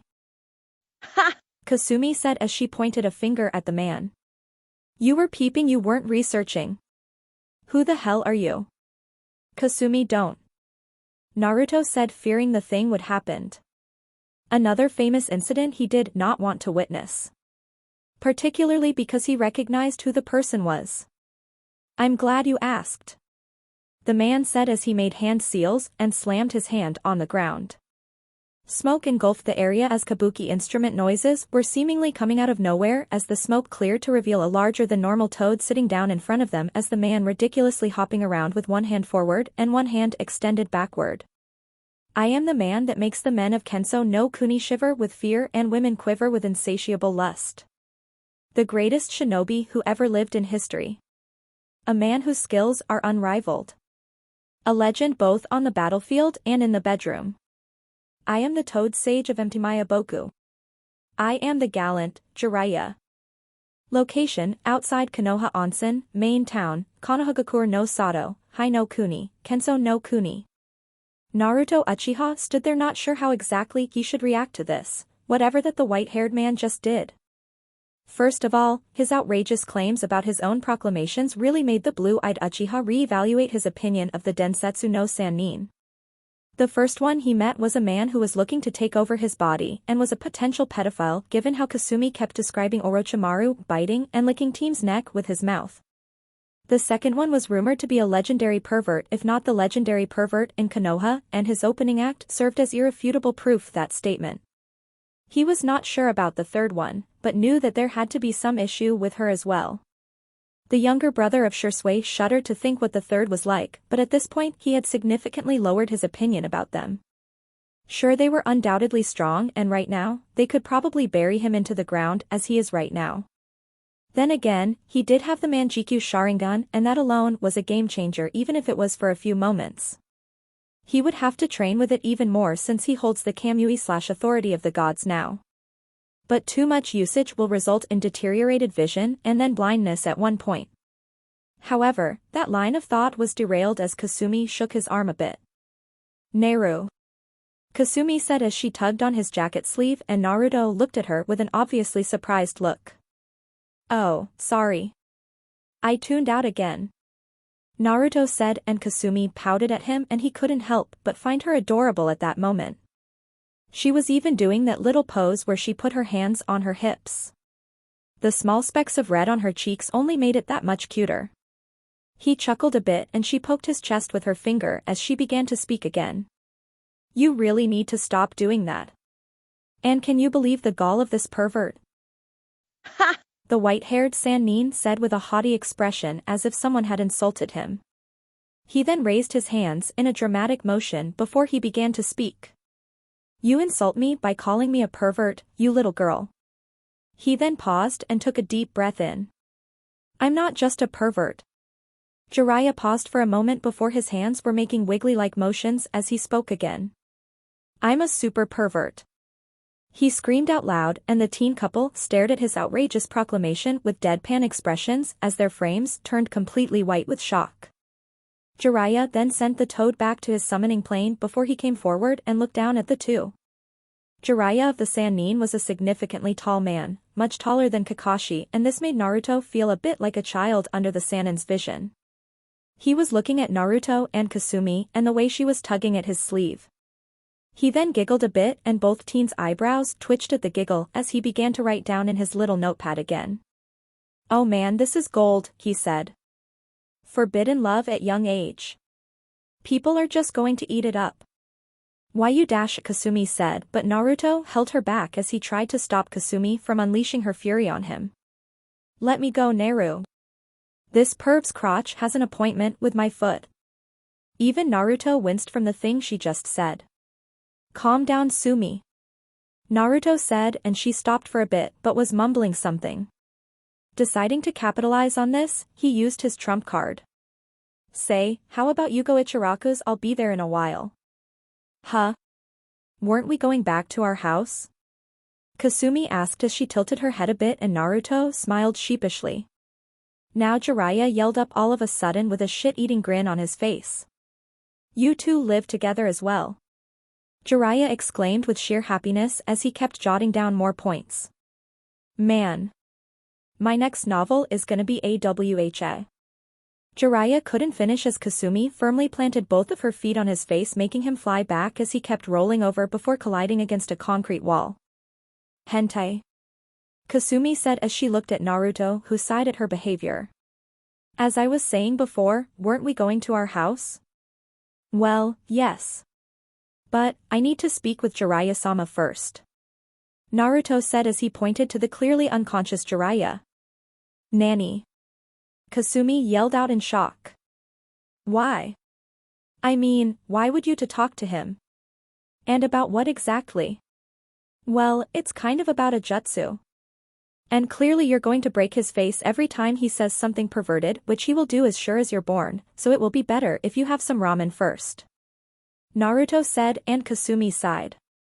She then walked up close to him. Naruto mentally noted that she had gotten a little taller than before. Of course he had grown taller too. Fine, but the second you're done you come over, okay? She asked and Naruto nodded with a smile. Okay, I'll be going then. Kasumi said before she came close and pecked him on the lips before leaving. Naruto stared at her retreating form while he shook his head. He then went near Jiraiya and stood over the man with his arms crossed. Jiraiya-sama, are you alright? Naruto asked a bit nervously. Kasumi Uzumaki really did not know the meaning of the word restraint, and that double kick looked pretty serious. Well, if the blood flowing out of Jiraiya's nose was any proof, that is. He saw the toad sage get up slowly as he stretched a bit. Naruto could see the man wasn't faking the cramp, as cracking noises came each time he stretched a bit. Then the white-haired Hapori wearing shinobi looked at Naruto with a closer look. Say, you look kind of familiar. Have I seen you before? Jiraiya asked, and Naruto shook his head lightly. I doubt that, Jiraiya-sama. I think I'd remember the event where I met a Sannin. Naruto said, and Jiraiya was still observing his facial features as he tried to figure out where he had seen him before. You probably might know my parents. Genjuro and Satsuki Uchiha. Ah. That's right. Jiraiya said with a wide smile all of a sudden. Genjuro, that was the brat's name. And Satsuki? Yeah. I remember her. The blue-eyed illusionist. Last time I saw them they just got promoted to Jounin. So, you must be their youngest kid. Hi, my name is Naruto Uchiha. It's an honor to meet you. Naruto said as he bowed his head a little out of respect. At first he was going to say, it was very awkward meeting him, but at the last moment Naruto changed it to honor. The only reason why Naruto did not refer to Jiraiya as a pervert was because he was respected one of the most powerful shinobi in the world. He was also the summoner for the toads and was the man who taught the fourth Hokage Minato Namikaze himself.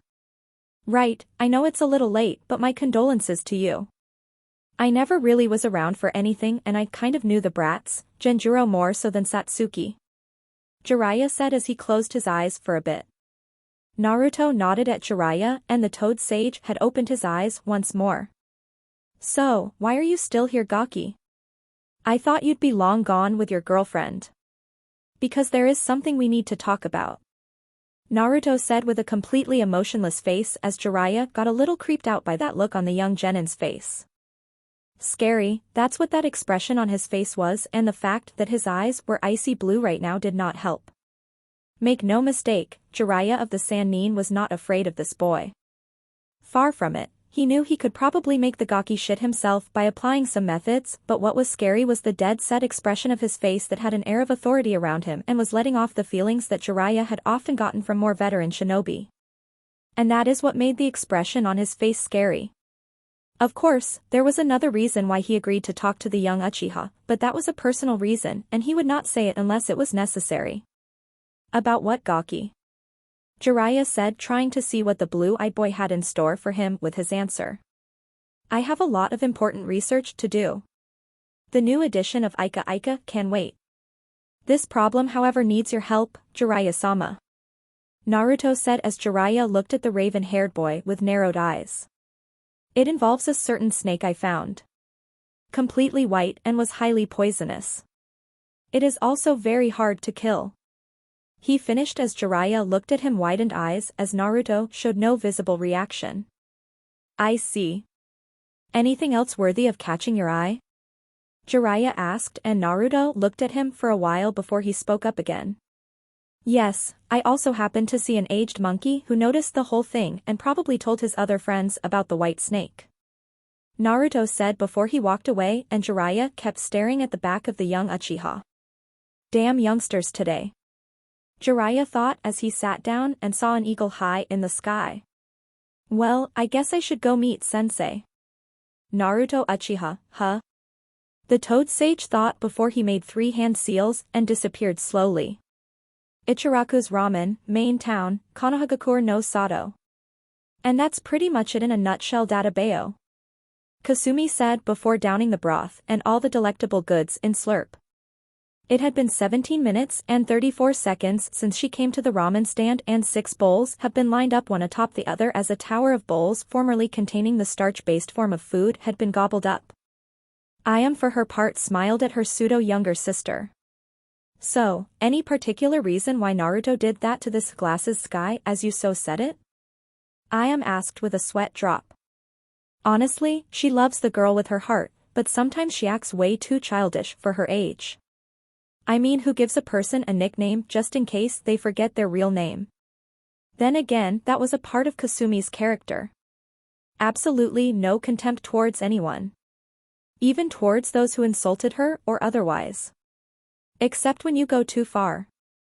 Even Kasumi Uzumaki had a breaking point. I don't really know. At first everything was completely alright in the match. Naru was even holding back a good amount.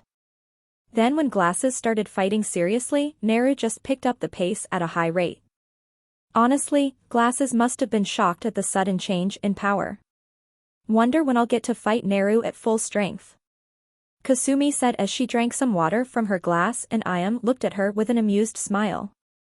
Kasumi-chan, Ayam started as the blonde-haired girl looked at her. You want to fight your boyfriend? At full strength? Hi Databeo. Kasumi said with a wide smile as she looked out at the Hokage mountain. My dream is to be the Hokage, all right. But there is another dream I have, and don't tell Naru, please? Kasumi said with a pleading look, and Ayam had already lost the fight. Okay, fine. What is it? Ayam asked, and Kasumi spoke up with clear determination in her violet eyes. I want to stand beside Naru as an equal. Kasumi said with brutal conviction as Ayam continued to listen. He's strong, really strong. And every time I think I am getting closer to his strength, the gap between us keeps widening by large margins. He's always got one ace after the other in his sleeve, and I'm not a genius like him. I have to work hard on each and everything a lot more times than he does. But he's always there to help me, you know. He's always there to support me whenever something happens, so I kind of want to be as strong as him so that I can support him too. Is that weird, Ayam Nachan? She finished her statement with a question. Not at all, Kasumi-chan. Ayam said as she looked at the Jinchuriki of the Kyuubi. In fact, that's an amazing goal you have. If you ask me, it's a bit more important than being Hokage, isn't it? It kind of is. Kasumi said in a mumble. She was going to say something more, but then the door slid open and someone came in. It was a woman. She had long, spiky, untamed brown hair, vertical slit-like pupils, elongated canine teeth and nails. She also has the clan Fong markings on her cheeks as well as markings over her eyes and a dark shade of purple lipstick. She wears the standard outfit of a Konoha shinobi consisting of flak jacket and a black suit underneath with the sleeves rolled up and bandages around her legs. There was a very, very large dog with her which had an eye patch over its left eye. On second thought it was more like a wolf. And the first thought that came into Kasumi's mind was, did Kiba steal my sexy jutsu? Nobody else knows about it except Naru. Kasumi thought. True, she had made that jutsu just to give a shocker to Naruto, and boy did it work. But back to the matter at hand. Either this was Kiba who mastered the sexy jutsu or this was his relative. Probably his sister or mother. Nope, not his sister as she had seen her before. Hana was her name, if Kasumi remembered right, so that probably meant that this was Kiba's mom. I heard that this place serves good ramen. Can I have one of your famous bowls of miso? The Inuzuka woman asked.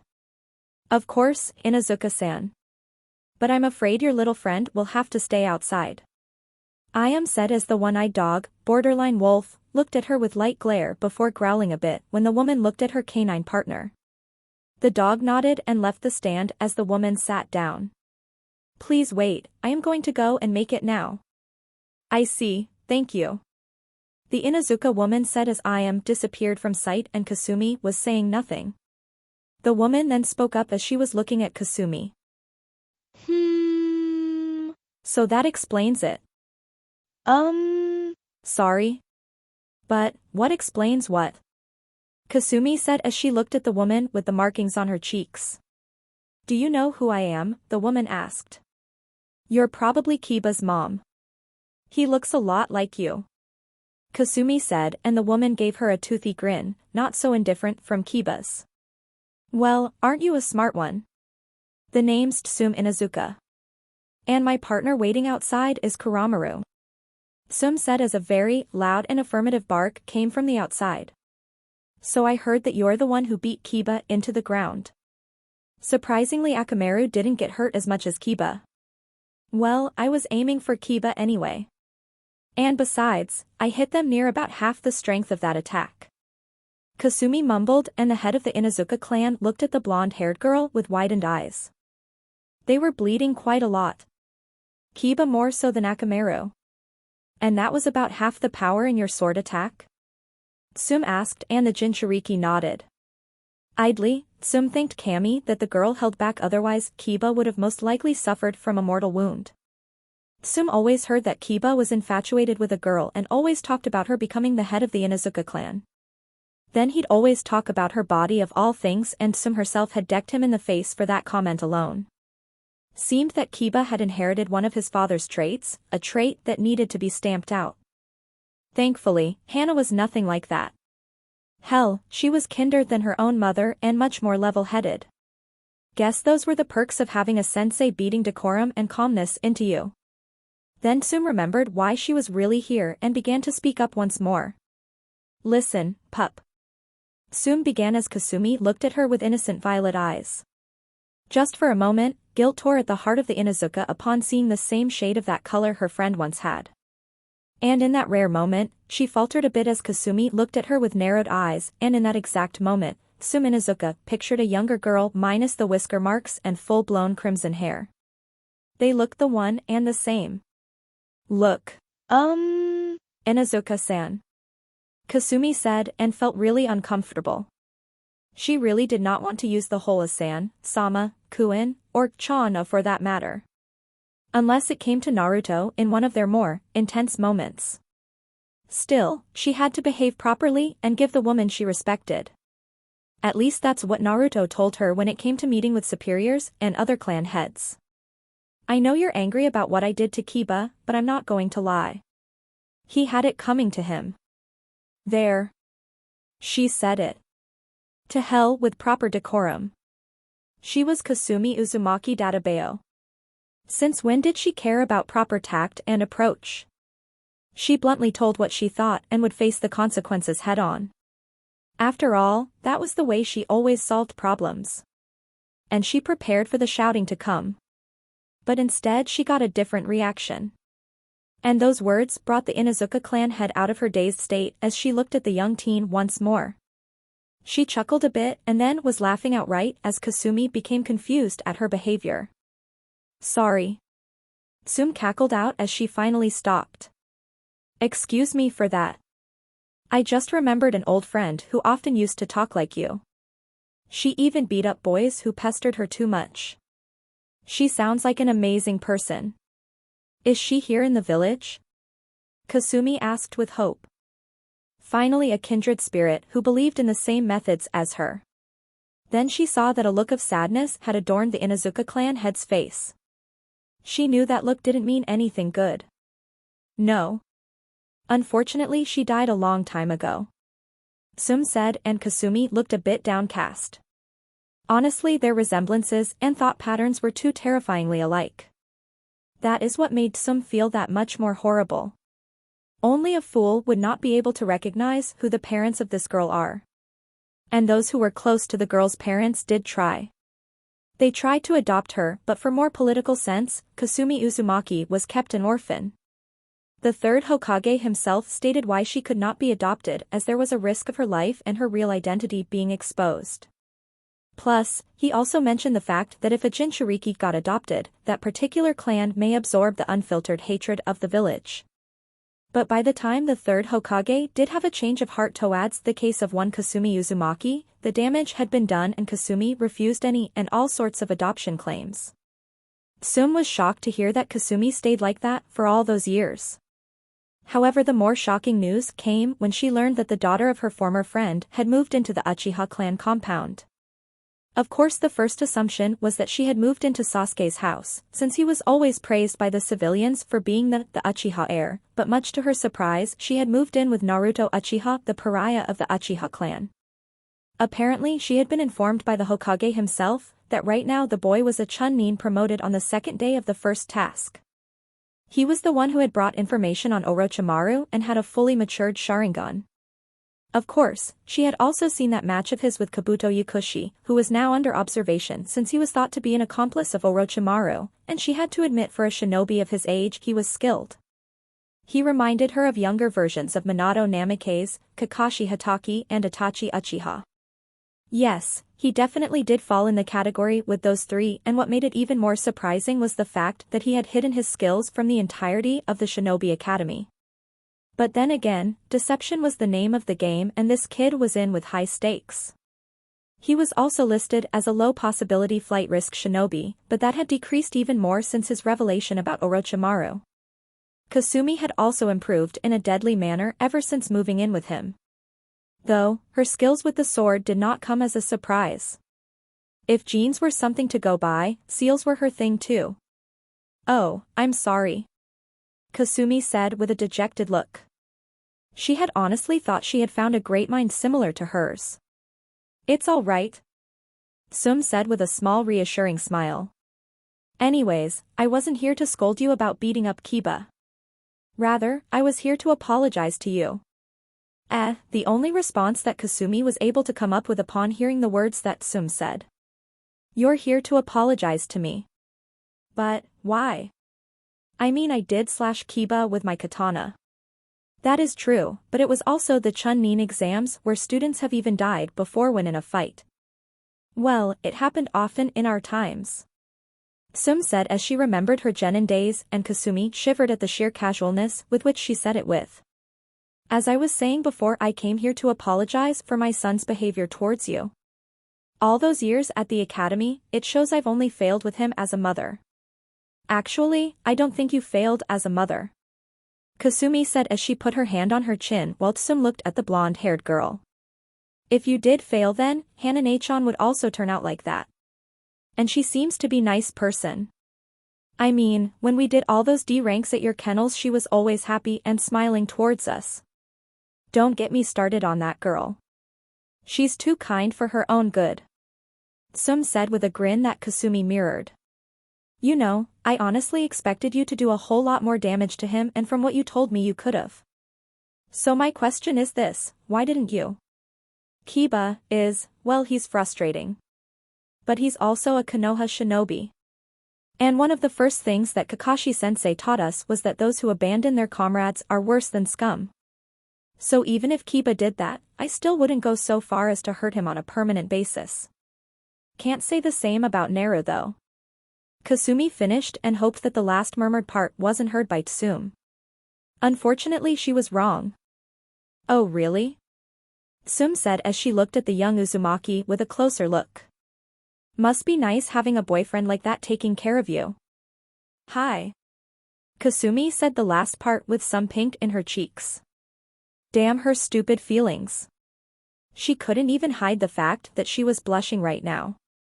"Anyways, I guess I want you to accept my apology, pup. And don't worry, I'll make sure that Kiba gets a very proper punishment." She muttered the last part in an almost silent growl which made even Kasumi shiver from the tone she used. Seems that Kiba was going to be in for more than he asked for. Then someone else came in the stand and it was none other than Naruto Uchiha who had his blank look pat down on his face. He looked over at Inuzuka and bowed his head a bit. "Inuzuka-san," Naruto said as he brought his head back up to his usual level. "It has been some time." "Yes, it has, pup," Sum said as she looked at the blue-eyed Uchiha. Honestly, it was hard to believe that a kid from the same generation as Kiba could be this strong and level-headed. Right now he was a Chunin, and was one of the key players in repelling the invasion. "Haven't seen you since the whole council meeting. Have to say though, loved what you did to those stupid merchant civilians. They were simply putting their noses where it didn't belong," Naruto said with no visible emotion at all, but Sum could catch up on the distaste with which he spoke. The QB attack did leave the village hidden in the leaves a bit crippled, and she knew that without the money the merchants had provided back then, rebuilding would have been a bit harsh on their budget. Still, the bastards actually took advantage of the whole thing, and it took years for the Hokage to get his rightful power back. The boy did not seem to care for them at all. Not that he was cold, he simply didn't care too much for them. "Ah, Naruto, you're here." Here you go, Inazuka-san. Ayam said as she placed the bowl of miso ramen in front of Tsum. She then moved to the counter as Naruto took out a couple of bills of Rio from his pocket. You know, you don't have to pay for her all the time. Ayam-ne-san, I know exactly how much ramen Sumi can eat. Naruto said with a grave serious tone. In fact, I am quite surprised your stall hasn't closed down due to the fact of her having free meals every now and then. Neru. Not you too. Kasumi whined out as Naruto looked at her with an obvious look while he handed Ayam the bill. Fine, fine. But I didn't eat that much ramen. You ate 6 bowls of ramen. Which means no ramen for a week. Naruto said, and suddenly Kasumi hung by his neck as he was struggling to maintain his balance. He then finally got her off as Tsum was chuckling at their behavior. Naruto sighed. Great, the Inazuka matriarch saw me, the guy who fed intel on Orochimaru being mushy like that. I have a reputation to maintain. We'll see you later, Ayam-ne-san. Naruto said to the daughter of Tuchi as he turned towards Tsum and spoke up, Inazuka-san, I hope you will do something about Kiba later on. I also expect him to apologize to Kasumi later on. Don't worry about that husky. Tsum said, and Naruto's eyebrow nearly twitched at that comment. Kiba will get his just desserts. I hope to see how well you and your friend do at the finals. It's because I have blue eyes, isn't it? Naruto said in his own mind as he remembered the earlier nickname he was given. He even ignored the obvious jab at his girlfriend. I see. Thank you, Inazuka-san. Naruto said as he exited the stand and Kasumi looked at the female Inazuka. Right, see you later, Kiba's mom. Make sure not to hurt Kiba too bad, I don't want his ninja career to end too quickly. Kasumi said as she scurried out of the stand while Tsum chuckled a bit more. You know, I hate some of the laws sometimes. Tsum said as she looked at Ayam who knew what the female Inazuka was talking about. It's one thing to not talk about big and furry, but it's another completely thing to deny that girl her right. Yes. Ayam said as she took the set behind the counter as the ramen cooking girl remembered a red-haired woman often coming in and tasting different sorts of ramen just as enthusiastically as Kasumi did. She then smiled a bit as she spoke once more, still, Kasumi-chan is happy right now. And I guess things worked out after all. I guess they did. Tsum said as she slurped more of the starch-based food. You know, I don't usually eat ramen but your store has a better quality of it than I ever tasted. Any chance, you can tell me the secret? Not a chance. Ayam said with a smug smile as Tsum shook her head. Time skip, 1 hour. Location, Hokage Tower. Hiruzen Sarutobi was smoking his pipe as he finished his last stack of paperwork, though he was sure that more would eventually pop up from somewhere. He wasn't sure why even simple formalities even took such great stacks of paper. He sighed as he felt the presence of another person in the room. The signature of the intruder chakra was on the window and only one person would only ever show up by his window. He released a final puff of smoke before he turned towards the window with a small smile. Among all his students, he had taught Orochimaru the most. He was his prized pupil, the genius who had the potential to surpass his sensei. But his darker deeds prevented him from reaching that state and his obsession with jutsu of nearly every sort had driven his mind into the ground. Tsunade Senju was an amazing kunoichi herself, but she also was the heiress of the Senju clan. She had her clan techniques to master and had even become the pioneer in Iryu ninjutsu/medical ninjutsu. Her proficiency was such that standard team placements consisted of a medic nin with them at all times, and Konoha wasn't the only hidden village that adopted this method. The other hidden villages also made it a standard practice. She was also famous for legendary strength and her risky jutsu known as Creation Rebirth. However, she was not without her own set of faults. The death of her brother and lover had made her develop a fear of blood and she had left the village while exercising her sannin rights to freely travel. She had not set foot in the village for more than 14 years. The last time she arrived was after the Kyuubi attack after there was a dire need of her skills. Even then she didn't stay long and she refused to do any major operations. She did coordinate the whole effort though. When she asked about Kushina Uzumaki, the last known direct relative of the Senju clan, she was informed that she died and had no living heir. Seeing no further purpose to stay, she left. That last bit of action that the Hokage took was from his fellow advisors, as they were called. Hiruzen Sarutobi more or less knew that he had a lot to answer for to two people in the afterlife. And now finally the last person of his 3 legendary students was here. Jiraiya, when are you going to start using the door? Hiruzen asked as he looked at the white-haired man who was sitting on the ledge while he smiled at his age-old sensei. Never. Only gallant shinobi use the windows for entrance, only boring shinobi enter through the windows. Jiraiya said as he was sitting in his most comfortable posture. His back leaned against the narrow wall as he crossed his arms while gazing at the Hokage monument. Hiruzen sighed as he looked at Jiraiya doing what he did most of the time as he sat down on the window ledge. Out of all his students, Jiraiya was the one Sarutobi had the most doubts and problems with. His overall shinobi skills were less than 0, he was the dead last of his batch to the extent where he was even considered to be dropped from the program entirely. But Jiraiya had one thing that neither of his students had. Jiraiya had a never-giving-up attitude that neither Orochimaru's various range of jutsu nor Tsunade's super strength could match. Ever since Jiraiya screwed up in one of the hand seals while making the summoning jutsu, his life had turned for the better and grew up to be the only Sannin that was absolutely loyal to the village, to the point where he had been offered the mantle of Hokage but refused it outright, as this honor later went to Jiraiya's own student Minato Namikaze. And now in a dire time of need, Jiraiya had shown up. Well, I did try. ANBU, leave us. Sarutobi said to the 4-stationed ANBU of Squad Sigma, his own personal guard squad, as they remained obscured perfectly at the 4 ceiling corners of the room. Hi Hokage-sama. The 4 ANBU said simultaneously as they left the room and stood outside the room. 2 stood near the door and 2 on the roof, as they stared out of their monotonous masks while their gazes scoured every inch their vision allowed them to see. Protecting the Hokage was their primary and most important mission, their lives were paltry compared to the Sandame's. Well, in their minds anyway.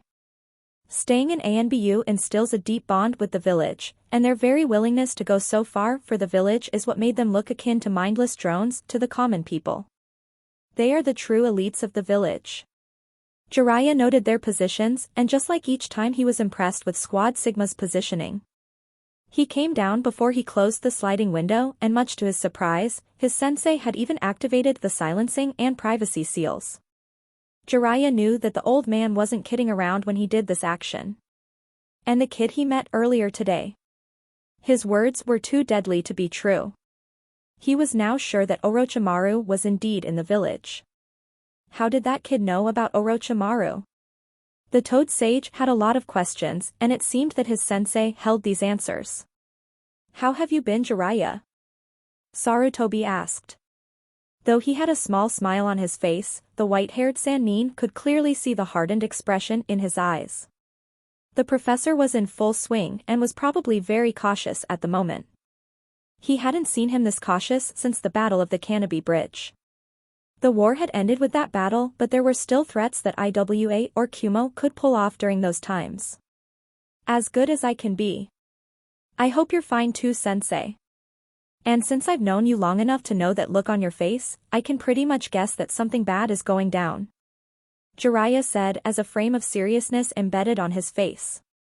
Yes. It seems that Orochimaru has returned and is planning an invasion with Tsunagakure and Otogakure. Sarutobi said, not even bothering to mince his words. The sooner Jiraiya knew the better. He was glad that Jiraiya had sent a letter the week prior stating that he would be returning to the village for some time. Apparently he had uncovered some rather disturbing news that was not only harmful to the village, but affected Jiraiya, much to his shame, on a personal level too. Jiraiya sighed a bit after hearing the information. His old teammate was truly irredeemable now. To try and bring down the village you grew up in. It was truly a shame that Jiraiya could not even begin comprehend. Where did Hiruzen Sarutobi go wrong? Sure, Jiraiya was a pervert, but he had his priorities straight at the end of the day. Tsunade had major emotional issues that she was coping with by gambling and drinking. But Orochimaru had done human experimentation, killed civilians to exhume their corpses for research, and now he had planned an invasion to take out the one place from where he was born. Truly, what a tragic turnout of a shinobi he turned out to be. So we have to worry about both Suna and Oto. Though, the last part wasn't surprising since Otogakure was a shady village to begin with. Jiraiya said as he furrowed his eyebrows and pinched the bridge of his nose. Seems that his little planned vacation had taken a turn for the worse, his luck didn't seem to be improving too much nowadays. Then before he could speak, his sensei, the Sandaime Hokage, spoke up. Yes, about that. Sarutobi said, and Jiraiya waited for his sensei to speak more about whatever he was going to talk about next. Otogakure was founded by Orochimaru himself. Apparently he usurped power from the daimyo of Land of Rice and had it renamed Land of Sound. And that's not the only problem we have. Yondaime Kazekage Raza is dead. Orochimaru is currently masquerading as the Kazekage and has decided to use the day of the finals to enact his plan. The fact that the Ichibi Jinchuriki is here doesn't make things any easier. Sarutobi finished and Jiraiya had visibly slumped at the words he heard. It still amazed the Sandaime how Jiraiya would still act like a genin sometimes. But this cheerful mood of his was a rather refreshing joy if he was to be honest. I really thought that I would be spending some quality time here in the village this time without any sort of problems. And now we have to fight both Orochimaru's village and Suna. We can't even tell them that their leader is dead. I was really looking forward to just relaxing and researching for new material on my new book. Jiraiya said as he giggled a bit. Even Sarutobi perked up a bit inwardly when he heard about the new book. Hiruzen Sarutobi was also an avid reader of Jiraiya's stories. Not just the smut parts of his story, the Toad Sage did put in a lot of effort in the story too. Developed his characters and the plot used to be progressed at a good rate. But the smut factor of those books was, well, let's say it gave a very clear image in the reader's mind. Moving his mind away from his personal, part-time hobby, he looked at Jiraiya and spoke once more. Is that all, Jiraiya? Hiruzen asked. Only someone who knew the Sandaime for long enough knew that the tone he used was not that of the Hokages. Rather, this was the same tone that Hiruzen Sarutobi had often used when they were often alone. Jiraiya's parents had died when he was a child. He really did not have anyone to look up to after his mother died when he was 6, his father had previously died when he was 4. He came from a family of civilians. It was then that he was admitted into the Shinobi Academy by Sarutobi himself after he witnessed the boy fighting off 4 boys, twice his age, with nothing but brute strength and sheer guts. That was more than enough for the then young Sandaime to take an interest in the orphan white-haired boy. Despite graduating as a dead last, Sarutobi took it upon himself to train the boy properly. That boy's determination was an embodiment of the will of fire that was so revered here in the village. Sure, he was by far the clumsiest shinobi Sarutobi had seen at that age, but he improved by leaps and bounds. And now, here sat in front of his sensei, all grown up and famous throughout the lands of Kenso no Kuni as one of the 3 legendary Sannin of Konoha. Shinobi of foreign villages tended to avoid fighting Jiraiya at all costs, and his rather intricate spy network had helped Konoha more times than he could count. They even gave reports on unsanctioned ANBU, Leaf ANBU, no less, were often seen operating in rather controversial actions. Seriously, Danzo Shimura was turning out to be a thorn nowadays in Sarutobi's side. And his patience was at his limits now. Sooner or later, Danzo Shimura would be at the end of Sarutobi's wrath. Not really. Jiraiya said with a small smile, and the guilt in his eyes could be seen clear as day. He then got up from his seat and walked towards the western wall of the room and stared up at the 4 portraits.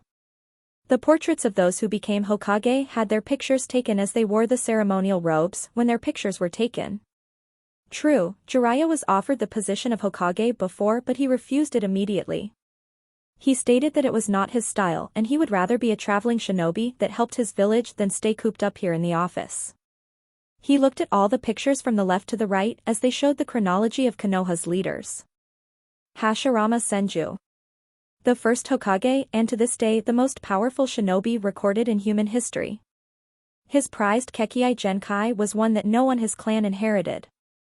The Mokuton was the only thing other than the Sharingan that could hold down tailed beasts, and Lord First was said to have attained to them through this. The only rival he ever had was Madara Uchiha. Their battle's remainder remains to this day, and even now the shinobi of Konoha are carrying out his will. The Will of Fire. Tobirama Senju. The second Hokage. Said to be the most powerful Suiton user, as his ability to draw out the very water molecules from the moisture of the air was also reputed to be the fastest shinobi of his time. He also made the certain charter laws for Konoha which are still in effect today, and a lot of the team placements, standard shinobi protocols were noted down by him. He was also the founder of the ANBU while setting up the academy with its standards. Although those had changed since it was peace times now. Then Jiraiya's eyes fell on the younger portrait of his sensei. Seeing the younger version of his sensei made even the Toad Sage feel old as he watched the Sandame's portrait, where his hair was still brown and there were no wrinkles on his face. The beard on his chin was still brown and the marks under his eyelids were shorter. Things used to be so much simpler back then when Jiraiya was young. It was all about trying to outshine Orochimaru and trying to impress Tsunade. Then he got summoned to empty Myobokuzen and was told of the prophecy by the elder toads. He then searched for a peace throughout the lands. What the word really meant and if the shinobi world could ever truly attain something like peace. He also kept the child of prophecy in the back of his mind all the time. At first he thought it was his student Nagato, who possessed the Rinnegan. He had died according to his intel along with his other companions Yahiko and Konan when their group were ambushed by Hanzo the salamander no less. Then he thought it would be his next student. And on cue, his eyes wandered off to the next frame. Blonde hair, blue eyes, and a face he knew all too well. Minato Namikaze. His apprentice, the fourth Hokage. The man who was hailed as a prodigy. His greatest success, and a constant reminder of Jiraiya's greatest failure to his own student. The fourth Hokage did indeed look up to Jiraiya as the Toad Sage was something of a father figure to the orphaned Namikaze. He forged his skills with his own two hands and was even named godfather for his child who wasn't even born. Instead, Jiraiya listened to his sensei and the elders about not revealing the truth behind the child of his apprentice and Kushina Uzumaki. He remembered how he had lied to Tsunade about Kushina's child dying. Since Kushina used to live in the Senju compound when she was young, Tsunade had developed a rather fond spot for the red-headed Uzumaki. The lie was told at a great personal expense. However, that was not the greatest dirty deed that Jiraiya had done. He had essentially, in every sense of the word, abandoned his godchild. He abandoned the child he was supposed to take care of if something happened to the parents of said child. Today, for the first time in his life he had laid eyes on that child. She had stood in front of him today and Jiraiya's years of training while keeping up a mask of indifference, to not show emotions had nearly crumbled upon the mere sight of that child. She looked just like Kushina did. The same facial structure, looks, her eyes, the shape of her eyes and her hair was smooth just like her mother's. However, the real added blow to her was when he saw the color of her hair. The same sun-kissed blonde hair that Minato had, and there were some streaks of red there, but overall there was no doubt that Kasumi Uzumaki was the child of Minato Namikaze and Kushina Uzumaki. And to restrain his guilt from not showing itself, he did the next best thing, he took out his notepad and pretended that he was doing this for his research. Of course the rushed dropkick on his face was well deserved in his mind. No, it really wasn't enough. Truth was that he did not want to get up after getting hit like that. But lo and behold, the boy who was with Kasumi had recognized Jiraiya right off the bat and was standing near him, waiting for him to get up. That brat was none other than Genjuro and Satsuki's boy. He remembered the little runt Obito as he was under Minato's charge but died in the Battle of the Kanobi Bridge while entrusting one of his Sharingan to Kakashi Hatake, Minato's only living student. As for Shursui, that kid was more famous than Itachi was until the massacre. He remembered his spies telling him how the Hidden Mist stopped their raids in the Land of Fire because of one Shunshin no Shursui. And this was probably the youngest of the three, Naruto Uchiha as he had introduced himself.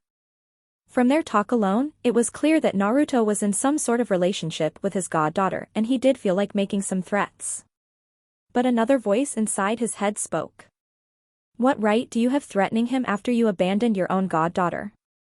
And Jiraiya was going to say something else, but the boy, that emotionless expression on his face was something that put you on guard. Absolutely no cracks on that face, all that was seen was a bored expression that made Jiraiya feel wary about him. He was also the person who told him about a certain snake, and the fact that a monkey knew about it. The boy had indeed met Orochimaru, or at the very least had seen Orochimaru, and he knew that the Hokage knew about it. What was all that about? And did Kasumi play a role in all this? The last thought brought him back to his original train of thought. I failed, didn't I, sensei? Jiraiya asked as his gaze was fixed on the portrait of the fourth Hokage. You're not the only one who failed. We all did. Hiruzen said as he too looked at the portrait from his seat. He had not even bothered to tell Kasumi about her parents. He remembered when she was 7 and had asked about her parents. He remembered telling her not to ask about things that wouldn't change anything.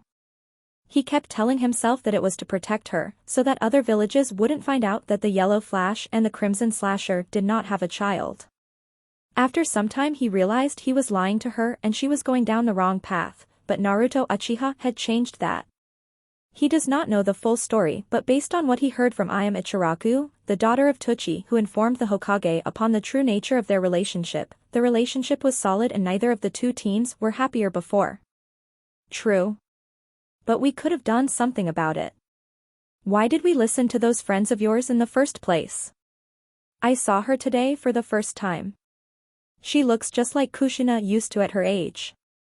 She even behaves like her mother, but she has Minato's hair color. I really couldn't even speak to her without pulling off a stupid act. Jiraiya said as the guilt in his voice did nothing to hide itself. He had failed, there was no excuse. Jiraiya was a terrible excuse of a godfather. You thought you failed? Jiraiya, I couldn't even stop the stupid civilians from publicly harassing her. Always calling her names like demon brat, cursed bitch. And I who was revered as a monster in battle couldn't do anything because of the red tape of bureaucracy in this village. True, right now the civilian council doesn't have much power now, but this all happened and I let it happen. If only we knew what went wrong that night, then maybe Minato and Kushina, along with Bawako could have been alive. Even the ANBU that night were found dead. Just what happened that resulted in Kyuubi getting freed from Kushina? Hiruzen said out loud as he smoked the pipe while sitting in his chair. There was no way the seal on Kushina had failed. Someone must have broken it as we assumed and set the 9 tails on the village. All things point out to someone either having the Mokuton or the Sharingan. Since no one else had control over Mokuton to that extent, all clues led to the Uchiha clan. And now all of them are dead too. Well, except 3 of them. Jiraiya said as he moved away from the portrait. He sat down as pushed his grief aside for the moment. He wanted to talk about the Uchiha boy since that topic came up. Sensei, there's something I need to talk to you about. What is it, Jiraiya?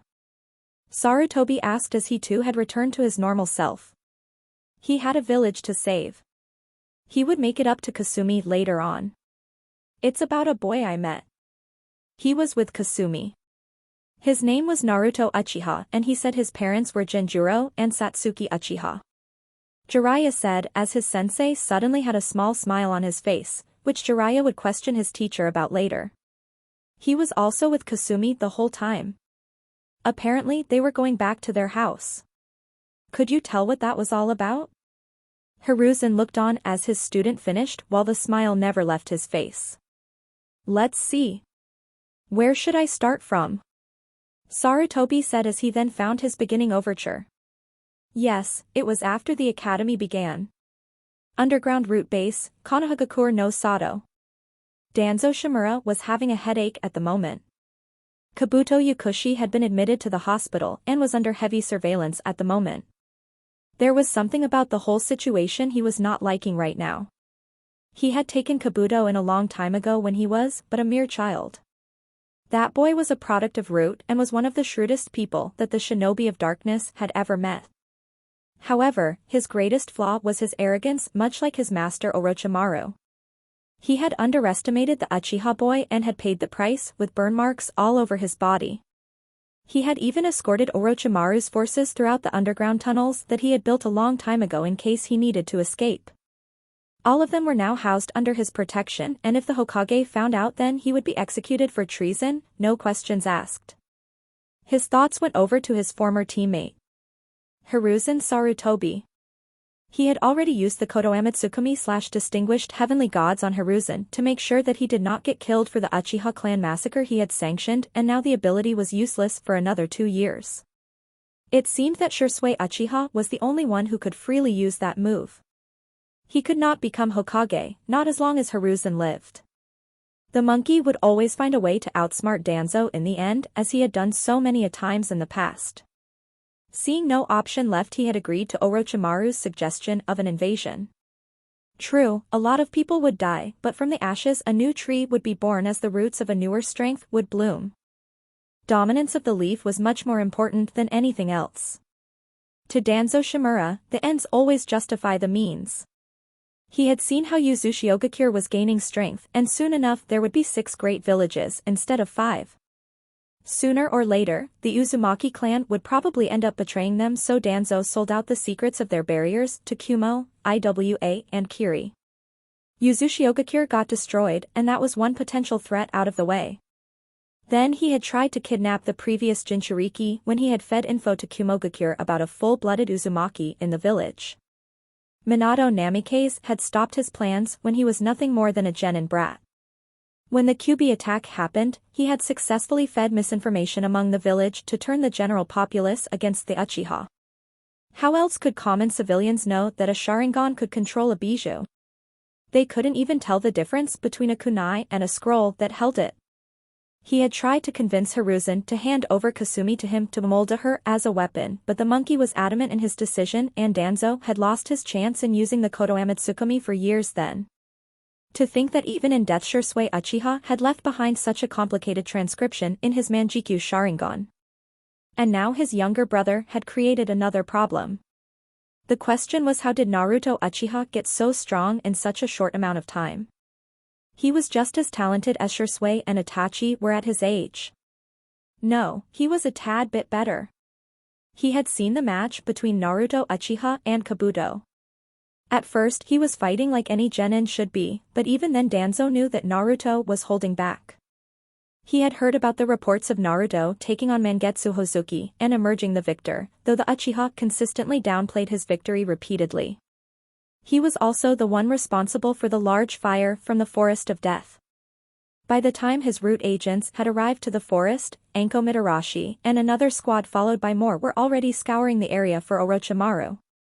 Still, Danzo needed to know the exact amount of strength that Naruto Uchiha had, and now his question would be answered. "Is something wrong, Danzo?" a slithery voice asked as the veteran shinobi watched a certain person come into view from the obscuring darkness, not so uncommon with all his hideouts. There in a sound jounin uniform stood Orochimaru. The reason why Danzo was in cahoots with Orochimaru was because the two of them shared the same ideology that power was truly everything that was needed to remain invincible, and that idea was not far from the truth. To Danzo, Orochimaru was the only worthy student of Hiruzen Sarutobi. The Snake Sannin may have been highly unethical in some of his experiments, but the results spoke for themselves. He recreated the Mokuton through human experimentation, and Kino, now known as Tenzu, was an example of that. Even Danzo's right arm, which was made from the first Hokage, Hashirama Senju's cells, had proven that in addition to the fact that he had implanted several Sharingan he had acquired over the years, in addition to Shisui's thigh that was in his right ocular socket. In Danzo's warped mind, he was the only one capable of leading the village back to its former glory, and now through the means of an invasion, a cleansing would take place that would bring in a greater era for the Hidden Leaf. "I was wondering when you'd come here," Danzo said as he was sitting down in his chair. On his desk rested several papers that contained information about all his root agents. Those papers would need to be destroyed soon. "Why did you bother to wait for entire stage of the exams to finish before you came here?" Now Danzo, let's not get so impatient here," Orochimaru said as he chuckled a bit at the Shinobi of Darkness. "I was merely there to inspect my vessel. Or rather, the better vessel I have yet to put my mark on. That Naruto Uchiha is truly dangerous. Even I wasn't that good when I was his age. To think he would have the Manjikyu and such proficiency over it too." "Would you repeat that?" Danzo said, not really believing what Orochimaru had just said. The boy? Shirsue's younger brother had awakened the Manjikyu and was good at using it? How could he not have any information regarding it? True, he had sent his root ops to the Uchiha clan compound in the beginning after the massacre to observe the behavior of the two remaining Uchiha, but they weren't showing any flight risk or rebellious tendencies. However, the real blow came 3 years ago when none of his root agents could enter the compound. Even Danzo couldn't. He remembered hearing from Itachi that the Uchiha clan had a blood recognition seal that didn't require a level 10 seal master to activate. Only those of Uchiha blood could activate it, and those with their permission could enter the compound. It seemed that the barrier had been down, but then it came back up 3 years ago. All of a sudden, everything started to make sense. The blood recognition seal, Naruto Uchiha getting stronger and activating the Manjikyu like his brother. He must have been the one to put up the seals, as it only required a true-blooded Uchiha to activate it. The brat had outplayed Danzo and was now living with the Jinchuriki of the Kyuubi no less. Naruto Uchiha was a much bigger headache than his brother and Itachi combined. You heard me. Orochimaru said. That boy is the perfect vessel for me. But getting to him will not be easy, as you yourself said that the Uchiha clan compound is off limits like the Senju compound.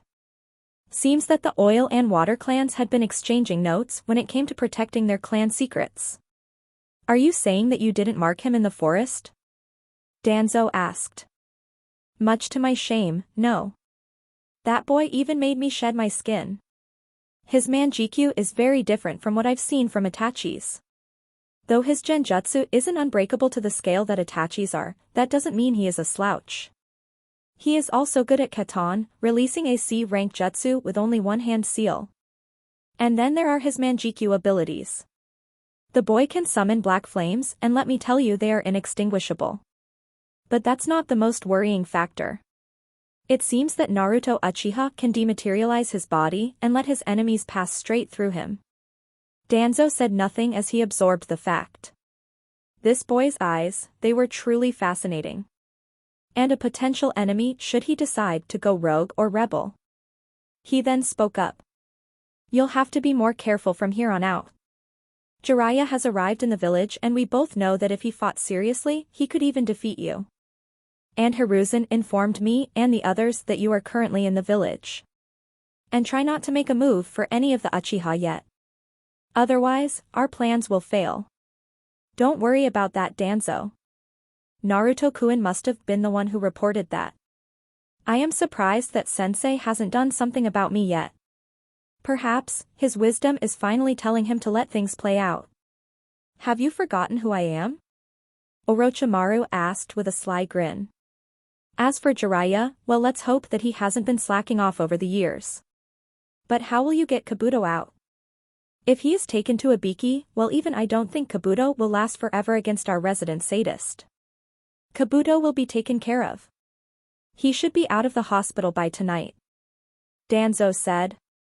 After all, it wouldn't be the first time I'd be helping you. But remember this, that Uchiha boy's Manjikyu should be delivered to me. Absolutely not. Orochimaru said, completely denying Danzo his request. You remember our bargain, don't you? I kill Sarutobi and create an invasion. You and your root forces gain the favor of everyone by fending off the invasions while you get the Ichibi effectively crippling Sungakure. And you have 2 Jinchuriki all to yourself. Me? I didn't ask for much except a little alliance and the 2 Uchiha genin. Besides, you already have enough Sharingan with you. Do not think you can get away with everything, Orochimaru. Danzo said as he narrowed his eye at the snake Sannin, who merely grinned. I bet you're wishing that you had Koto Amitsukami with you right now. But you forget, Danzo, right now if we fight I would probably come out the victor, as you're not really a perfect user of both the Sharingan or the Mokuton. And when we fight, our forces will fight too. And we both know who will come out on top if that happens. Orochimaru said as Danzo scoffed inwardly. The snake was right. He had planned this part out well. But no matter, after the invasion even Orochimaru would have to be cut off. Soon. Everything will be changing soon. Danzo thought as he watched the snake Sannin walk out of the room with a satisfied smirk. Time skip, dusk. Training ground, Uchiha clan compound, Konohagakure no Sato. Again. Naruto said as Kasumi looked at him with furrowed eyebrows. Naruto caught his girlfriend looking at him like that and knew she was trying to be angry. Come on Sumi. You and I both know that you need a bit more practice with that jutsu. I know but still. Can't we just have today off? Kasumi asked with a puppy-like look and Naruto was having trouble to look at her like that. Sometimes, he really did not like how much control his girlfriend had over him. But he was glad to have her. Right now he was losing the battle though. As much as I would love to spend some time with you other than training, we need to train that jutsu of yours at least one more time. Naruto said and Kasumi pouted before she stood up straight once more. Fine, but this is the last time. Kasumi said as she looked at her target. It was a large tree and she was moderating how much chakra she should use. Calm down and breathe steadily. You don't want to use too much chakra in this attack. Otherwise, you'll be facing a problem when you fight Niji. From what I can tell, he is far stronger than he lets on. Naruto said. Hinata was no slouch, but Niji was in a whole different league compared to her. Though, that was probably because Hinata really did not have it in her to harm her cousin in any major way. The blocking of Tenketsu points was dangerous in a battle and even Naruto would have a hard time to move around after getting hit with the gentle fist style that the Hyuga use. Then he saw Kasumi going through the necessary hand seals before she stopped. Futon, Kaze Bakahatsu Kasumi thought as she exhaled and a large ball of screeching wind formed before firing off at the tree and hit the trunk with a violent noise. There was a large circular indent in the rough bark of the tree as chunks of wood laid scattered around the place. Kasumi looked at the damage and was a bit proud. This was much better than the last result she got. Surely Naruto would be happier now. Not bad, but we need to work more on your time. The hand seals need to be done faster and judging from today's match, Niji isn't one to give you that chance. Naruto said as Kasumi swatted him on his arm. Would you lay off for today? Kasumi said and was walking away. She turned around one last time and just for a moment she looked sad and hurt. Something's wrong with you. Ever since your fight with Hebe team, you've been acting strange like you're hiding something. I'm going home. She said, not even waiting for a response from Naruto who stood there alone.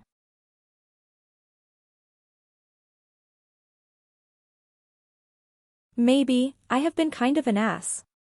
Naruto thought as he sat down for a moment and was alone in his secluded training ground. He simply thought about the Akatsuki. Ever since he found out, his mental focus had been wrung away from him. They were just waiting to take Kasumi away from him, the one reason he was happy again. He would never let them touch a single hair on her head while he was around, but just how far could he go at this current state? He needed to train. Train seriously and he needed help. He then felt the barrier around the compound acting up as Naruto rushed to the entrance.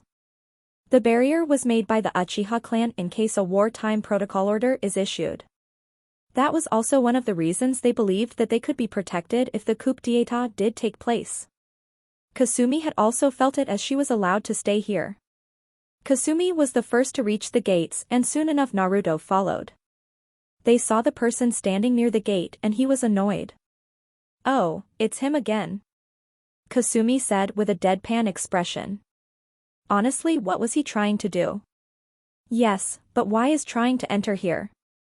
Naruto asked as he saw Jiraiya literally punching the invisible wall only to get bounced back. Jiraiya then noticed the both of them and waved. Oh hey, they're brats. Jiraiya said. Could you let me in? I don't have a place to stay. Go and stay at a hotel. Kasumi yelled. We don't allow super perverts here. But, I am Sannin. That counts as something, right? Jiraiya asked with a dread-filled voice. We also don't like Sannins. All of them are weird. Kasumi said. Sumi, you really should dash. Naruto was about to say more but Kasumi glared at him and he was honestly off-put by the glare. It was different from before. Hey, kids. If you let me in, I'll teach you guys some really handy techniques. Jiraiya said. I'll even sweeten the deal with this. He said as he brought a familiar orange book, and Kasumi's eyebrow twitched at the sight of this book. What do you think you're doing? Kasumi asked. Sweetening the deal with that filth? Filth? I'll have you know I wrote this book after spying on 6 different hot springs. Jiraiya said with pride. Goddaughter or not, she did not know the amount of effort Jiraiya put in with those books. Who else had the guts to write the stuff he does and make millions off of it? He then leaned back against the wall while grumbling something. Either way, you're not getting in here. Kasumi said, and then to her utter surprise, the Toad Sage suddenly fell through the barrier and was looking at her, dumbfounded. Both of them then looked at Naruto, who was holding up the ram seal with one hand. There, you're in. Naruto said, and Kasumi looked at him with narrowed eyes. Naruto looked at her, and for the life of him he was not sure why she was so angry with him. She then started to walk away as Naruto looked at her retreating form. Geez. Jiraiya said, getting the attention of the blue-eyed Uchiha. First fight, huh? I don't know what you're implying, Jiraiya-sama. Naruto said. But I do wish you would go on as to why you're here. Let's walk, kid. It would be better if I told you on the way. Jiraiya said, and Naruto looked at the Toad Sage for a moment. A very long moment as Naruto was giving him a blank stare. Then Naruto started walking as Jiraiya walked beside him. Soon enough they were walking through the main square of the compound, and Jiraiya was inwardly cringing when he walked. He may not have been a huge fan of the Uchiha from the get-go, but still to see a place he had previously seen in his village filled with people left with no residence at all was something akin to a ghoulish experience for him. So what did you want to talk about, Jiraiya-sama? Naruto asked. His mind was elsewhere. Not on the Akatsuki or Orochimaru, rather on Kasumi and her apparent anger towards him at the moment. Well, Chun ni Naruto Uchiha. Jiraiya said, and if Naruto did have any reaction to it, he hid it very well. First of all, I'd like to say congratulations on your success.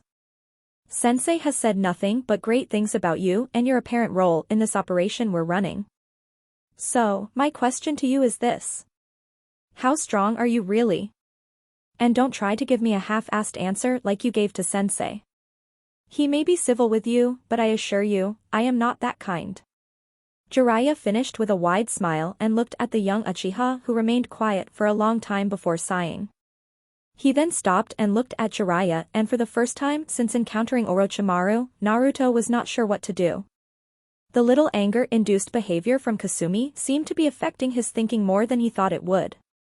The truth is, I honestly don't know. Naruto said, not bothering to lie this time. More like he could not make up a lie right now. His usual calm thinking pattern was being irrational at the moment. But I know this much, I am not strong enough to take down a Sannin. A Jounin at most, I suppose. Well, at least you're being honest about it. Jiraiya said, and then suddenly aimed a punch at Naruto, who crossed his arms to form an X-shaped guard. He felt the full bristle of the blow as he skidded backwards and activated his Sharingan. Did he make a mistake in recognizing Jiraiya? No, the chakra signature was definitely the same. This was Jiraiya all right. But why was the Toad Sage attacking him? Probably measuring his strength. Naruto was surprised to see that Jiraiya was already near him and was bringing his foot racing at him with the intent to injure. Naruto, however, reacted in time as he weaved his entire body around the extended leg and rushed to the training ground. Jiraiya followed suit and was chasing him. Soon enough they arrived at the clearing, and Naruto did not bother stopping. Instead, he unsealed some shuriken from his forearms where 2 guard clothes were placed and threw the shuriken at the Toad Sage. Jiraiya threw his own shuriken to deflect all the incoming projectiles as he saw the now red-eyed boy making the tiger hand seal. Then the boy exhaled a large orange fireball which came rushing at Jiraiya. Jiraiya was quick enough to move out of the way but saw something new. Akama was heading straight for his head, and he ducked as the scythe cut some of his white hair. Jiraiya smirked a bit at the unconventional method the boy had used and then felt like he had stepped on something. He saw that he was stepping on the shuriken Naruto had launched, but these were a bit different, as they had small paper tags on them. Shit! Jiraiya yelled as Naruto made the ram seal and 3 shuriken exploded. Naruto could still sense him and he jumped out of the ground as Jiraiya emerged from below, whose fist made direct contact with his cheek as he flew across. Naruto tried to regain his balance, but Jiraiya had already arrived and was bringing down his foot. Thwack! Jiraiya's sandal collided against something solid and the toad sage looked down to see a gunbai below his foot. Then Jiraiya felt the wind rushing against him as he jumped back to see some small cuts on his foot while his pants had more visible tear marks. Naruto stood there with his gunbai and Kama as his hair fell down to cover his left eye. Jiraiya merely looked at the youngster, and from the books he had read along with the pictures he had seen, the Uchiha kid in front of him resembled Madara. Especially the way he looked right now. "You still got a lot of work to do, brat," Jiraiya said and suddenly felt someone grab his foot. A hand was sticking out and the toad sage pulled his foot up, dragging the clone out. Jiraiya was going to punch him but remembered what Sarutobi had said as he jumped back just in time as the clone exploded. To think he made a shadow clone in the middle of that scuffle and hid it underground. I didn't even see him making any hand seals. Jiraiya thought as Naruto started going through hand seals, at an abnormal speed. Naruto stopped at Tiger as he released his jutsu. Katon, Guryuka no Jutsu / Fire Style, Great Fire Dragon Jutsu, the Naruto muttered as he exhaled flames that took the shape of a dragon's head as it headed towards Jiraiya. Jiraiya for his part made his own hand seals as he slammed his hands on the ground.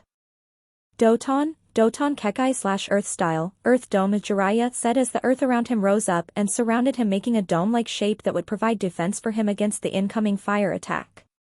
The fire-made draconic head collided against the Dome of Earth, and much to the young Uchiha's surprise, the Dome of Earth was acting perfectly against his own jutsu.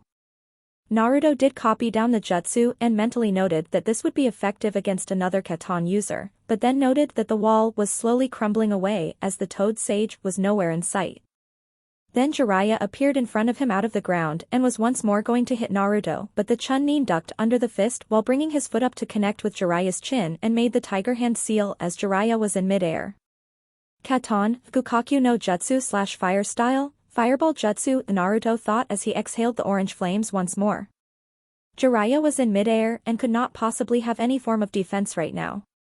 Then Naruto's thoughts were taken away from him as Jiraiya appeared unscathed from the smoke of explosion that surrounded him, but the effects of the fire jutsu could be seen as some of his hair had smoke coming off of it. To think he made me use the needle Jizo as a defensive maneuver, Jiraiya thought as he looked at Naruto, who was now breathing a bit harder now. So the battle's finally taking a toll on him. Not surprising since he already had a fight today and was probably training for the rest of the day. Kid's got his priorities straight, but he's distracted too. Jiraiya finished his thoughts as he remembered his goddaughter glaring at him. Probably a lover's quarrel. Still, the kid was good and Jiraiya had landed only a few selective blows on the kid. But now came the real test. Jiraiya made hand seals as he touched the ground once more. Doton Yomi Numa / Earth Style, Swamp of the Underworld, Jiraiya said, and the ground around Naruto transformed. The surface on which his feet rested began to change to swamp as he got stuck in the thick of it. He was slowly sinking into the muddy surface too. Naruto was officially worried now. He had never seen such a jutsu before that virtually assured no escape by any possible means.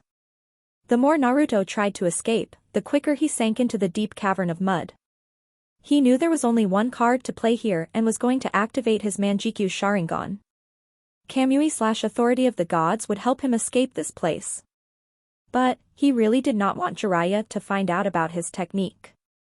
Throwing caution to the windmill, he began to concentrate chakra into his eyes as he made the ram seal to try and possibly distract Jiraiya's line of vision to his hands rather than focus specifically on his lone eye that was visible right now. Then before Naruto's 3 Tomoe could change into the 4 pinwheel-shaped evolved form, the younger brother of Shisui felt something wrap around his arm and felt some of his chakra being drained. He saw that there was a chain wrapped around his wrist, now both wrists, as the chains were glowing golden, and yanked him out of the devouring swamp as he was dragged to the source of the chains. The binding of the chains undid themselves as they disappeared out of sight. He was still on the ground and on all fours. He knew who was standing in front of him and he saw that the feet he was seeing slowly go back as she began to sit down on her knees, coming to a closer level to his crouched position. Naruto looked up, deactivating his Sharingan as his dull blue eyes looked into violet ones. "What happened? Tell me the truth," she said in a whisper as they were close. Naruto heard it and didn't say anything. Then all of a sudden he felt that familiar feeling again as Kasumi had slowly made her way towards him and hugged him. Her head was once more resting against his chest as his heartbeat served as the reminder of where she was. Her arms had tightly wrapped around his waist as Naruto finally gave in and also wrapped his arms around her. Both of them just sat there as their bodies remained firmly close to each other. Jiraiya, being the wise man he was, just backed off and hid in the tree. Sure, they were a couple and couples had a fight every now and then, but that was his goddaughter, damn it. There was no way he would abandon her anymore. To be honest, he was feeling a bit strange watching the two. Based on what Hiruzen Sarutobi told him, they were exceptionally close. And judging by Naruto's constant distractive tendency in the battle, he was probably fixated on the fact over their little squabble. Plus, seeing the chibi blonde version of Kushina with whisker marks was sort of bringing out his godparental instincts. Still, he'd wait and then threaten Naruto if he ever chose to hurt her. I can't tell you right now, but I'll tell you about it after the invasion has been thwarted off," Naruto told her as he felt her ruffle around his chest. He really did not like the fact he was hiding something this large from her. But, she was not ready to know such a thing yet. She would be in time, no doubt, but not right now. He then brought one of his hands to cup her cheek as she looked up with tears threatening to leak. "I'm sorry," she said as she looked down once more. "I'm sorry I was angry, but I don't like it when you try to hide things from me. I never hid anything from you. I know, I should be the one apologizing instead. I guess I still am a jerk like I used to be in the academy," Naruto said, getting a soft chuckle from his girlfriend. He then cupped both of her cheeks as she looked up and he softly kissed her forehead. It was these small acts of affection that truly made his days feel worth living. As for their other activities, well, he tried to restrain himself just like she did. Kasumi was not ready to do that yet and he was in no rush. But they were slowly leaning forward now towards each other. They felt their soft breaths caressing each other's lips and now they could finally show each other their love once more. Ahem, a very loud noise came from the tree as both stopped in their almost engaged activity to see that Jiraiya came down from the branch. "You kids should really get a room," Yuyurusei, Kasumi yelled, not getting up as her face was red while her boyfriend's palms were still on her cheeks, not that she was complaining. Then Kasumi got up as she accusingly pointed a finger at the toad sage. "What are you still doing here, Arrow? Remember I told you, I didn't have a place to stay. And besides, you two need my help as I, the great toad sage of Mtmayaboku, have decided to help in training you for the month," Jiraiya said with a grin.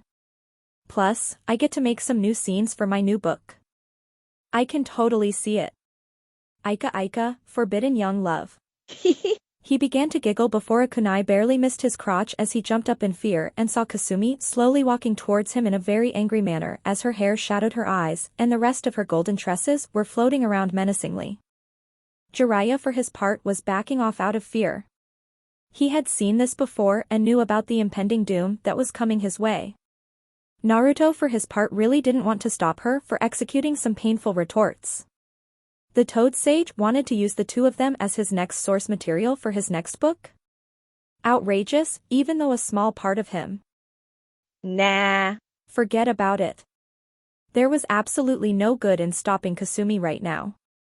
Not when the two of them just reconciled. Time skip, a few hours later. Needless to say, Jiraiya was on the end of a very severe beating. His left arm was in a bandage and he was muffling out painful groans every now and then. Naruto had understood why Jiraiya was here. He was here to protect the two of them in addition to training them. Kakashi Hatake and a few other Umbu had been assigned to protect Sasuke in case Orochimaru decided to attack him. Of course, Naruto was safe in the compound, but having Jiraiya was an added bonus. At first Kasumi did not want to learn from Jiraiya at all, seeing as he was a pervert and her pure hatred for the Ika Ika series really did not add any plus points for the Toad Sage in her book. After Naruto explained that Jiraiya was the teacher of the fourth Hokage, Kasumi agreed to it and they made a small routine. Jiraiya had been informed that Naruto knew about the Kyuubi and he really didn't care about that fact. Jiraiya was rather taken aback at his comment about Kasumi. He really does not care who she was, who her parents were or what was inside her. Kasumi Uzumaki, to him, was the girl he met at the ramen stand one day. And his girlfriend, Naruto, also added that Jiraiya not perving out over everything they do.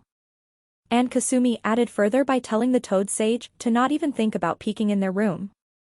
Slowly they made a routine which consisted of Kasumi learning how to access the Kyuubi's chakra, further chakra control exercises, a more versatile sparring partner and more jutsu on Futon, Doton and Suiton since all of those were the affinities that Kasumi shared with Jiraiya. Jiraiya also stated that he might let Kasumi sign the Toad contract if she was worthy, as both him and the fourth Hokage were Toad summoners. As for Naruto, Jiraiya would help him in Katon, Futon and Suiton. As for Raiton, it seemed that Kakashi had actually given Jiraiya some scrolls for him and some other scrolls for Kasumi. All in all, the entire month's training schedule was set in stone. Dinner went uneventful between the three of them and both residents of the house had explicitly warned the Toad Sage to keep himself restrained, whereas Naruto had told and treated the man with some form of subtle respect. Kasumi had outright threatened to take away what made him a man. Naruto was now standing in the training ground once more. He had planted new seeds in the ground and had taken out the rubble he had formed today. He was always a bit cheerful when he took care of the compound.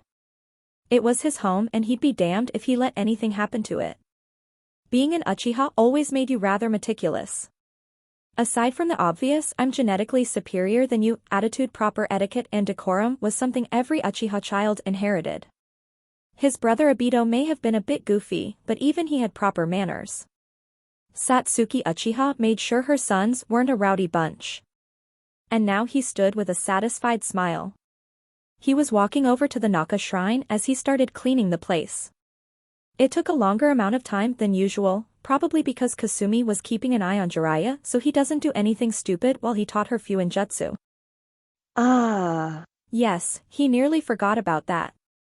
Having a seal master like Jiraiya had also benefited their Fuinjutsu lessons, something he was proud about when it concerned the both of them.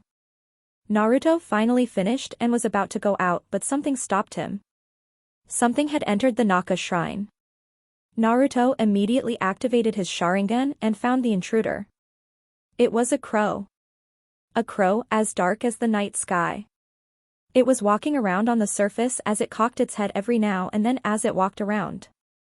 Naruto, not wanting the crow to take a literal shit over the floor, slowly walked over to it and decided to use genjutsu on it to drive it away. Seemed like a much more appropriate method than killing it. Just as Naruto's eyes made contact with the crow's, he was shocked beyond belief. The crow's eyes had Sharingan in them, and the next thing that Naruto knew, he was no longer in the Naka shrine. Pseudo genjutsu world. Naruto Uchiha was a bit angry right now. He was caught in a genjutsu. No normal place in the world had a yellow sky with purple clouds. The effect of the two colors was meant to confuse people and give them a sense of dizziness due to the bright and distracting color of it. The crow had a Sharingan, and for some reason in the back of his mind, Naruto knew exactly who was behind this. However, he did not try to break the genjutsu. He knew that the caster of this illusion wasn't really here, and this was probably the only chance he might have to talk with this person in a long time. "Hello, Naruto." A calm voice made itself known as Naruto slowly turned around to see the person who spoke those words. He looked at his face and his eyes, under which were long, pronounced tear troughs. He had jet black hair that was pulled back in a low ponytail, and his face was framed with center-parted bangs that extended to his chin. The ponytail and bangs had grown longer over the years since Naruto last saw him. He wore a black cloak that had several red clouds designed on it and a slashed Konoha forehead protector to symbolize his broken ties with the village. The cloak's high collar would probably obscure his ponytail every now and then. On his right ring finger was a ring, which was red and bore the kanji for vermilion, shu. He wore purple nailed polish on his fingers and toes. Naruto knew the black cloak with red clouds too well. He had learned about them a few days ago when he scoured Orochimaru's mind for information. Only one group wore this particular article of clothing. The same group that was after the person he loved. The Akatsuki. But more importantly, this person was a member of this Akatsuki. Genin at 7, Chunnin at 10, ANBU by 11 and ANBU captain by 13. One of the three greatest Uchiha prodigies to emerge in the history of the Hidden Leaf along with Genjuro and Shisui. This person was Itachi Uchiha. The man who massacred his own clan for the sake of the village. The man who decided to bring down the curtain on his own clan so that a war would not break out because of the clan's rebellion. Itachi Nai. Naruto said while looking at his rogue mean older brother figure. He had gotten taller since the last time he had seen him, though that was no surprise. You've grown up. And from what I hear every now and then, you've grown stronger too, no doubt. Itachi said as he looked at the boy who he used to train along with Shisui when they were younger. The world as fucked up as it was before the massacre was still a peaceful place to live. Only because of one man, an entire clan had suffered from his actions. And now there were only 4 survivors left of the once elite Uchiha clan. Your hair grew out. I honestly thought the whole ponytail was a phase. Naruto said with a small smile. There was no point in hiding emotions in front of Itachi. That man had perfected in hiding his emotions. For example, the blank look on his face represented such an emotionless state that Naruto couldn't even tell how much pain Itachi had went through when he had killed his own parents. And I remember you saying you wouldn't keep your hair that big. Itachi said and showed the ghost of a smirk. Tell me something though. How are you so calm knowing that I killed the clan? That I killed Shisui? Itachi asked and Naruto looked at Itachi with an exasperated sigh. Itachi and I know. I know the truth behind the massacre. Naruto said as he looked at the kinslaying Uchiha. You didn't honestly think that Shisui and I-san didn't take any precautions surrounding the nature of his missions? Remember one of the first lessons the both you taught me? Always have several contingencies. Nothing is certain except the disruption of a plan. Itachi said and was mildly surprised that Naruto remembered those words. He had rather expected Naruto's emotions to go turmoil after finding out the truth. How was this boy not affected by it to that scale? So you don't hate me? You don't hate me for what I did? You don't hate the village for what it did to our clan? Itachi asked and he needed to be sure what Naruto's exact intentions were. Just a few days ago, Zetsu had reported that Orochimaru was planning an invasion on the Hidden Leaf. The Akatsuki originally wanted to make a move but due to certain developments with Awagakure they couldn't. Money was a large issue at the moment and the Akatsuki had to prioritize. They always operated in 2-man cells and only 2 units were free at the moment. Kasame Hoshigaki and Itachi Uchiha, along with Zetsu who acted solely after Orochimaru defected. Though that was not entirely true as Zetsu's true superior was with him most of the time. Do I hate you? I don't know. You did massacre the entire clan. My clan. But much more importantly, you killed Makoto Oba-san. Naruto said as the rage in his voice seeped out with every word. Those were genuine angry emotions that Naruto was displaying. A rage he had kept a lid on for several years until he took off the cap a few days ago on Orochimaru. Then he learned about the Akatsuki. Oh, he was livid after that but still maintained a fair amount of control. So don't think I am just going to let you walk freely after that. I know that in the end it would come down to the Uchiha clan or the Hidden Leaf. You chose the leaf and I am not going to argue with your beliefs. However, doing so you may have killed off our clan but you also prevented a large war from breaking out. I merely thought that both you and Nii-san were crazy for even thinking of doing something like that. It was only later on I realized the larger endgame of it all. Naruto said. Itachi closed his eyes for a moment and realized that there was nothing much to worry about with Naruto. But with Sasuke, things would be more volatile. I see. But you haven't told me about your opinion on the village. Itachi spoke as he opened his eyes again. Tell me, what about your love for the village? My love for the hidden leaf has lessened. Naruto said without a moment's hesitation. First they blame us for the Kyuubi attack. Then they spy on us to see if we are being kept in place despite us being one of the 2 founding clans that made this village for those immigrants. Then those same people ordered the clan's massacre. Then expect me to do what? Be their lapdog and they enjoy such an experience? Hardly. There used to be a time when I used to think of keeping the village over everything else even after the massacre. But over the years, I realized how truly expendable we are. They ordered our massacre. Our entire clan, gone within one night. I read all those letters my brother left me. At one point I even told myself he was a fool along with you. Itachi truly was not liking the things that Naruto was saying. However, none of them were wrong essentially. Naruto had every right to hate the village. Any person would. However, a part of Itachi believed that Naruto was different. That's what I kept telling myself. And I thought there was nothing to tie me down to the village. I even thought about rebelling. But then I realized something else. Naruto paused for a moment as he looked at Itachi. If I did rebel, I'd be spitting on everything my family ever worked for.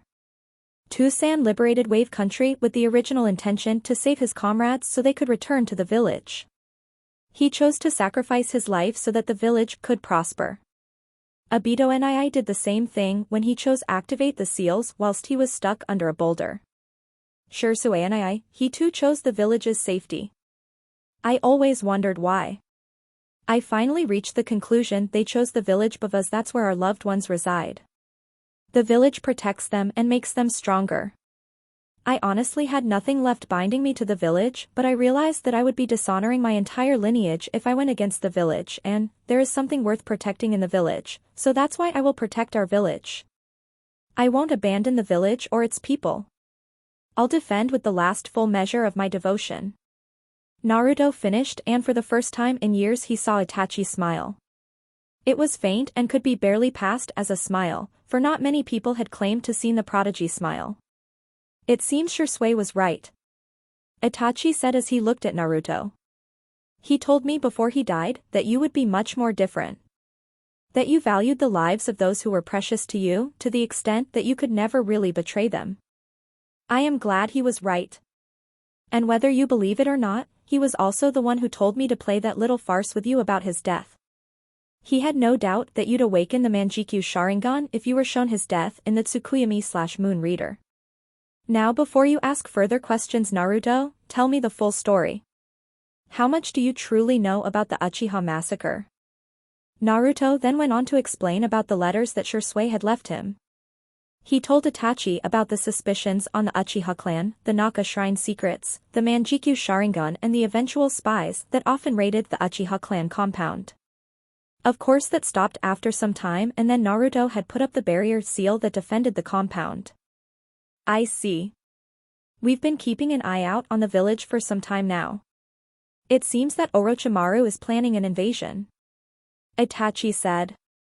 I know about Orochimaru, I encountered him. He managed to mark Sasuke with the curse seal. Naruto said and just for a moment he could see Itachi's eyebrow twitch a bit. He tried the same thing with me, but the Manjikyu Sharingan helped in fending him off. Seems that Tsunagakure is also involved with the Snake's Village Odo. I also learned about your little S-rank criminal group, the Akatsuki. Itachi looked at him for a moment before he spoke up again. Shishiki Kisetsu/knowledge parasite, you've been very busy over the last few years then. Do you know anything else about the invasion?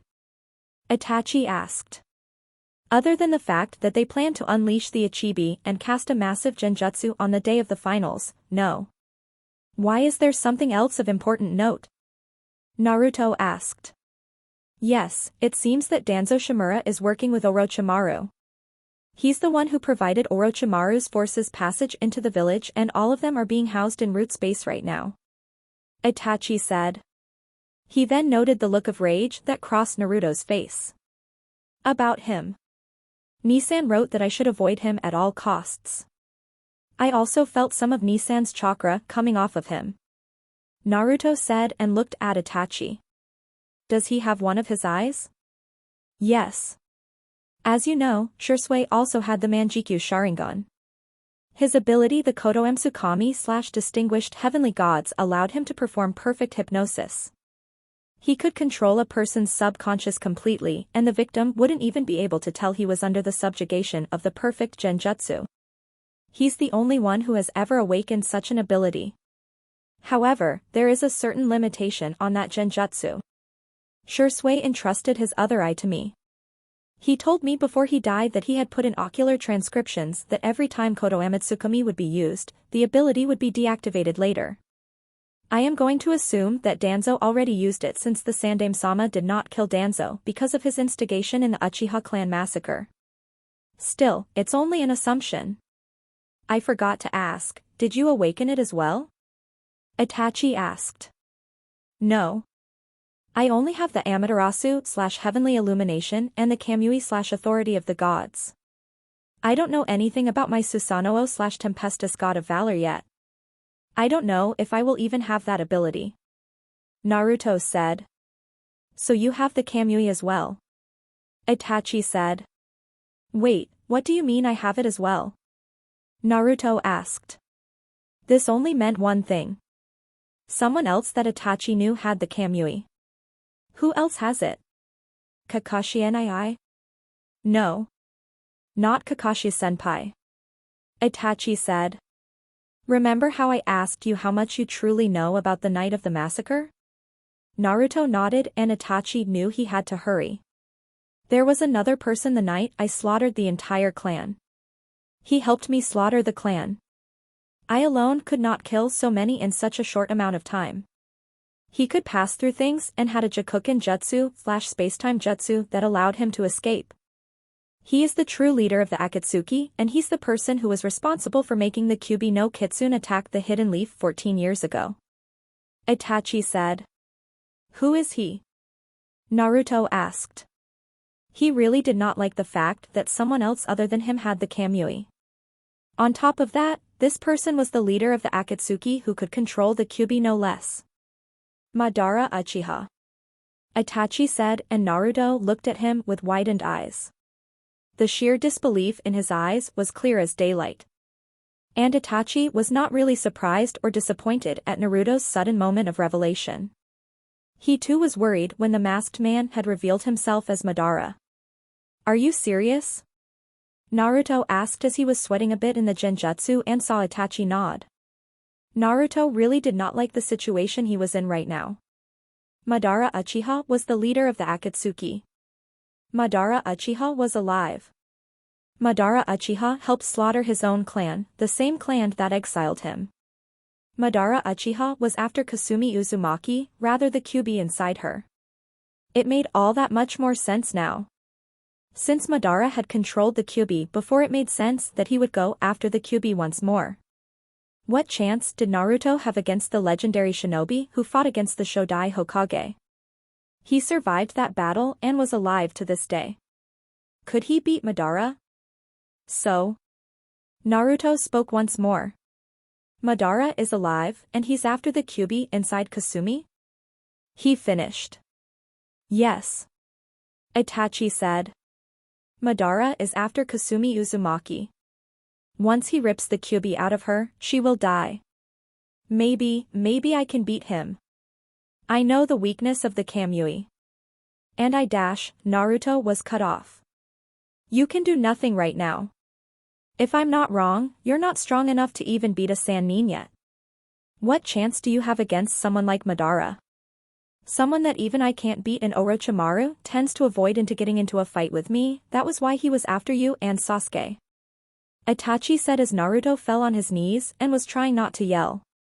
Itachi looked at Naruto and hid his sadness.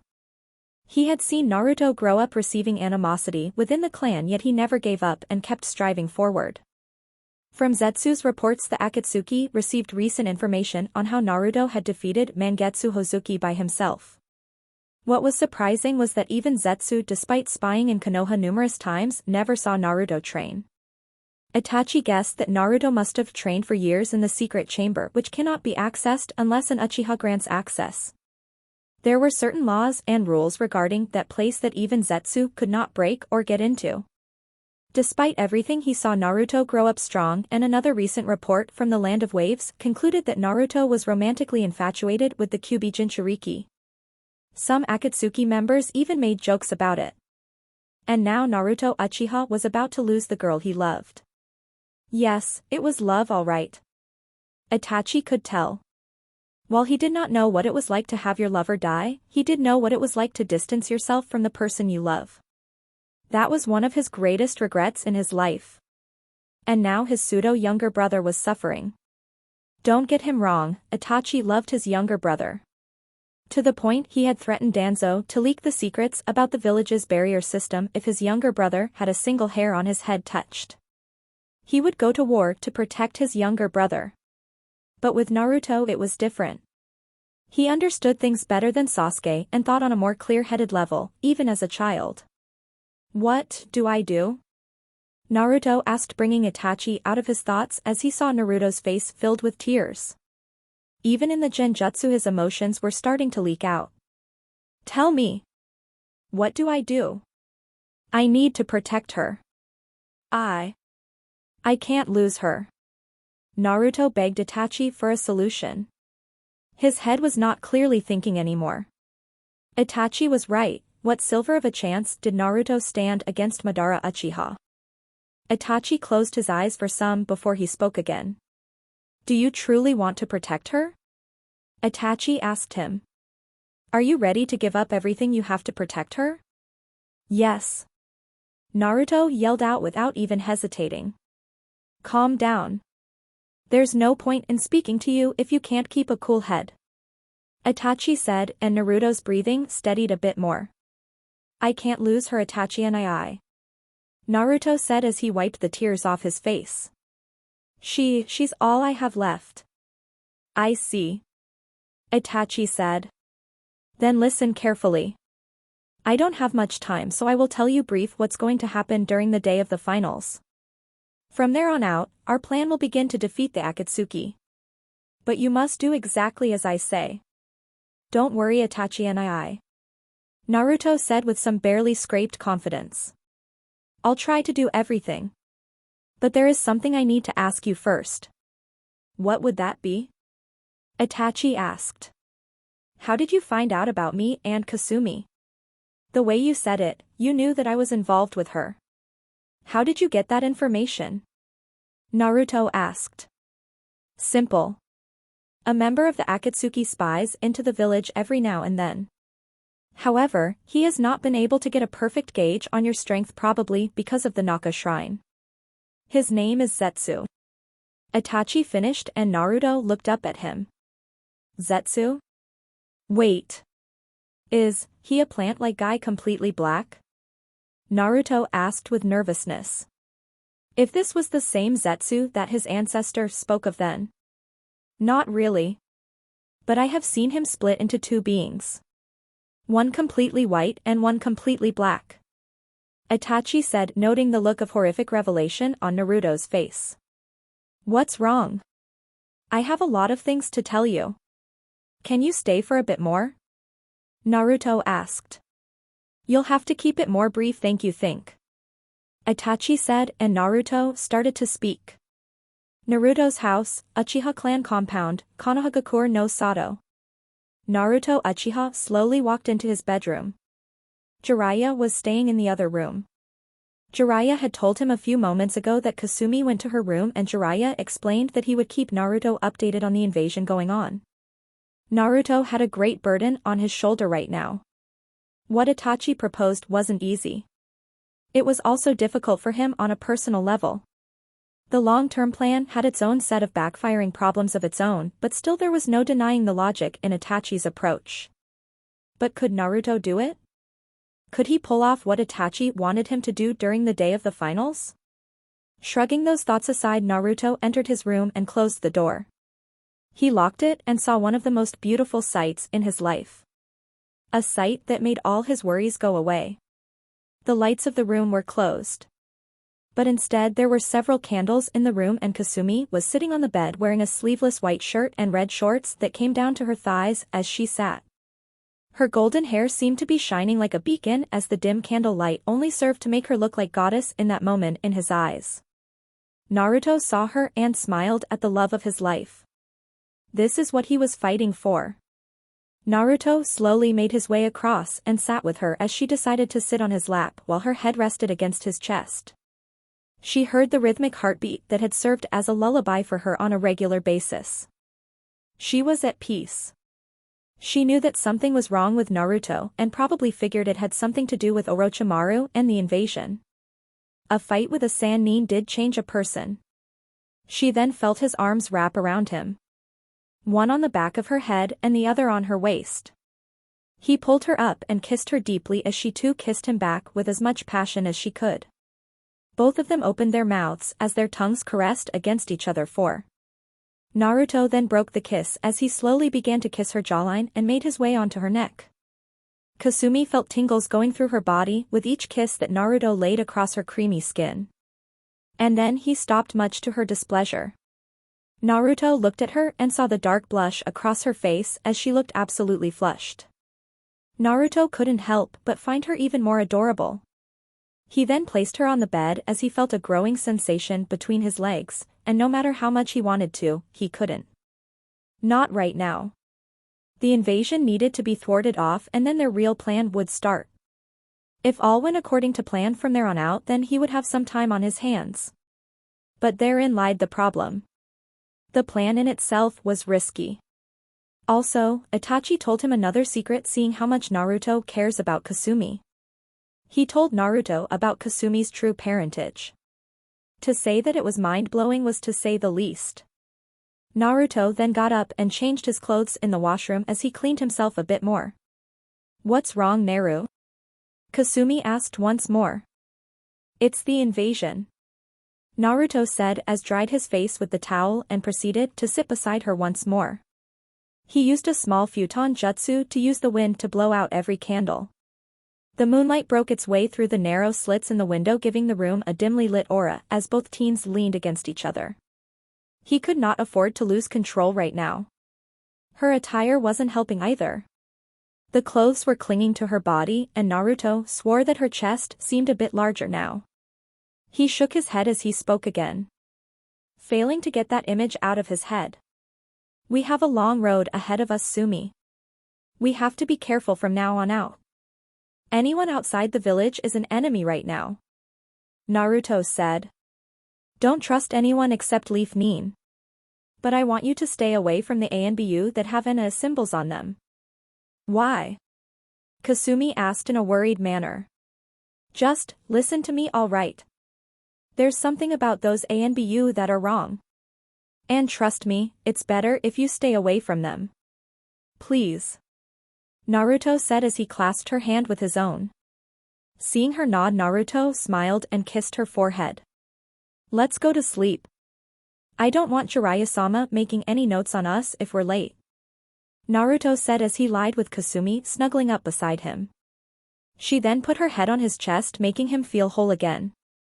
Her feel was making small circles on his leg as her arms were tightly wrapped around his abdomen.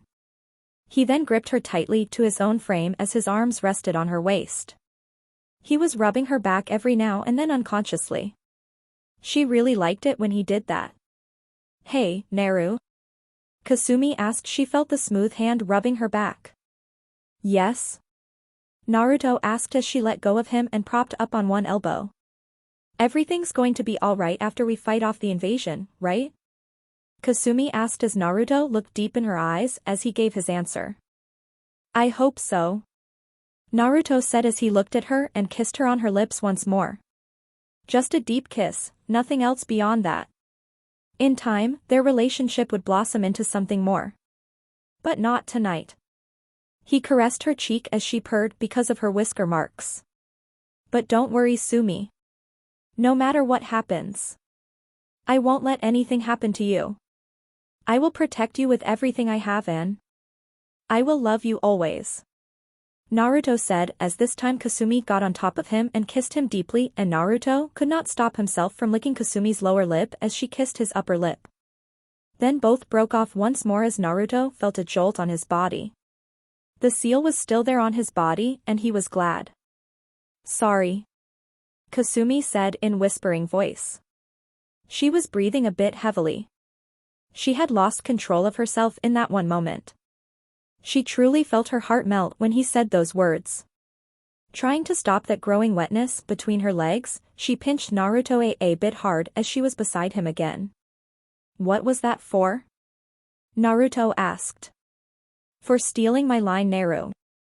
I was supposed to be the one who said those things to you. Don't worry, I Kasumi Uzumaki, the future Hokage, do promise to love you and protect you forever. Kasumi said as Naruto looked at her with a smile. And that's the promise of a lifetime. Both did not say anything else as they went deep into the realms of sleep.